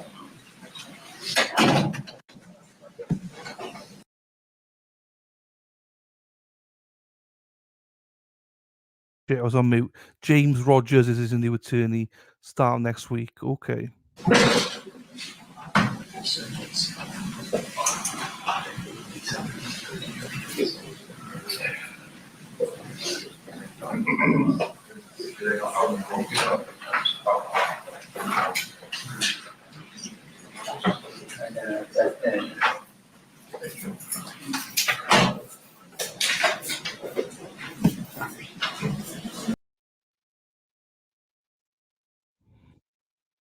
I don't really know what the ins and outs of why the father has been he's been prosecuted. I don't know. To be quite honest with you. I call Pope. How are you doing today? I know you hate my voice and my songs, so I made this just for you, Compo, better known Compo. Thank you to Robin G for making that name called Paul for thee. So there we are. We're going to go to the TikTok sentencing now, the murder trial. It's California versus Ali Abdulban. Ali Abulaban. So there you go. This is what's next. He's been sentenced today for alleviating his girlfriend. So I'll put that on.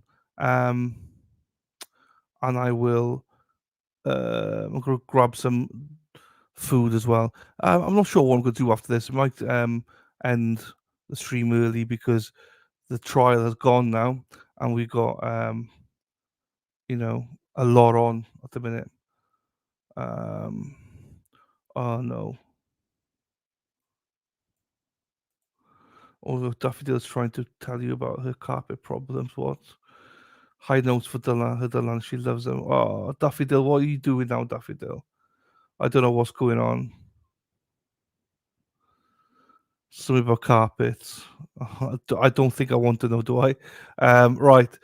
Let's play this then for you guys, and then chicken and salad, nice.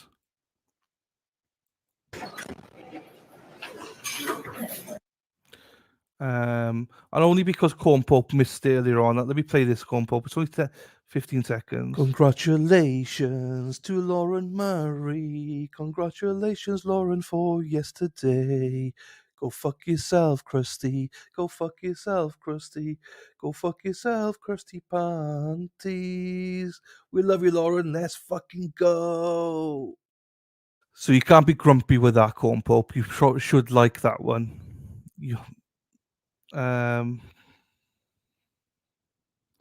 Happened after I saw Dana's Pixel. Right, people, here you go. Let me just see. With arms and checks. No, I've not heard anything. And Jessica told us this morning about a trial, a case in New Jersey or something, where the husband was taking the woman's his wife's hairs and murdering people and leaving her hair there. So you're trying to frame her. There's a lot of stuff going on. Ba-da-ba-ba-ba, ba-da-ba-da-ba. Well done to Lauren Murray. Hang on. Okay, Lady Di. Yeah, I never heard of it. I have to research that then. Right, here you go, people.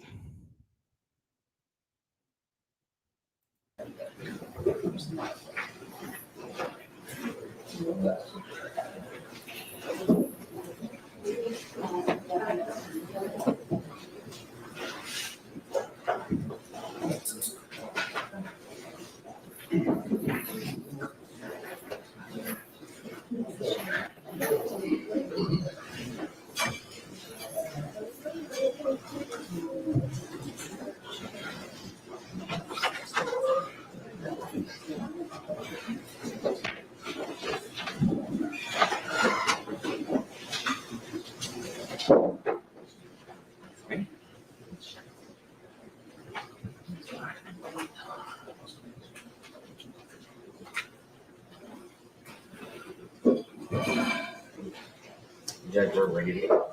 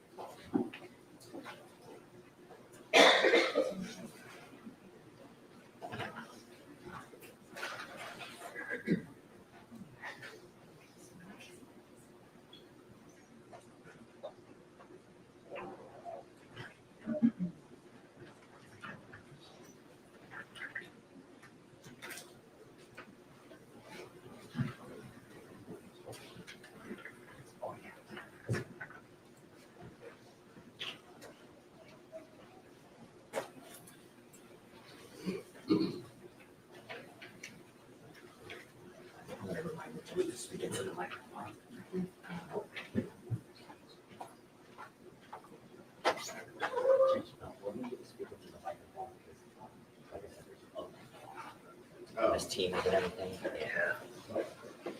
Please bring a seat, come to order, court is now in session. All right. All right, the record will reflect on the Boulevard matter. I've got both counsel, Mr. Boulevard. Before we begin, there's a few things that we need kind of in order, so I want to make sure that we can do that. Mr. Boulevard, you have the right to appeal the judgment of this court. That must be filed within 60 days in this court and not the Court of Appeal. Do you understand that? Yes. Thank you. All right. A couple things before we begin. We have a new trial motion, which we will do first. So I will start with the defense. You're up. Thank you. Good morning, Your Honor. Judge Green, Deputy Public Defender on behalf of Mr. Boulevard. Your Honor, we did file a motion for a new trial pending what was the verdict in this case. This was something that we had addressed with the court and counsel during trial as it happened right during, I should say, Mr. Boulevard's testimony. The court at that time asked us to return the following day with a transcript from Mr. Brian Edwards' phone calls to his family members, which was the subject of the questionable conduct by the prosecutor that we believe rises to the level of prosecutorial misconduct. When we returned the next day, we provided a transcript to the court. The court had an opportunity to review it. At that time, the court offered a remedy which the defense did not believe was proper and fully addressed the issue.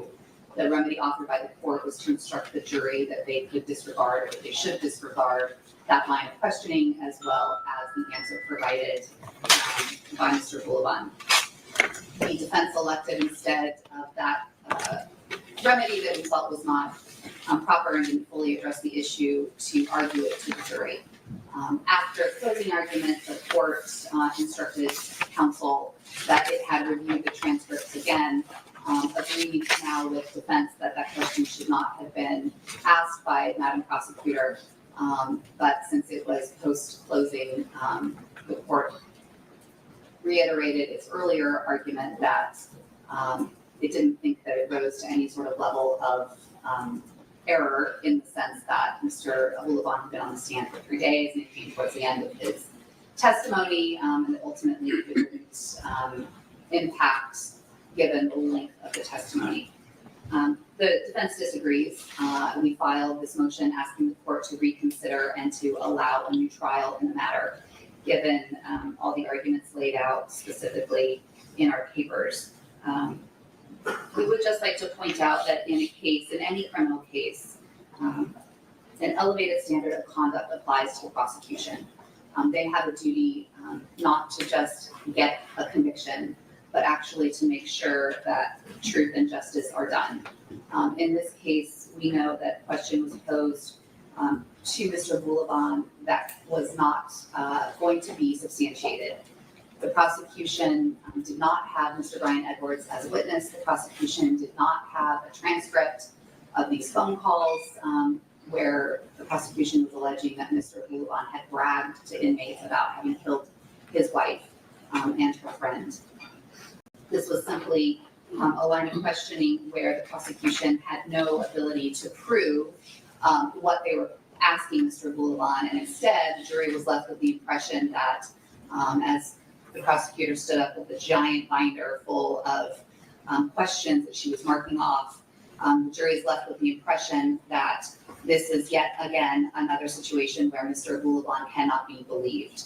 But the defense is left hamstrung and not able to really rehabilitate in that moment because Mr. Edwards is not here as a witness. Mr. Edwards' phone calls were not transcribed to provide to the jury. Ms. Brass told us at the time that this was raised during the trial, and again in her moving papers, that she reads the transcripts of Mr. Brian Edwards' phone calls very differently than I think the plain language of those phone calls, which in our review of those phone calls and the transcript, it is clear that Mr. Edwards did not ever have a conversation with Mr. Boulevard about this case. They were separate. Mr. Boulevard was in the hole, Mr. Edwards was in the hole. There was no communication. There is nothing in these phone calls to substantiate that there was ever a conversation between the two. If the prosecution really believed that that was the case, they would have brought Brian Edwards in. They would have had those transcripts. They would have done things to be able to fully substantiate, and that's where the issue lies, is that they asked questions that they could not substantiate. A sort of idea that this was done accidentally or with misremembering what the transcript says, it really is not the question. This does not have to involve any sort of ill intent or ill will on behalf of the prosecutor because they're held to a different, higher standard than other lawyers in court. And so we are asking the court for all of those reasons to order a new trial. Although the court did offer a remedy, we do not believe it was a proper remedy that would fully remedy the situation in front of the jury. The damage had been done, that bell could not be unrung. The only way to properly fix that was to instruct the jury that the prosecutor had committed prosecutorial misconduct and that that was something that they could consider in the totality of the case as they evaluated it and deliberated. Thank you. All right, Madam Prosecutor. Thank you, Your Honor. There was no misconduct or error in this case, and the defense has not cited any legal authority showing that the two questions that I asked the defendant on cross-examination require a new trial in this case. And the two questions I asked were based on discovery jail calls that had been out since March of 2023. The defense was fully aware of these calls, as was the defendant. There were multiple statements made by Brian Edwards on these jail calls to his sister and to his wife, indicating that Mr. Edwards had a lot of information about the defendant that could only have come from the defendant. Mr. Edwards knew generally what the defendant looked like. He knew that he was involved with TikTok. He knew the defendant's defense in this case as a heat of passion defense. That is not common knowledge. That was not knowledge that was brought forward at an arraignment or the preliminary hearing or anywhere in court. That was the defendant's defense that we heard during this trial. The defendant had talked in similar jail calls to his parents about his heat and passion defense, about raising that defense so that would allow him to get out earlier. He told Mr. Edwards and or inmates at jail about this defense, which is how Mr. Edwards knew about it and why he was relaying that the defendant had to prove that he killed his bitch and the other woman or the other man in the heat of the rage, and that's what would get him only 5 years per victim. Mr. Edwards had a lot of very specific information about the defendant's, not only his defense of heat of passion, but also details about the killings. It was very apparent to me in reading the transcripts and listening to those calls that the defendant provided this information. There was one particular quote from Mr. Edwards. First of all, Mr. Edwards was arguing to his wife that, his wife and the other man were inside his house, meaning the defendant's house, as if that was some kind of excuse or justification for killing. Mr. Edwards relayed to his wife that the defendant's wife and the other man were doing drugs inside the apartment. That is not public knowledge. That is not even the truth. That is information that, besides SDPD knowing about a potential bag of cocaine, presumably at the scene, the only other person that had information about drugs at the crime scene was the defendant. Not Mr. Edwards, not anything Mr. Edwards heard on TV or read in the newspaper. That was nowhere in any of the media. So the information that Mr. Edwards had about any potential drugs at the scene came from the defendant. The defendant is the only person that had that information. So to say that Mr. Edwards and the defendant never had a conversation, that is not apparent to me.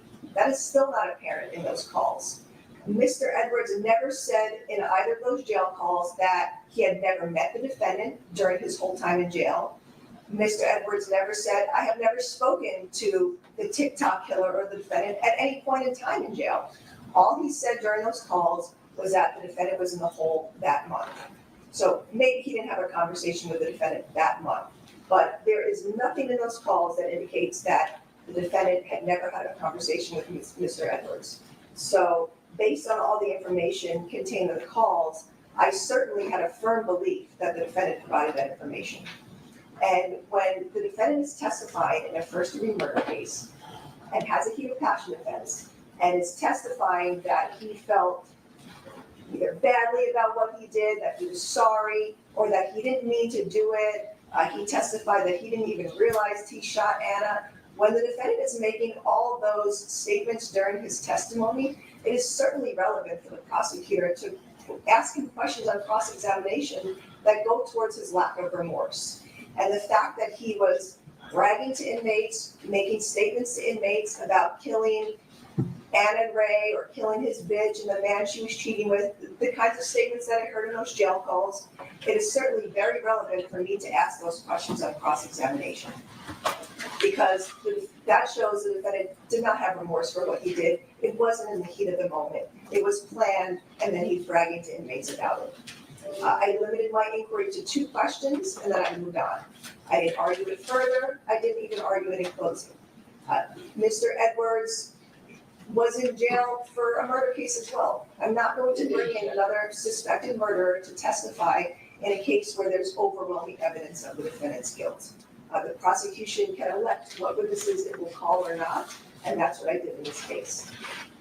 The defendant, his response was certainly showing consciousness of guilt. When I asked him, did you ever brag to Mr. Edwards? His response should have just been no. If he really never had a conversation with Brian Edwards or any inmate in jail about the killings, his response would have just been no. That was not his response. He had an outburst. He told me, is this some kind of jail informant that you're asking me about? That shows his guilt in the fact that he knows he made these statements to inmates in jail. And so it's perfectly reasonable for me to ask those questions. Bullshit. Yeah, you're bullshit. All right, let me make something clear right now. I'm sorry, sir. If there's any disturbance, you will be put outside, all right? That happens only once, it's happened now, it will not happen again. And that includes you, Mr. Baldwin, I don't want, thank you. Go ahead. Thank you. The defense cited numerous cases in their brief without the facts, and those facts are not the same scenario here. The defendant cited just very briefly the case of People versus Centeno, a case where the prosecutor argued to the jury a misleading standard of proof in the case. That did not happen here. I never argued an improper standard of proof.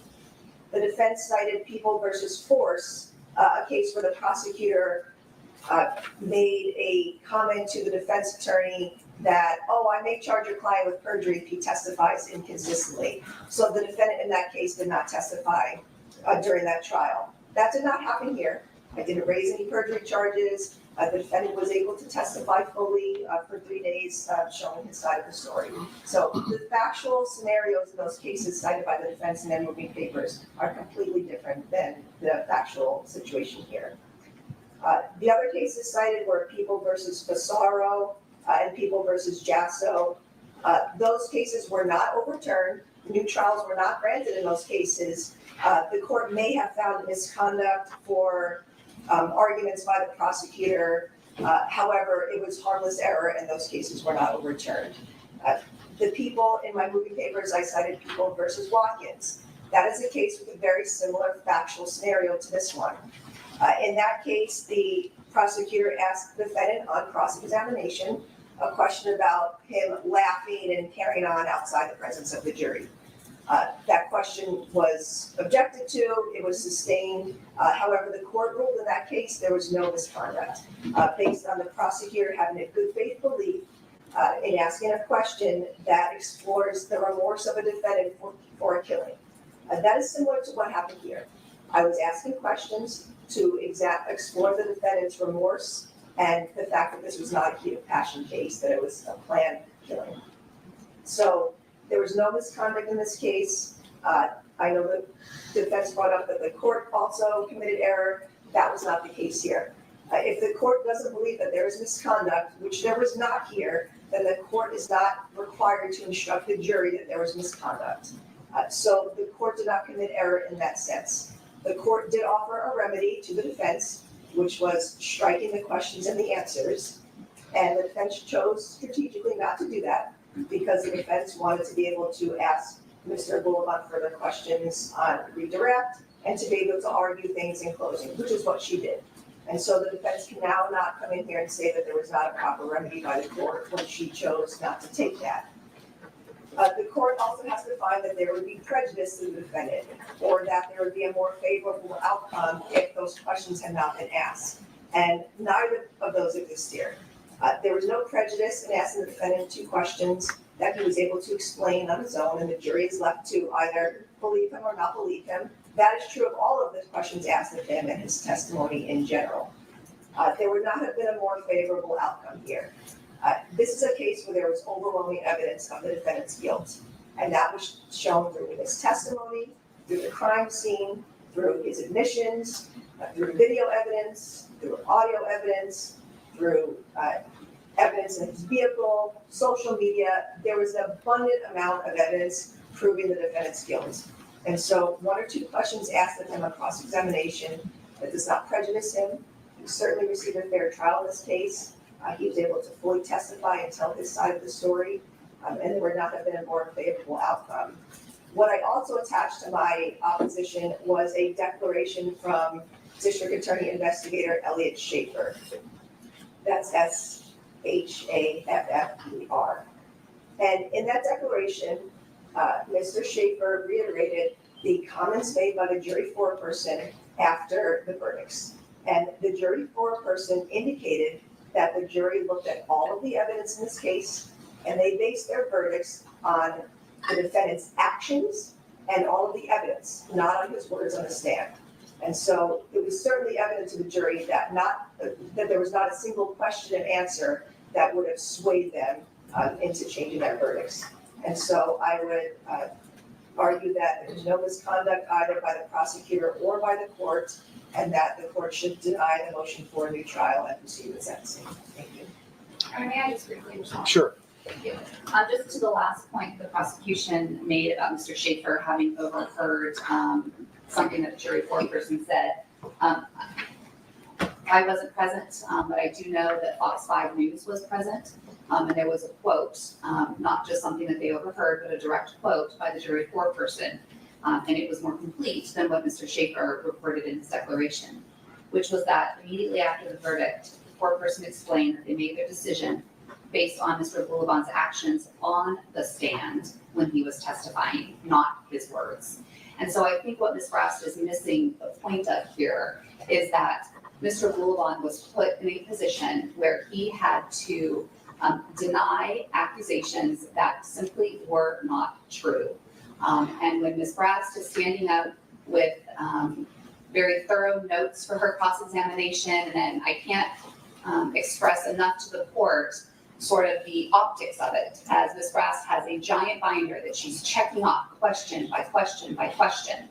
And what's left in the juror's mind is an impression that she somehow has information that would exactly corroborate everything that she's asking of Mr. Boulevard, but yet here he is up on the stand denying and lying to them, which is exactly what the jury is asked to do when a defendant testifies. We all know that that jury was absolutely salivating, waiting for Mr. Boulevard to take the stand, to hear what he had to say. And it wasn't a matter of, as we know, what he said, but how he said it. Ms. Brast put Mr. Boulevard in a position where he was forced to deny something that frankly is just not true. And they had no evidence to corroborate it. They had no evidence to bring in to show the jury that what they were in fact asking was true. I don't know if Ms. Brast is unfamiliar with the way the jail works, but they have televisions. They have access to news. They talk to each other. And this case, as we can see in this courtroom right now, was all over the news in October when it happened. The news was constantly speculating about who was involved and what the facts were, and what sort of defense this individual may have.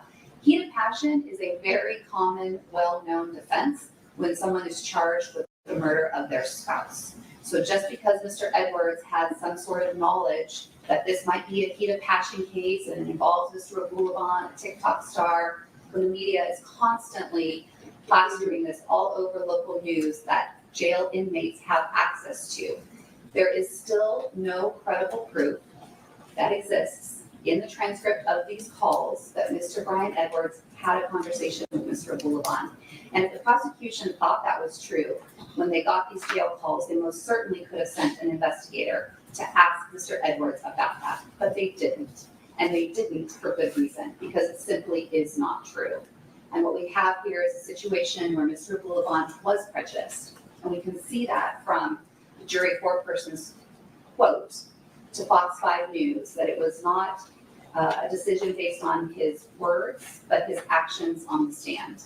Ms. Brast was trying to get a rise out of him. She succeeded by asking him an unsubstantiated question that she simply could not prove. The court offered a remedy that was insufficient to fully address the prejudice and harm already caused to Mr. Boulevard. And based on that, we're asking the court to grant a motion for a new trial. All right. A few things. Let's kind of understand what we're talking about here. First of all, I have reread the transcripts. The transcripts speak for themselves. To a certain extent, I will adopt my earlier comments on this, quite frankly, when there was a motion for a mistrial. There's a few things that we need to talk about here. The first thing is, was there misconduct? That is judged by an objective standard. And here we have a situation where obviously the prosecutor asked a question that in her mind, which I will accept, she believes was in good faith. It really wasn't answered. Everything kind of stopped at that point. But the question is this in and of itself misconduct? And as I've said earlier, the question should not have been asked, but we have to analyze, was this objectively misconduct? And again, I would, based on looking at other cases involving prosecutorial misconduct, no, it doesn't amount to that standard. Again, it was not a very smart thing to say, but again, you ask that, is it misconduct? No. But moving on, this is more important. Did the defendant suffer prejudice? And the answer to that is absolutely not. Even if there was misconduct,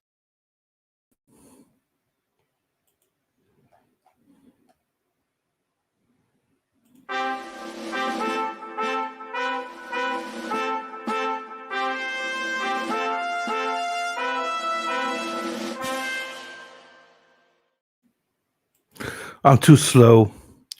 I'm too slow to get it up. That's what she said. Here we go, Shari D. Shari D, thank you for the 5 coffees. And she says, I think you look fabulous in your blue shirt and backwards hat. Well, thank you, Shari D. I appreciate that. And thank you so much for the coffees as well. I really appreciate those as well, my darling. Yeah.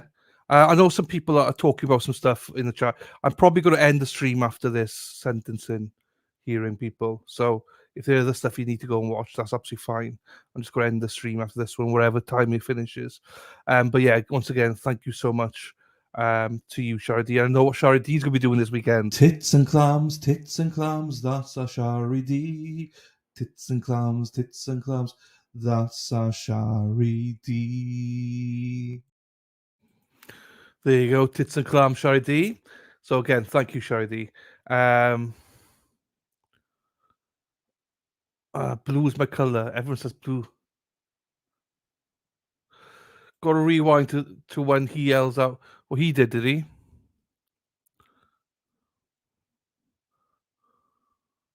I think it's about because he looks back there. So. And that includes you, Mr. Baldwin. I don't want. Thank you. When I asked him, did you ever brag to Mr. Edwards? His response should have just been no. If he really never had a conversation with Brian Edwards or any inmate in jail about the killings, his response would have just been no. That was not his response. He had an outburst. He told me, is this some kind of jail informant that you're asking me about? That shows his guilt in the fact that he knows he made these statements to inmates in jail. And so it's perfectly reasonable for me to ask those questions. Yeah, you bullshit.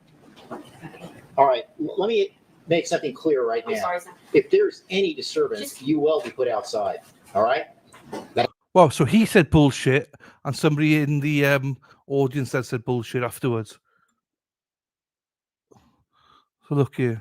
Yeah, you bullshit. Yeah, he did bullshit, and then someone in the audience bullshit. Fucking hell! Thank you, everybody. Thank you. Blue eyes better than blue balls. You're right. Thank you, LC. Thank you, everybody. What's this one? Dana did for you. Oh fuck! I don't even know where that is now. I don't. Oh yeah, hang on. I got it here. 2 seconds. So he says bullshit, and then someone behind him says bullshit as well. So he says it, and the person behind him says it. So they both say it. It's a woman.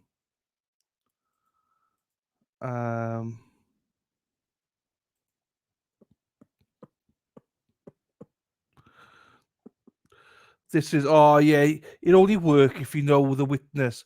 This is the outline of a witness that was in the trial earlier on. And they just put my head on it to get that hairstyle, basically. So you missed the actual person on it. But yeah, that's the one.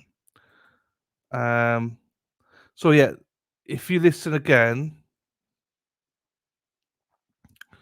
share screen. He says bullshit, and then the woman says bullshit.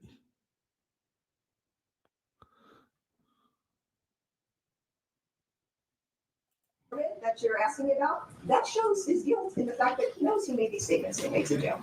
And so it's perfectly reasonable for me to ask those questions.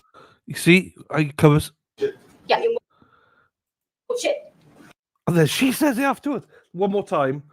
Listen to him first, and then the person behind. Inmates in jail. And so it's perfectly reasonable for me to ask those questions. Yeah, you bullshit. All right, let me make something clear right now. I'm sorry.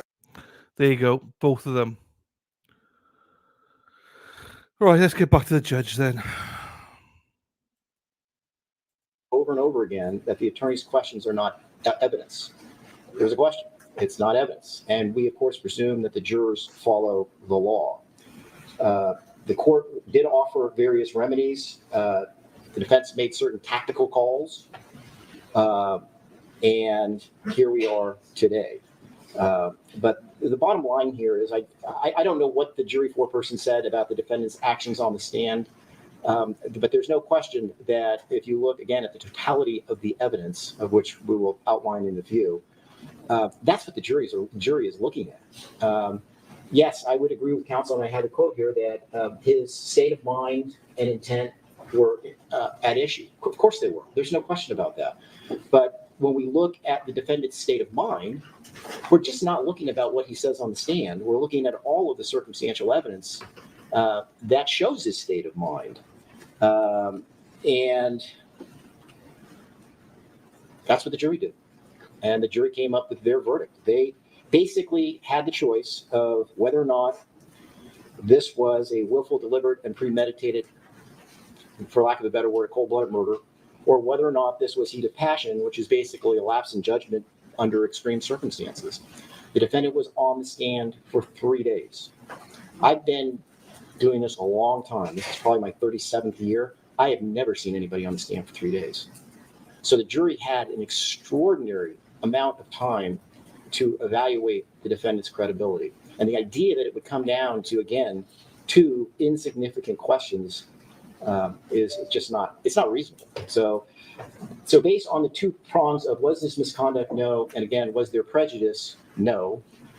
Moving on to whether or not this court made an error in refusing to either grant the mistrial or finding some other remedy, for lack of a better word. I had suggested at the time that we simply strike it because, again, the jurors are presumed to follow the law. And it's been my experience they do. I gave the defense the options of this because I think that's only fair. And for certain tactical reasons, they elected their remedy. Obviously, they don't like the verdict the way it came back, but elections have to be made. So based on all of this, then, the defense motion for a mistrial is denied. All right, so now we will go on to, Madam Prosecutor, I have the prosecution go first because I always give the defendant the last word. Thank you, Your Honor. First, I would like to start with the victim impact statement. There are several members of the family present here in court today, and some family also on Microsoft Teams who would like to make impact statements. I would just let the court know I did submit numerous victim impact statements from both friends and family, both Anna and Ray. I know the court has had an opportunity to read those. Many of those members are here in court today. Not everyone will give their impact statement again, but there are some family members that would like to, and I will just go over.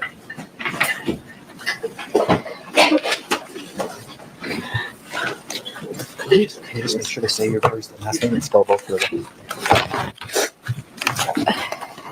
That's nothing. So I can't see sometimes.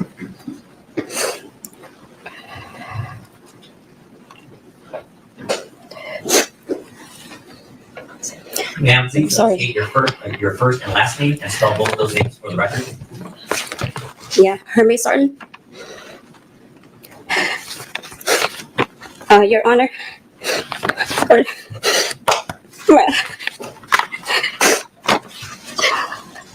My sister was a gentle, loving, sweet, young woman whose absence has left a hole in my heart that can never be filled. This man has taken her life and also shattered the hearts and lives of so many love and Marie. Anna Marie was not only my sister, but also one of my best friends. Our childhood was filled with laughter, love, and countless moments of joy. My favorite memories with my sister were of us growing up together. Her beautiful smile and laughter always made us happy. As we grew up, I can remember so many fun times when our family would get together because her presence was, I can remember so fun times when her family would get together because our presence was always so uplifting. She always thought of others first before she would take care of herself. She was always very uplifting to those around her. She had such a gentle spirit, kind, and could easily find joy in the simplest of things. She brought joy and happiness to all those around her. And until now, I still have a hard time knowing my sister is gone. No more calls, birthdays, Christmas, and Mother's Day texts and calls for her. Looking at my sister pictures and video with her is now just a distant memory. I only didn't take peace of her heart, but also beautiful soul, inside and out. My sister was the most loving, patient, gentle, and forgiving person, and this person took her away from us. He was the one who was supposed to protect his wife and the child, but instead, He made them scared and even terrified of him. Throughout the trial, he pretended to be surprised that Anna Marie wanted to leave him. As you can see, my sister tried so hard to forgive him and had him so many chances and covered all his abuse and lies. She did not even tell me about the abuse just to protect him. But he took advantage of her and kept abusing her anyways. But he lived at our families when he lived at the family house and also on the phone. He talked like an angel and promised he would never hurt my sister. And Ali, if I had known what my sister had been through with all the abuse, if I had known,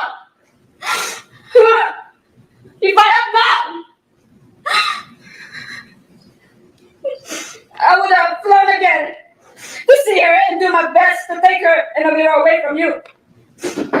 You didn't take away my sister's life, but also my niece's future because of your selfishness. The damage you have caused impossible to measure. And my parents trusted you when you brought Anna Marie and Amira from the Philippines to the States. You promised my mom that you would take good care of them, as my parents did for Anna Marie and Amira back in the Philippines. But I had no idea that my sister's life would be miserable living with you. Treated my sister like she didn't matter, but she mattered. We love and miss her so much.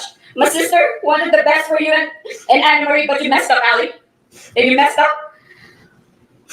The person who said good things about you was my sister. I can imagine how this evil act has changed all of our lives, especially Amira's life. Amira lost the two people that were supposed to love and care for her, especially her favorite person and loving mother. You took that away from Amira. But of the people you killed had a beautiful life ahead. Many people love and care for both of them. You ruined so many people's lives because of your selfish action. You were the one who messed up, and now you are trying to make people believe you're a victim in this case. I knew when I first met you in the Philippines that you were not a good fit for my sister.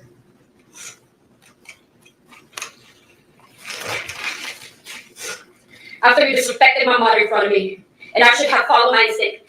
Only you know how many years my sister suffered from your hands. But she still tried to stay and love you, hoping that you will change. I told you before that if you didn't want her, you could have brought my sister back to us.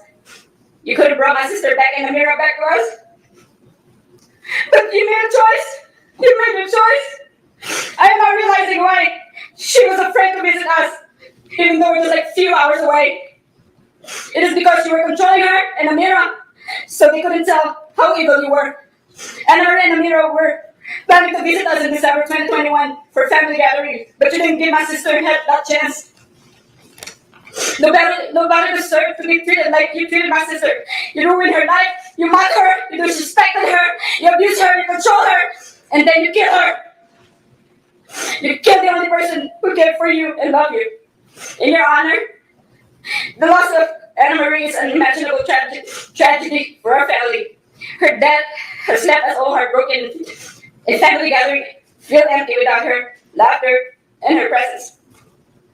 Her daughter Amira had lost a loving and nurturing mother, and we lost a sister, a daughter, and a friend. The pain of her absence is the constant reminder of emptiness that can never be filled. We wake up every day wishing that this nightmare was just a bad dream, but the reality that we are forced now to live without her. The trauma of losing my sister in such horrific is something we will carry with us forever. No sentence can ever bring my sister back to us, but we hope that justice will be served and that the person responsible for the highest crime will be held accountable.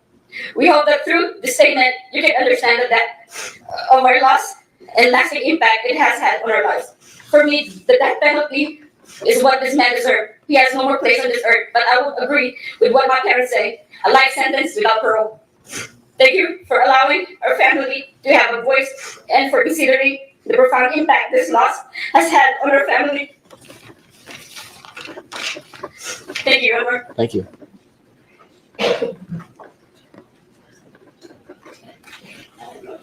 Oh, can you? And now she's going to read a statement from Anna's mother, Amalia Miller, ANALIA. Your Honor, hello, I am Amalia Miller, the mother of Anna Maria Bulaban, the wife of Ali Bulaban. I cannot fully comprehend why Ali would kill my daughter. The pain.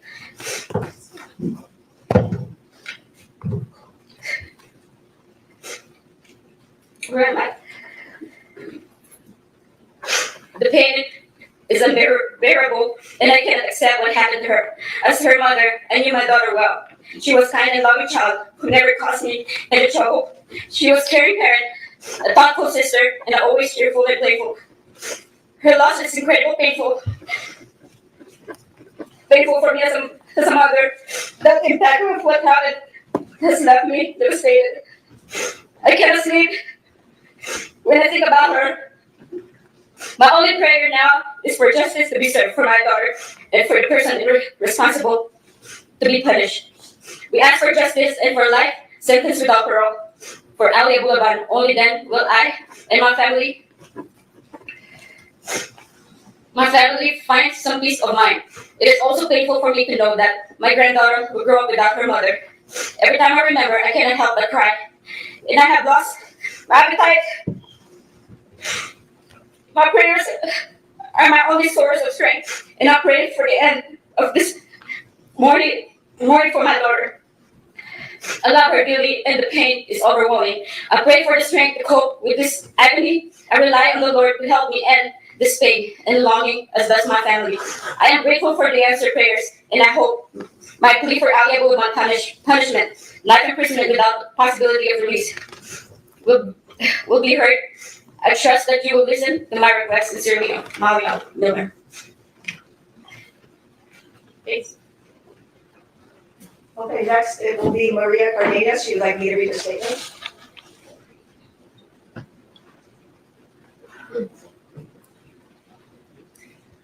My son Ray was a good man, hardworking, noble, without malice. A good son, brother, grandson, uncle, nephew, and friend. Full of light, with a whole life ahead of him that had so much to live still. I, as a mother, ask of you to be just and give Ali Abulaban a sentence of life in prison for taking the life of my son and his friend Anna in such a cruel and coward way. For him to pay the unbearable damages that he has caused us. Please free us from suffering this agony and despair, and give us full and legitimate justice that our soul, mind, and broken hearts from such pain need. The loss of my son has left unimaginable pain and a huge hole in my heart and soul. Your Honor, we thank you for your attention. Okay, next we're down there.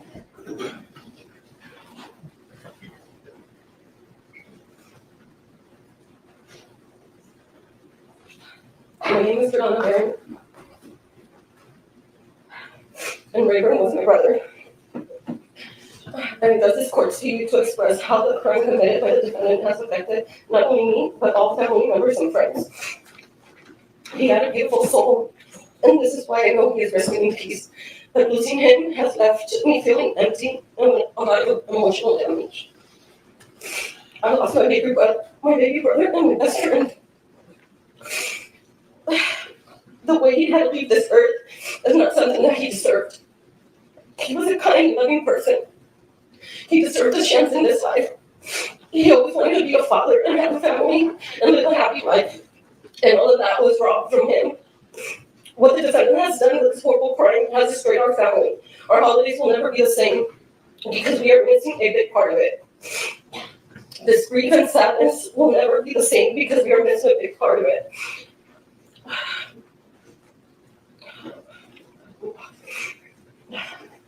Okay. Because we are never going to be able to hug our brother on Christmas, on New Year's, or on his birthday. I know how much he loved being with all of his family on all holidays. He never missed a family gathering. So I'm here today to ask for justice for my brother Ray, for Anna, and for my mom, who has to suffer the rest of her life knowing that her youngest son and her baby was taken from her in such a violent way. And that is something that no mother should ever have to go through. The defendant deserves to pay for this horrible crime with the highest sentence possible. He has destroyed many lives and victims deserve justice. Thank you, Your Honor. Thank you. Okay, was that fair? Yes.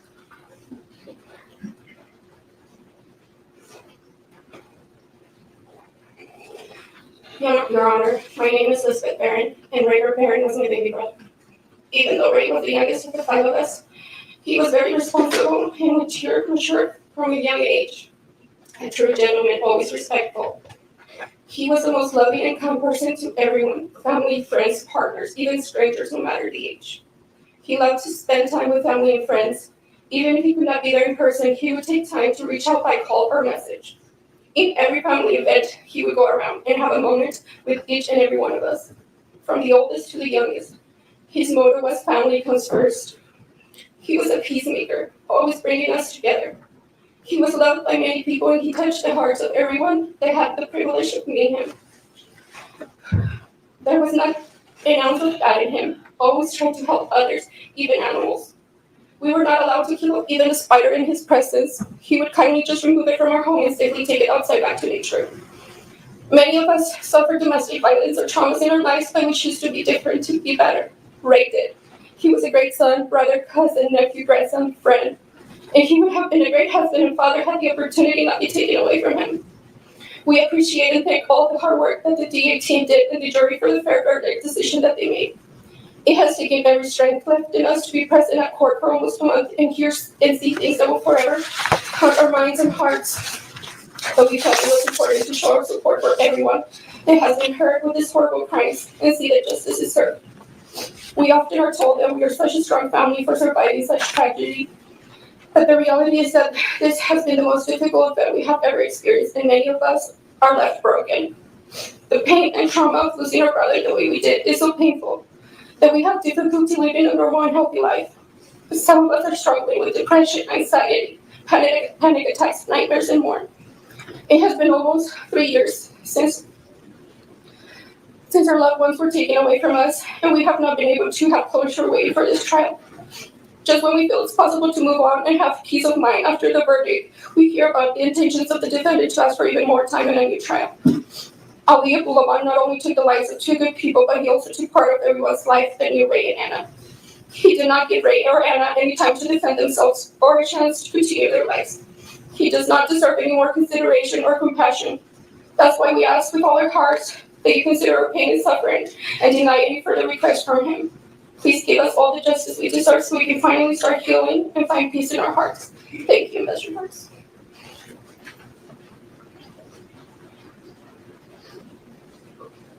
Next will be Sylvia Aaron. Good morning, Your Honor.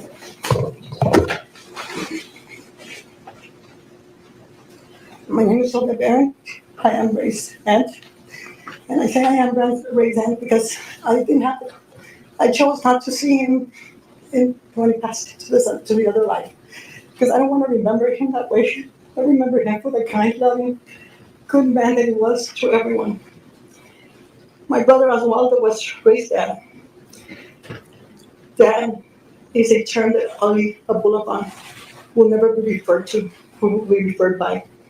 The tragedy that he has brought into our lives cannot be described no matter how hard I try. The pain and suffering of others is something that you have absolutely no clue about, Ali Abulaban. You are the only one that matters. I understand they're preparing you for life in prison, and I ask myself, who prepared any of us that loved Ray so much to live life without him?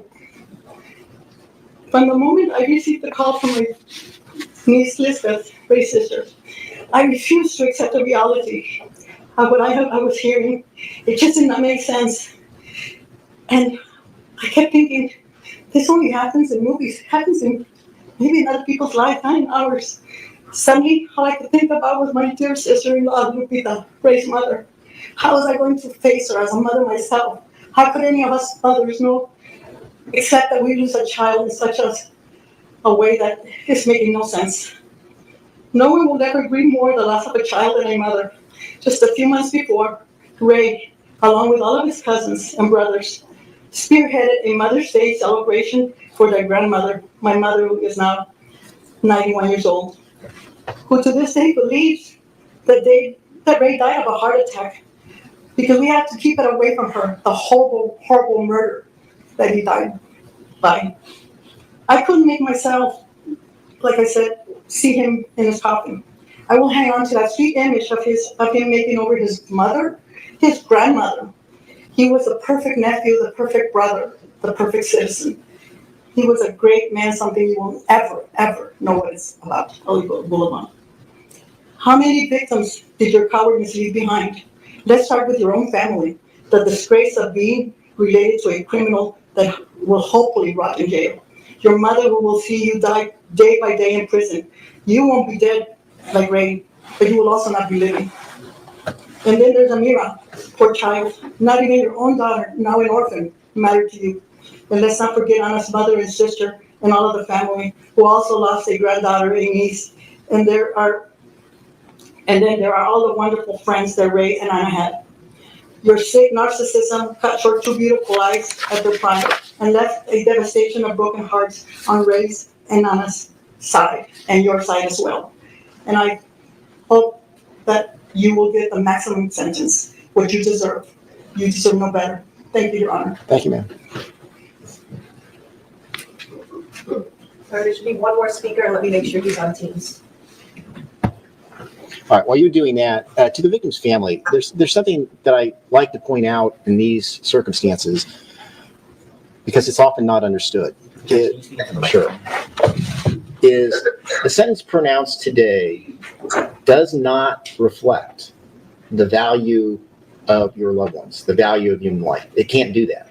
And I want to emphasize that the sentence today does not reflect your love for them or their value as human beings. It's society's only way to punish people who have done wrong.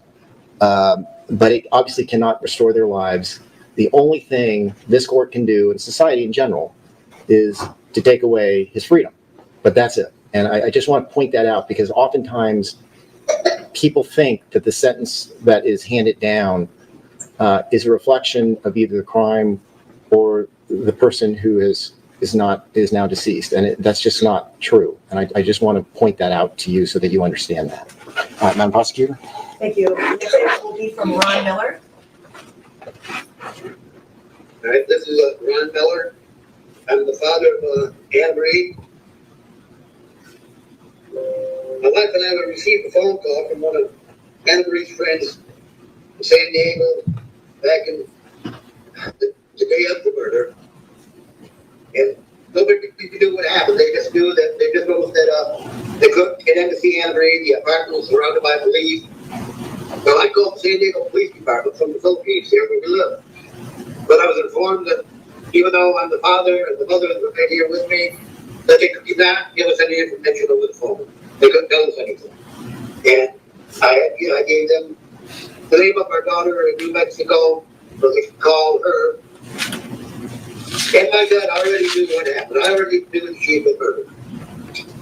And we just waited for the final word from our daughter, but they got the word from the police department that she was murdered. I'm kind of off script here a little bit. You got to please understand, this is extremely hard.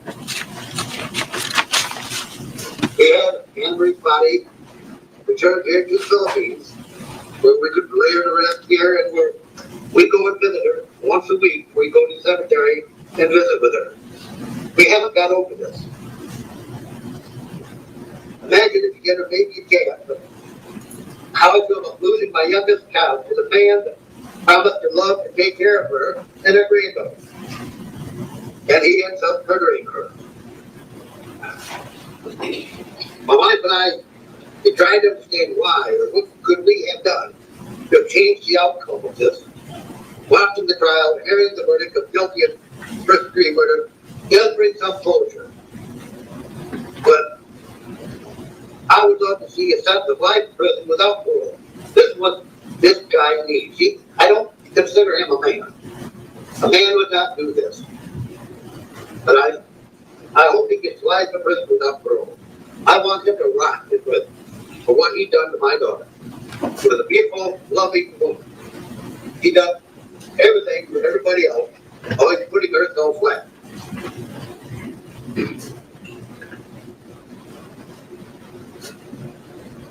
I ask you to please take into account all the consequences of the suffering that we as the victims and family of the victims have gone through and continue to go through. because the choice was made by this person. I believe right now the defendant is a danger to each other. He knew what he was doing from the first moment that he started appeal to your admiration. I ask you please not forget who the victims are here, because he is not. He deserves to be punished after terrifying and abusing Anna-Maria and his daughter, who witnessed so much of that abuse, and for making us live in this deep pain for the rest of our life. He doesn't deserve mercy. That he has no mercy for my daughter, Anna-Maria. Thank you, Your Honor. Thank you, sir. Thank you, Your Honor, for listening to all the impact statements. I would ask the court to sentence the defendant consecutively on this case for counts 1 and 2. I did, in my brief, cite a case, People versus Garnica, that stands for the fact that the court can impose consecutive life without parole sentences for each murder. Since there are 2 murders here, there's no murder more deserving than another for the LWOP sentence or a state sentence, and so I would ask the court to sentence the defendant consecutively. Count 1, LWOP, life without parole, plus 25 years to life for the enhancement, and a consecutive LWOP sentence on count 2 with another consecutive 25 to life sentence for the enhancement. I laid all of the aggravating factors in this case out in my brief. I would ask the court not to strike any of the enhancements. The aggravating factors here far outweigh any mitigating in the fact that this crime involved great violence, involved death, involved the use of a firearm, involved 2 vulnerable victims who were unarmed. The defendant took advantage of a position of trust, using a key card to enter an apartment he no longer was living in.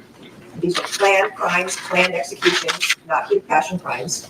And the defendant has shown that he has exhibited violent conduct, proving he's a danger to society. So for all of the aggravating factors here, I would ask the court not only not to strike any enhancements, but to give the defendant a sentence of consecutive LWOP terms. I would also ask for restitution. There is a victim compensation board claim for $12,890. That is for the funeral expenses for both Anna and Ray. There are also 2 other requests. Amalia Miller and Ron Miller, Anna's parents, live in the Philippines. They had to get a visa to fly out here. That was quite a lengthy process. They wanted to be out here for the trial. They did fly out here. The trial ended up being continued after they were here. That flight cost was $3,324.24. The other request for restitution is to Hermae Sartin, HERMAE SARTIN. She had to fly out here 3 times, once for the funeral, once to take care and close up Anna's apartment and take the items from the apartment, and then flew here for sentencing to represent the family and make an impact statement. That amount requested is $1,214.66. Under Penal Code 1202.4, families of victims are entitled to economic losses. That includes economic losses for trial. I can give the court a citation to People versus Chrysler. Well, I'll tell you what, today is really not the day to talk about this, I don't think. Counsel, will your client waive his right to be present at any restitution hearing, and we can sort this out at a later date? Your Honor, I had an opportunity to speak with Mr. Boulevard prior to beginning the sentencing. He is prepared to stipulate to restitution being sought by prosecution. Okay. Thank you. So the people would ask those amounts to be ordered also for the court to reserve restitution for any remaining amounts or counseling that is sought in the future. I would ask the court, as the victims that have asked for the maximum sentence. That is the only sentence that will properly punish this defendant, prevent his future crimes, deter others, and protect the community. After judgment in this case, I've informed all parties that people are filing a Penal Code Section 1203.01 statement. That's a packet that gets sent to CDCR with the defendant. Thank you. You're up. Your Honor, I just want to start off by saying that Mr. Boulevard and his defense team, everyone involved in representing him, does have great sympathy and empathy for the victims of this case and their loss. Hearing their words is unimaginable, the pain and suffering that they're experiencing. But I think the court's comments reflect very sadly what is the reality, in that what they are actually seeking and what they really want, very sadly, they will never have, which is their family members returned to them. And what we have to do here is decide what is a fair and just punishment, not only based on the crime that was committed, but also judging the person who was accused and ultimately convicted of this crime. While we have expressed remorse and sympathy for the victims, it's also important to understand who Mr. Boulevard is. We know that it's common sense is common knowledge that we as people are a product of the environments in which we grow up, the environments in which we spend our formative years learning how to respond to emotional crises, how to properly reflect on our decisions and the consequences of our decisions. And when someone is exposed to the type of violence that Mr. Boulevard was exposed to as a child, it leaves an imprint. As we know, again, it's common sense, but we know this from the literature, it leaves an imprint on the human mind. And Mr. Boulevard is someone who I think the court can see from his mother's testimony, from the doctor's testimony, and from his own testimony. He is someone who was fundamentally and is fundamentally stunted emotionally. He is someone who suffers from extreme mental illness that for the majority of his life went undiagnosed and untreated. He is someone who, because of the impact of the violence and trauma that he experienced growing up, that left this imprint, that formed him into the person that he is, because of the mental illness that was left unchecked and raging throughout his brain, developed an extreme addiction to cocaine. That also then had an impact on the decisions that he made, in particular leading up to the incident and on the day of the incident. And while we respect the verdict that was handed down by the jury, we still believe that Mr. Boulevard was acting under heat of passion when he committed the crimes that he did. We are asking the court to consider all of the evidence that it heard, both from the prosecution's witnesses as well as the defense witnesses, as well as from Mr. Boulevard, from his family, from his friends, from the people who knew him and loved him as a son, as a father, as a friend, as a brother, as a husband. With all of his flaws and all of the terrible decisions and reactions that he had, we are asking this court to sentence him to a just sentence, imposing the court's hands are tied with the ultimate sentence of life without parole. But I would ask the court to run the life without parole concurrently. I would also ask the court to strike the punishment on the 12022.53D. I don't think that there is any justification for imposing an additional 25 to life on each count, given that Mr. Boulevard, based on what is the anticipated sentence, will spend the rest of his life in prison without the possibility of parole. And we are asking the court to make this tough decision, but the just decision and the right decision in sentencing Mr. Boulevard. Thank you. Mr. Boulevard? Yes, sir. If you want to make a statement, this is the time. Your Honor, I have something written. Okay. May I face? Sure.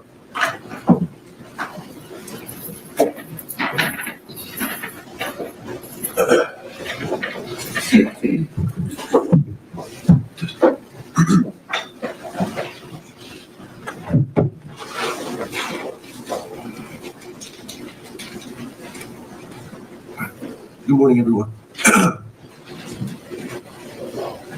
In a situation like this, there really isn't much a person can say that can help make things better. Losing a loved one to senseless and unnecessary violence isn't something that anyone should have to go through. And yet it has happened. And here I am being the reason why multiple families have had to experience it. I can't say that I'm proud of that. Throughout this trial, many horrific things were displayed. And as we sat here for weeks having to endure some of the most disturbing audio recordings and video footage, I sat there in silence, listening, watching, and being reminded of the worst moments of my life. Having to hear myself say some of the most vile, shocking, and hateful things to the woman I love was not easy. In fact, I couldn't help but at times close my eyes and cover my ears, because that's not who I am. My behavior was disgusting and completely unacceptable. So when the time came for me to take the stand, I tried as best as I could to help make some sense of all this. To explain that everything you all saw in the last few months leading up to this incident was a horrific result of the tragic downfall to a once beautiful relationship. But even so, in those 3 days that I took the stand, I was able to share and say a lot of things, except the one thing I wanted to say the most. I am so incredibly sorry to each and every one of you who have been affected by this. I cannot imagine the pain that I've caused your family. I saw the look on all your faces and the tears in your eyes, and I hate that I'm the reason for it.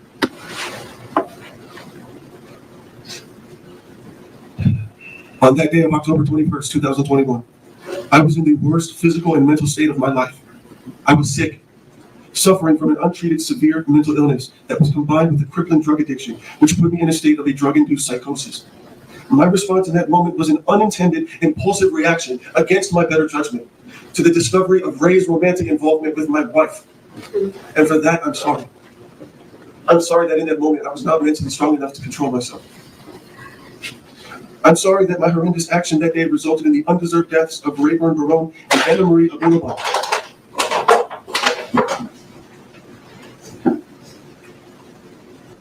My partner, my best friend, the mother of my daughter, and the love of my life. I am ashamed of what took place. I am devastated by the damage that I've caused to Anna's family, to Ray's family, and to my family. If I could undo all of this, I wouldn't hesitate. If I could go back to that day, I would have left for LA first thing in the morning as I had originally planned. I would have given Anna the space she wanted, and I would have used that time to focus on getting the proper help I so desperately needed. And I would get on my knees and beg Anna for forgiveness. Forgiveness for becoming distracted, for letting my anxiety and my insecurities affect my thoughts and my behavior towards Anna and towards her friends. Forgiveness for using cocaine as a remedy and becoming addicted because of it. For neglecting my responsibilities to you, Anna, as your husband, and my responsibilities as a father. And for allowing the drugs to turn me into a pathetic empty shell of the man that she fell in love. Because of those factors, I lost myself. And because of those factors, I lost Anna. I am so deeply sorry to each and every one of you who have suffered for the last 3 years. To the Cardenas Marone family, to Ray's mother and father, I am so sorry for what I've done to your son. To Jordana and his siblings, I am so sorry for what I've done to your brother. I really wish I could have gotten to know Ray the way that you all do, the way his friends did. And now, after seeing just how consistently you all showed up to this trial in support of him, I have no doubt in my mind that Ray was a good person. The world has truly suffered a great loss, and for that, I'm terribly sorry. I wish this never happened. To Anna Marie's family, whom I still love and consider to be my family, there's so much I want to say. To Anna's mother, Amalia, and to Ron, you trusted me to protect your daughter, and I failed you. I wish there was something more I could offer besides an apology. I wish there was a way for me to fix this. I'm so truly sorry for what I've done to Anna, her parents, her siblings, aunts, and her uncles. I feel terrible. Anna was the most beautiful woman I've ever met, and I wanted to spend the rest of my life with her. To love and cherish her, never to hurt her, to build her up, not to break her down. But I failed. I am thankful, however, that Anna and I were able to have a child, a granddaughter for both of our families to rejoice with. It is my belief that the love and spirit that Anna radiated will continue on through her. To Amira, my beloved daughter. Amira, when you're old enough to see this, please don't blame yourself. None of this is your fault. Your mom loved you so much, and I love you so much. You are the strongest girl I've ever known, and I'm so proud to be your father. I'm sorry for what my foolish actions have costed you, from what's been taken from you. I'm sorry that now you not only have to grow up without your mother, but now you have to grow up without your father too. I'm ashamed. But that is why I will strive each and every day to better myself, to seek rehabilitation, and to hopefully one day come back home to you. Because not being a part of your daily life tears me apart. To the Honorable Judge Frazier, I want to thank you for being extremely fair to me throughout this trial and for giving me the opportunity to defend myself. It is truly unfortunate that despite the compelling evidence that this was a crime of passion, somehow the jury still landed on this verdict, and they certainly wasted no time in doing so. The fact that I spent more time on the stand than the jury took to deliberate my fate is very concerning.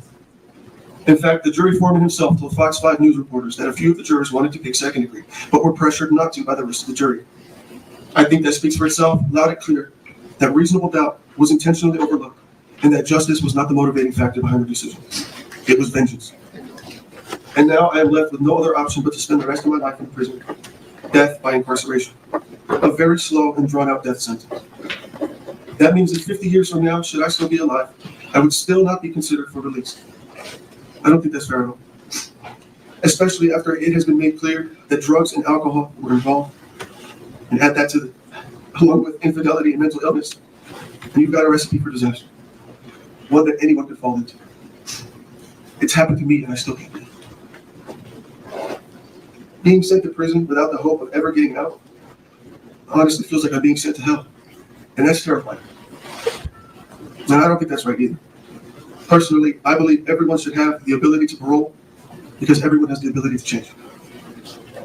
But nonetheless, even still, it is my goal to serve my time with the utmost outstanding conduct and to participate in every rehabilitative program while being a positive role model to other prisoners. And I will do all this to the best of my ability with the goal of one day safely transitioning back into society. And finally, to everyone else, I extend my deepest apology from the bottom of my heart. I'm sorry. I wish you all peace, healing, love, and abundant joy in your future. I will continue to pray that I may earn your forgiveness. Thank you. I still believe it's still crime captain, huh? I still believe that, huh? All right.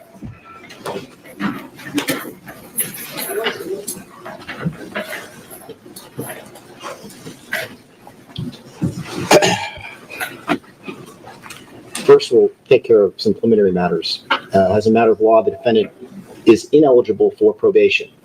But if he was eligible for probation, this court would not give him probation. The court acknowledges its discretion and obligation at reviewing verdicts from when we get first-degree murders to see if it's second-degree or even voluntary manslaughter. And I will explain also, as the defense has asked, that I have the authority to strike or reduce the gun enhancements. I also have the authority to run the LWOP sentences consecutive or concurrent. And let me kind of briefly go through that and why I am giving the sentence that I am giving it. First of all, has to be first-degree murder. I look at various factors, having sat through the trial. And I do this in every murder trial. And I don't take this lightly. I truly respect jury verdicts. Have I reduced a first-degree murder to second degree? I have. In fact, I did it 2 weeks ago. But I'm not doing it today. And I'll explain why it's not happening today. Very simple reason. The jury heard all of the evidence. The jury evaluated all of the evidence. The jury came back with a first-degree verdict, which was the correct verdict. It was a verdict that, when you look at the totality of all that happened during this particular crime, it's the only verdict a reasonable person could come up with. And considering all the evidence, and I'll just hit a few high points that I think, honestly, the jury was looking at. The defendant's text message to his cousin about killing. Defendant's controlling, demeaning behavior. When he said just a few minutes ago, he wants us to know who he is. That's who he is. It's very clear from the videos. His driving over to the apartment with a loaded gun. The fact that the victims were helpless, completely taken by surprise. The planning of a listening device. Firing within seconds of entering the apartment. Clearly showing an intent to kill, not heat of passion. Willful, deliberate, premeditated, cold-blooded murder. And something that is hard to explain, Ray was not involved in their problems at all. But he shot Ray first. Shot him in the head in an intent to kill. You don't shoot people in the head unless you want to kill them. And in front of Anna. That was deliberate. He wanted her to see it. Very cool. He took photos immediately afterwards. Who does that? He calls his mother. He had 3 days on the stand to explain his actions. He explained them. And the jurors came up again with the only reasonable verdict, which is a first-degree verdict. They also found, because there was 2 deaths, that this was multiple murder under Penal Code Section 190.2A3. The next thing this court has to consider is the gun enhancements. In the state of California, the legislature has, both slowly and quickly, changed certain enhancements. And the court is obligated to look at reducing certain enhancements, including those that require or have a 20-plus year addition to the sentence. But again, I look at both mitigating and aggravating factors. Of course, it goes without saying this crime involved great violence. It involved a firearm. It involved vulnerable victims who, again, had no time to react, no time to defend themselves. It involved planning. I don't think you could say it was sophistication or professionalism, but it certainly involved planning. When you load a gun, arm yourself with a gun, drive 10 or 15 minutes to an apartment complex, as we saw on video, his demeanor going up the elevator, his demeanor going down the elevator, that showed planning. And obviously he took advantage of a position of trust. There's clearly that she didn't know he had a key, but he took advantage of that. Now, there are certain factors that, as for mitigating factors under the rules of court, I don't find any. Zero. None. There are certain factors with the defendant that I am obligated to take a look at. I acknowledge he has no prior record. I acknowledge the fact that at the time of this killing, he was suffering substance abuse and had some mental health issues. But I reject the fact that his childhood contributed to this at all. I hear terrible childhoods day in and day out. And his was not ideal, but it wasn't what we hear in this particular court. And I don't think that any of these crimes were connected, in fact, to his mental health or even his substance abuse. He was over 26. It did involve intimate partner violence, but he was the one that was committing the violence on her. And of course, he denied when confronted with it what happened initially. So the court is not going to strike or reduce the gun enhancements. The question then becomes one of whether or not these life without possibility of parole should be consecutive or concurrent. And that's a big deal. That will, in all likelihood, determine whether or not he dies in prison or out of prison, whether he dies a free man or one who's not. And this is the bottom line on this is I've watched him here during all of this time. He's a very talented actor. He is a very talented actor. When I saw the Scarface videos, it's as if when he committed these crimes, he became that persona of Scarface, just the cold-blooded killing without remorse. Any tears that he's cried in this courtroom have been for himself. They are not for Ray and Anna. It's just, that's the reality. He fears the consequences, as he should, of his actions. But as he sits here today, I don't know if he's really sorry. I have serious reservations about it. I know he's sorry about the consequences of going to prison for the rest of his life. But I can't say that I think he's sorry for having killed these two innocent human beings. He's a very selfish person, as I think the jury saw. That was something that his character kind of came through, and we asked, who is Ali Abulaban? That's who he is. He's somebody that is only thinking about himself, and the idea of killing two innocent people doesn't disturb him. It's chilling. So the bottom line here is he will die in prison. He will never be a free man. He will take his last breath there.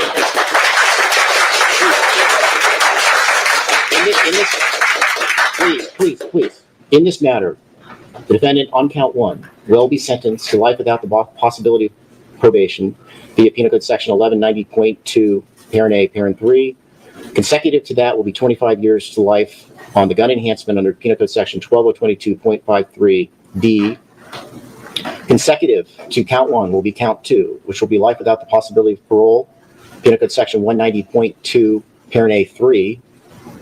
Consecutive to that will be the gun enhancement of 25 to life under Penal Code Section 12022.53D. Total prison term, 50 years to life plus LWOP, life without the possibility of parole. He's given the following custody credits of 1,552 days. He is given the following fines and fees. Your Honor, probation has credits of 1,052 as of today. Okay, 1,052. He will pay a restitution fine of $10,000 under Penal Code Section 1202.4B. Court security fee of $80 under Penal Code Section 1465.8. Criminal conviction fee of $60. The general order of restitution at today's time will be set at for the funeral expenses of $12,890. And what was your other restitution amounts? Just so record is clear, that $12,809 is to the Victim Compensation Board. Correct. The amount to Amalia Miller is $3,324.24. We can cancel that, Mr. Okay, I can't, please, don't interrupt, go ahead. And the amount to Perme Sarton is $1,240. All right, we'll be in recess.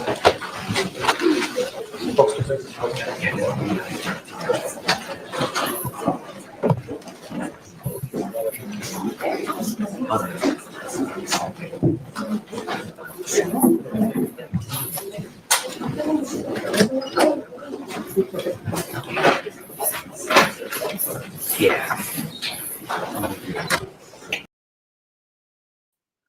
Okay, that was it. That we didn't watch that trial, but it's ages ago. Wow, I'm glad we watched it though. Wow, I was same as you, Shari. I thought he was gonna jump up and hit the judge. Wow, that was wow, wow, wow, wow, wow. Anyway, so that one we have not seen, so it's fine. He was not playing. Right. Let me go through there. I think that is it, people. The end of the stream, ready for the weekend. It's Yay Friday. Friday. But as I say, I'm glad we covered that because it's out the way. I mean, it's good to see how some judges handle it, and I think he handled that well. So it's been an interesting day. One trial, one verdict. Obviously, Donna Adelson hearing, that sentencing. Yeah, I think we've done well today. Monday, we're back with the Laurie Shaver trial. So we're going to get 2 o'clock, 2 o'clock UK, 9 o'clock US time. Laurie Shaver, brand new trial. We might go over some videos in the morning in preparation for the jury being selected in the morning, and I think opening statements are going to be in the afternoon. So that's the plan, I believe. So yes. Right, I'm going to leave it there, everybody. No worries at all. Thank you to all of you, as always, people. We love you. Have a great weekend yourselves. There's lots of stuff to catch up on. Remember, there's been lots of streams lately. If you haven't watched the Resist the Silence one, watch that. If you haven't watched Sean's one, watch that. I think Sean's got one tonight as well at some point. Watch that. So yeah, there's a lot going on. Scott, hello, Scott, my friend. Nice. Please give a like if you haven't. I know many people haven't today. And to the King of Canton, Dennis Sweeney, have a good weekend, my friend. And hopefully everyone watches Sean. I'm not sure what time Sean is on. Let me just double check. Go in. Because he's on early. Because the Karen Reid documentary is out tonight. That's why. Sean's going live at 6 o'clock. 6 o'clock. Josie, are we done already? Yes, we are done. We are done, Josie. There's not much on today, so I'm done. So I'm sorry. I say Sean's on tonight. So but then you got the 2020 for Karen Reid tonight. I'm not sure where it is and stuff like that. So but Sean will, because he's covering it.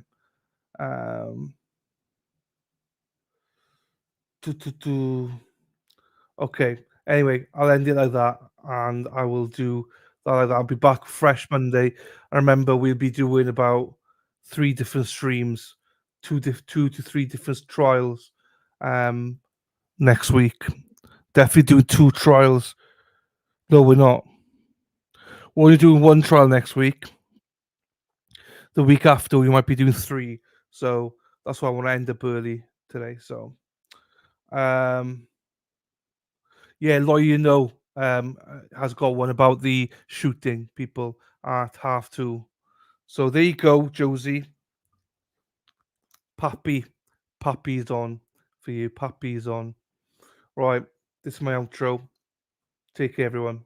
Goodbye. Sarah P, Sarah P, Sarah P, P, P, P, P, Sarah P, Sarah P, Sarah P is lovely. Josie and Murph Turf, they aren't as lovely. Fuck around and find out I'm joking, they're lovely. Erin Hattree drives the bus, yellow bus, yellow bus. Erin Hattree drives the bus all day long. Tits and clams, that's a Shari D. Tits and clams, that's a Shari D. Rhode Island's on fire. Deb's hair is on fire. Yeah. Looby Loo, where are you? Lou is pounding Terry. Looby Loo, where are you? Lou is pounding Terry. Congratulations to Lauren Murray. Congratulations, Lauren, for yesterday. Go fuck yourself, Krusty. Go fuck yourself, Krusty. Go fuck yourself, Krusty Panties. We love you, Lauren. Let's fucking go. Ole, ole, ole, ole, ole, ole, ole, ole. Erin hack, hack, hack, ole. Erin hack, hack, hack, ole. Let's go, Erin hack, hack, hack, ole. Erin hack, hack, hack, ole.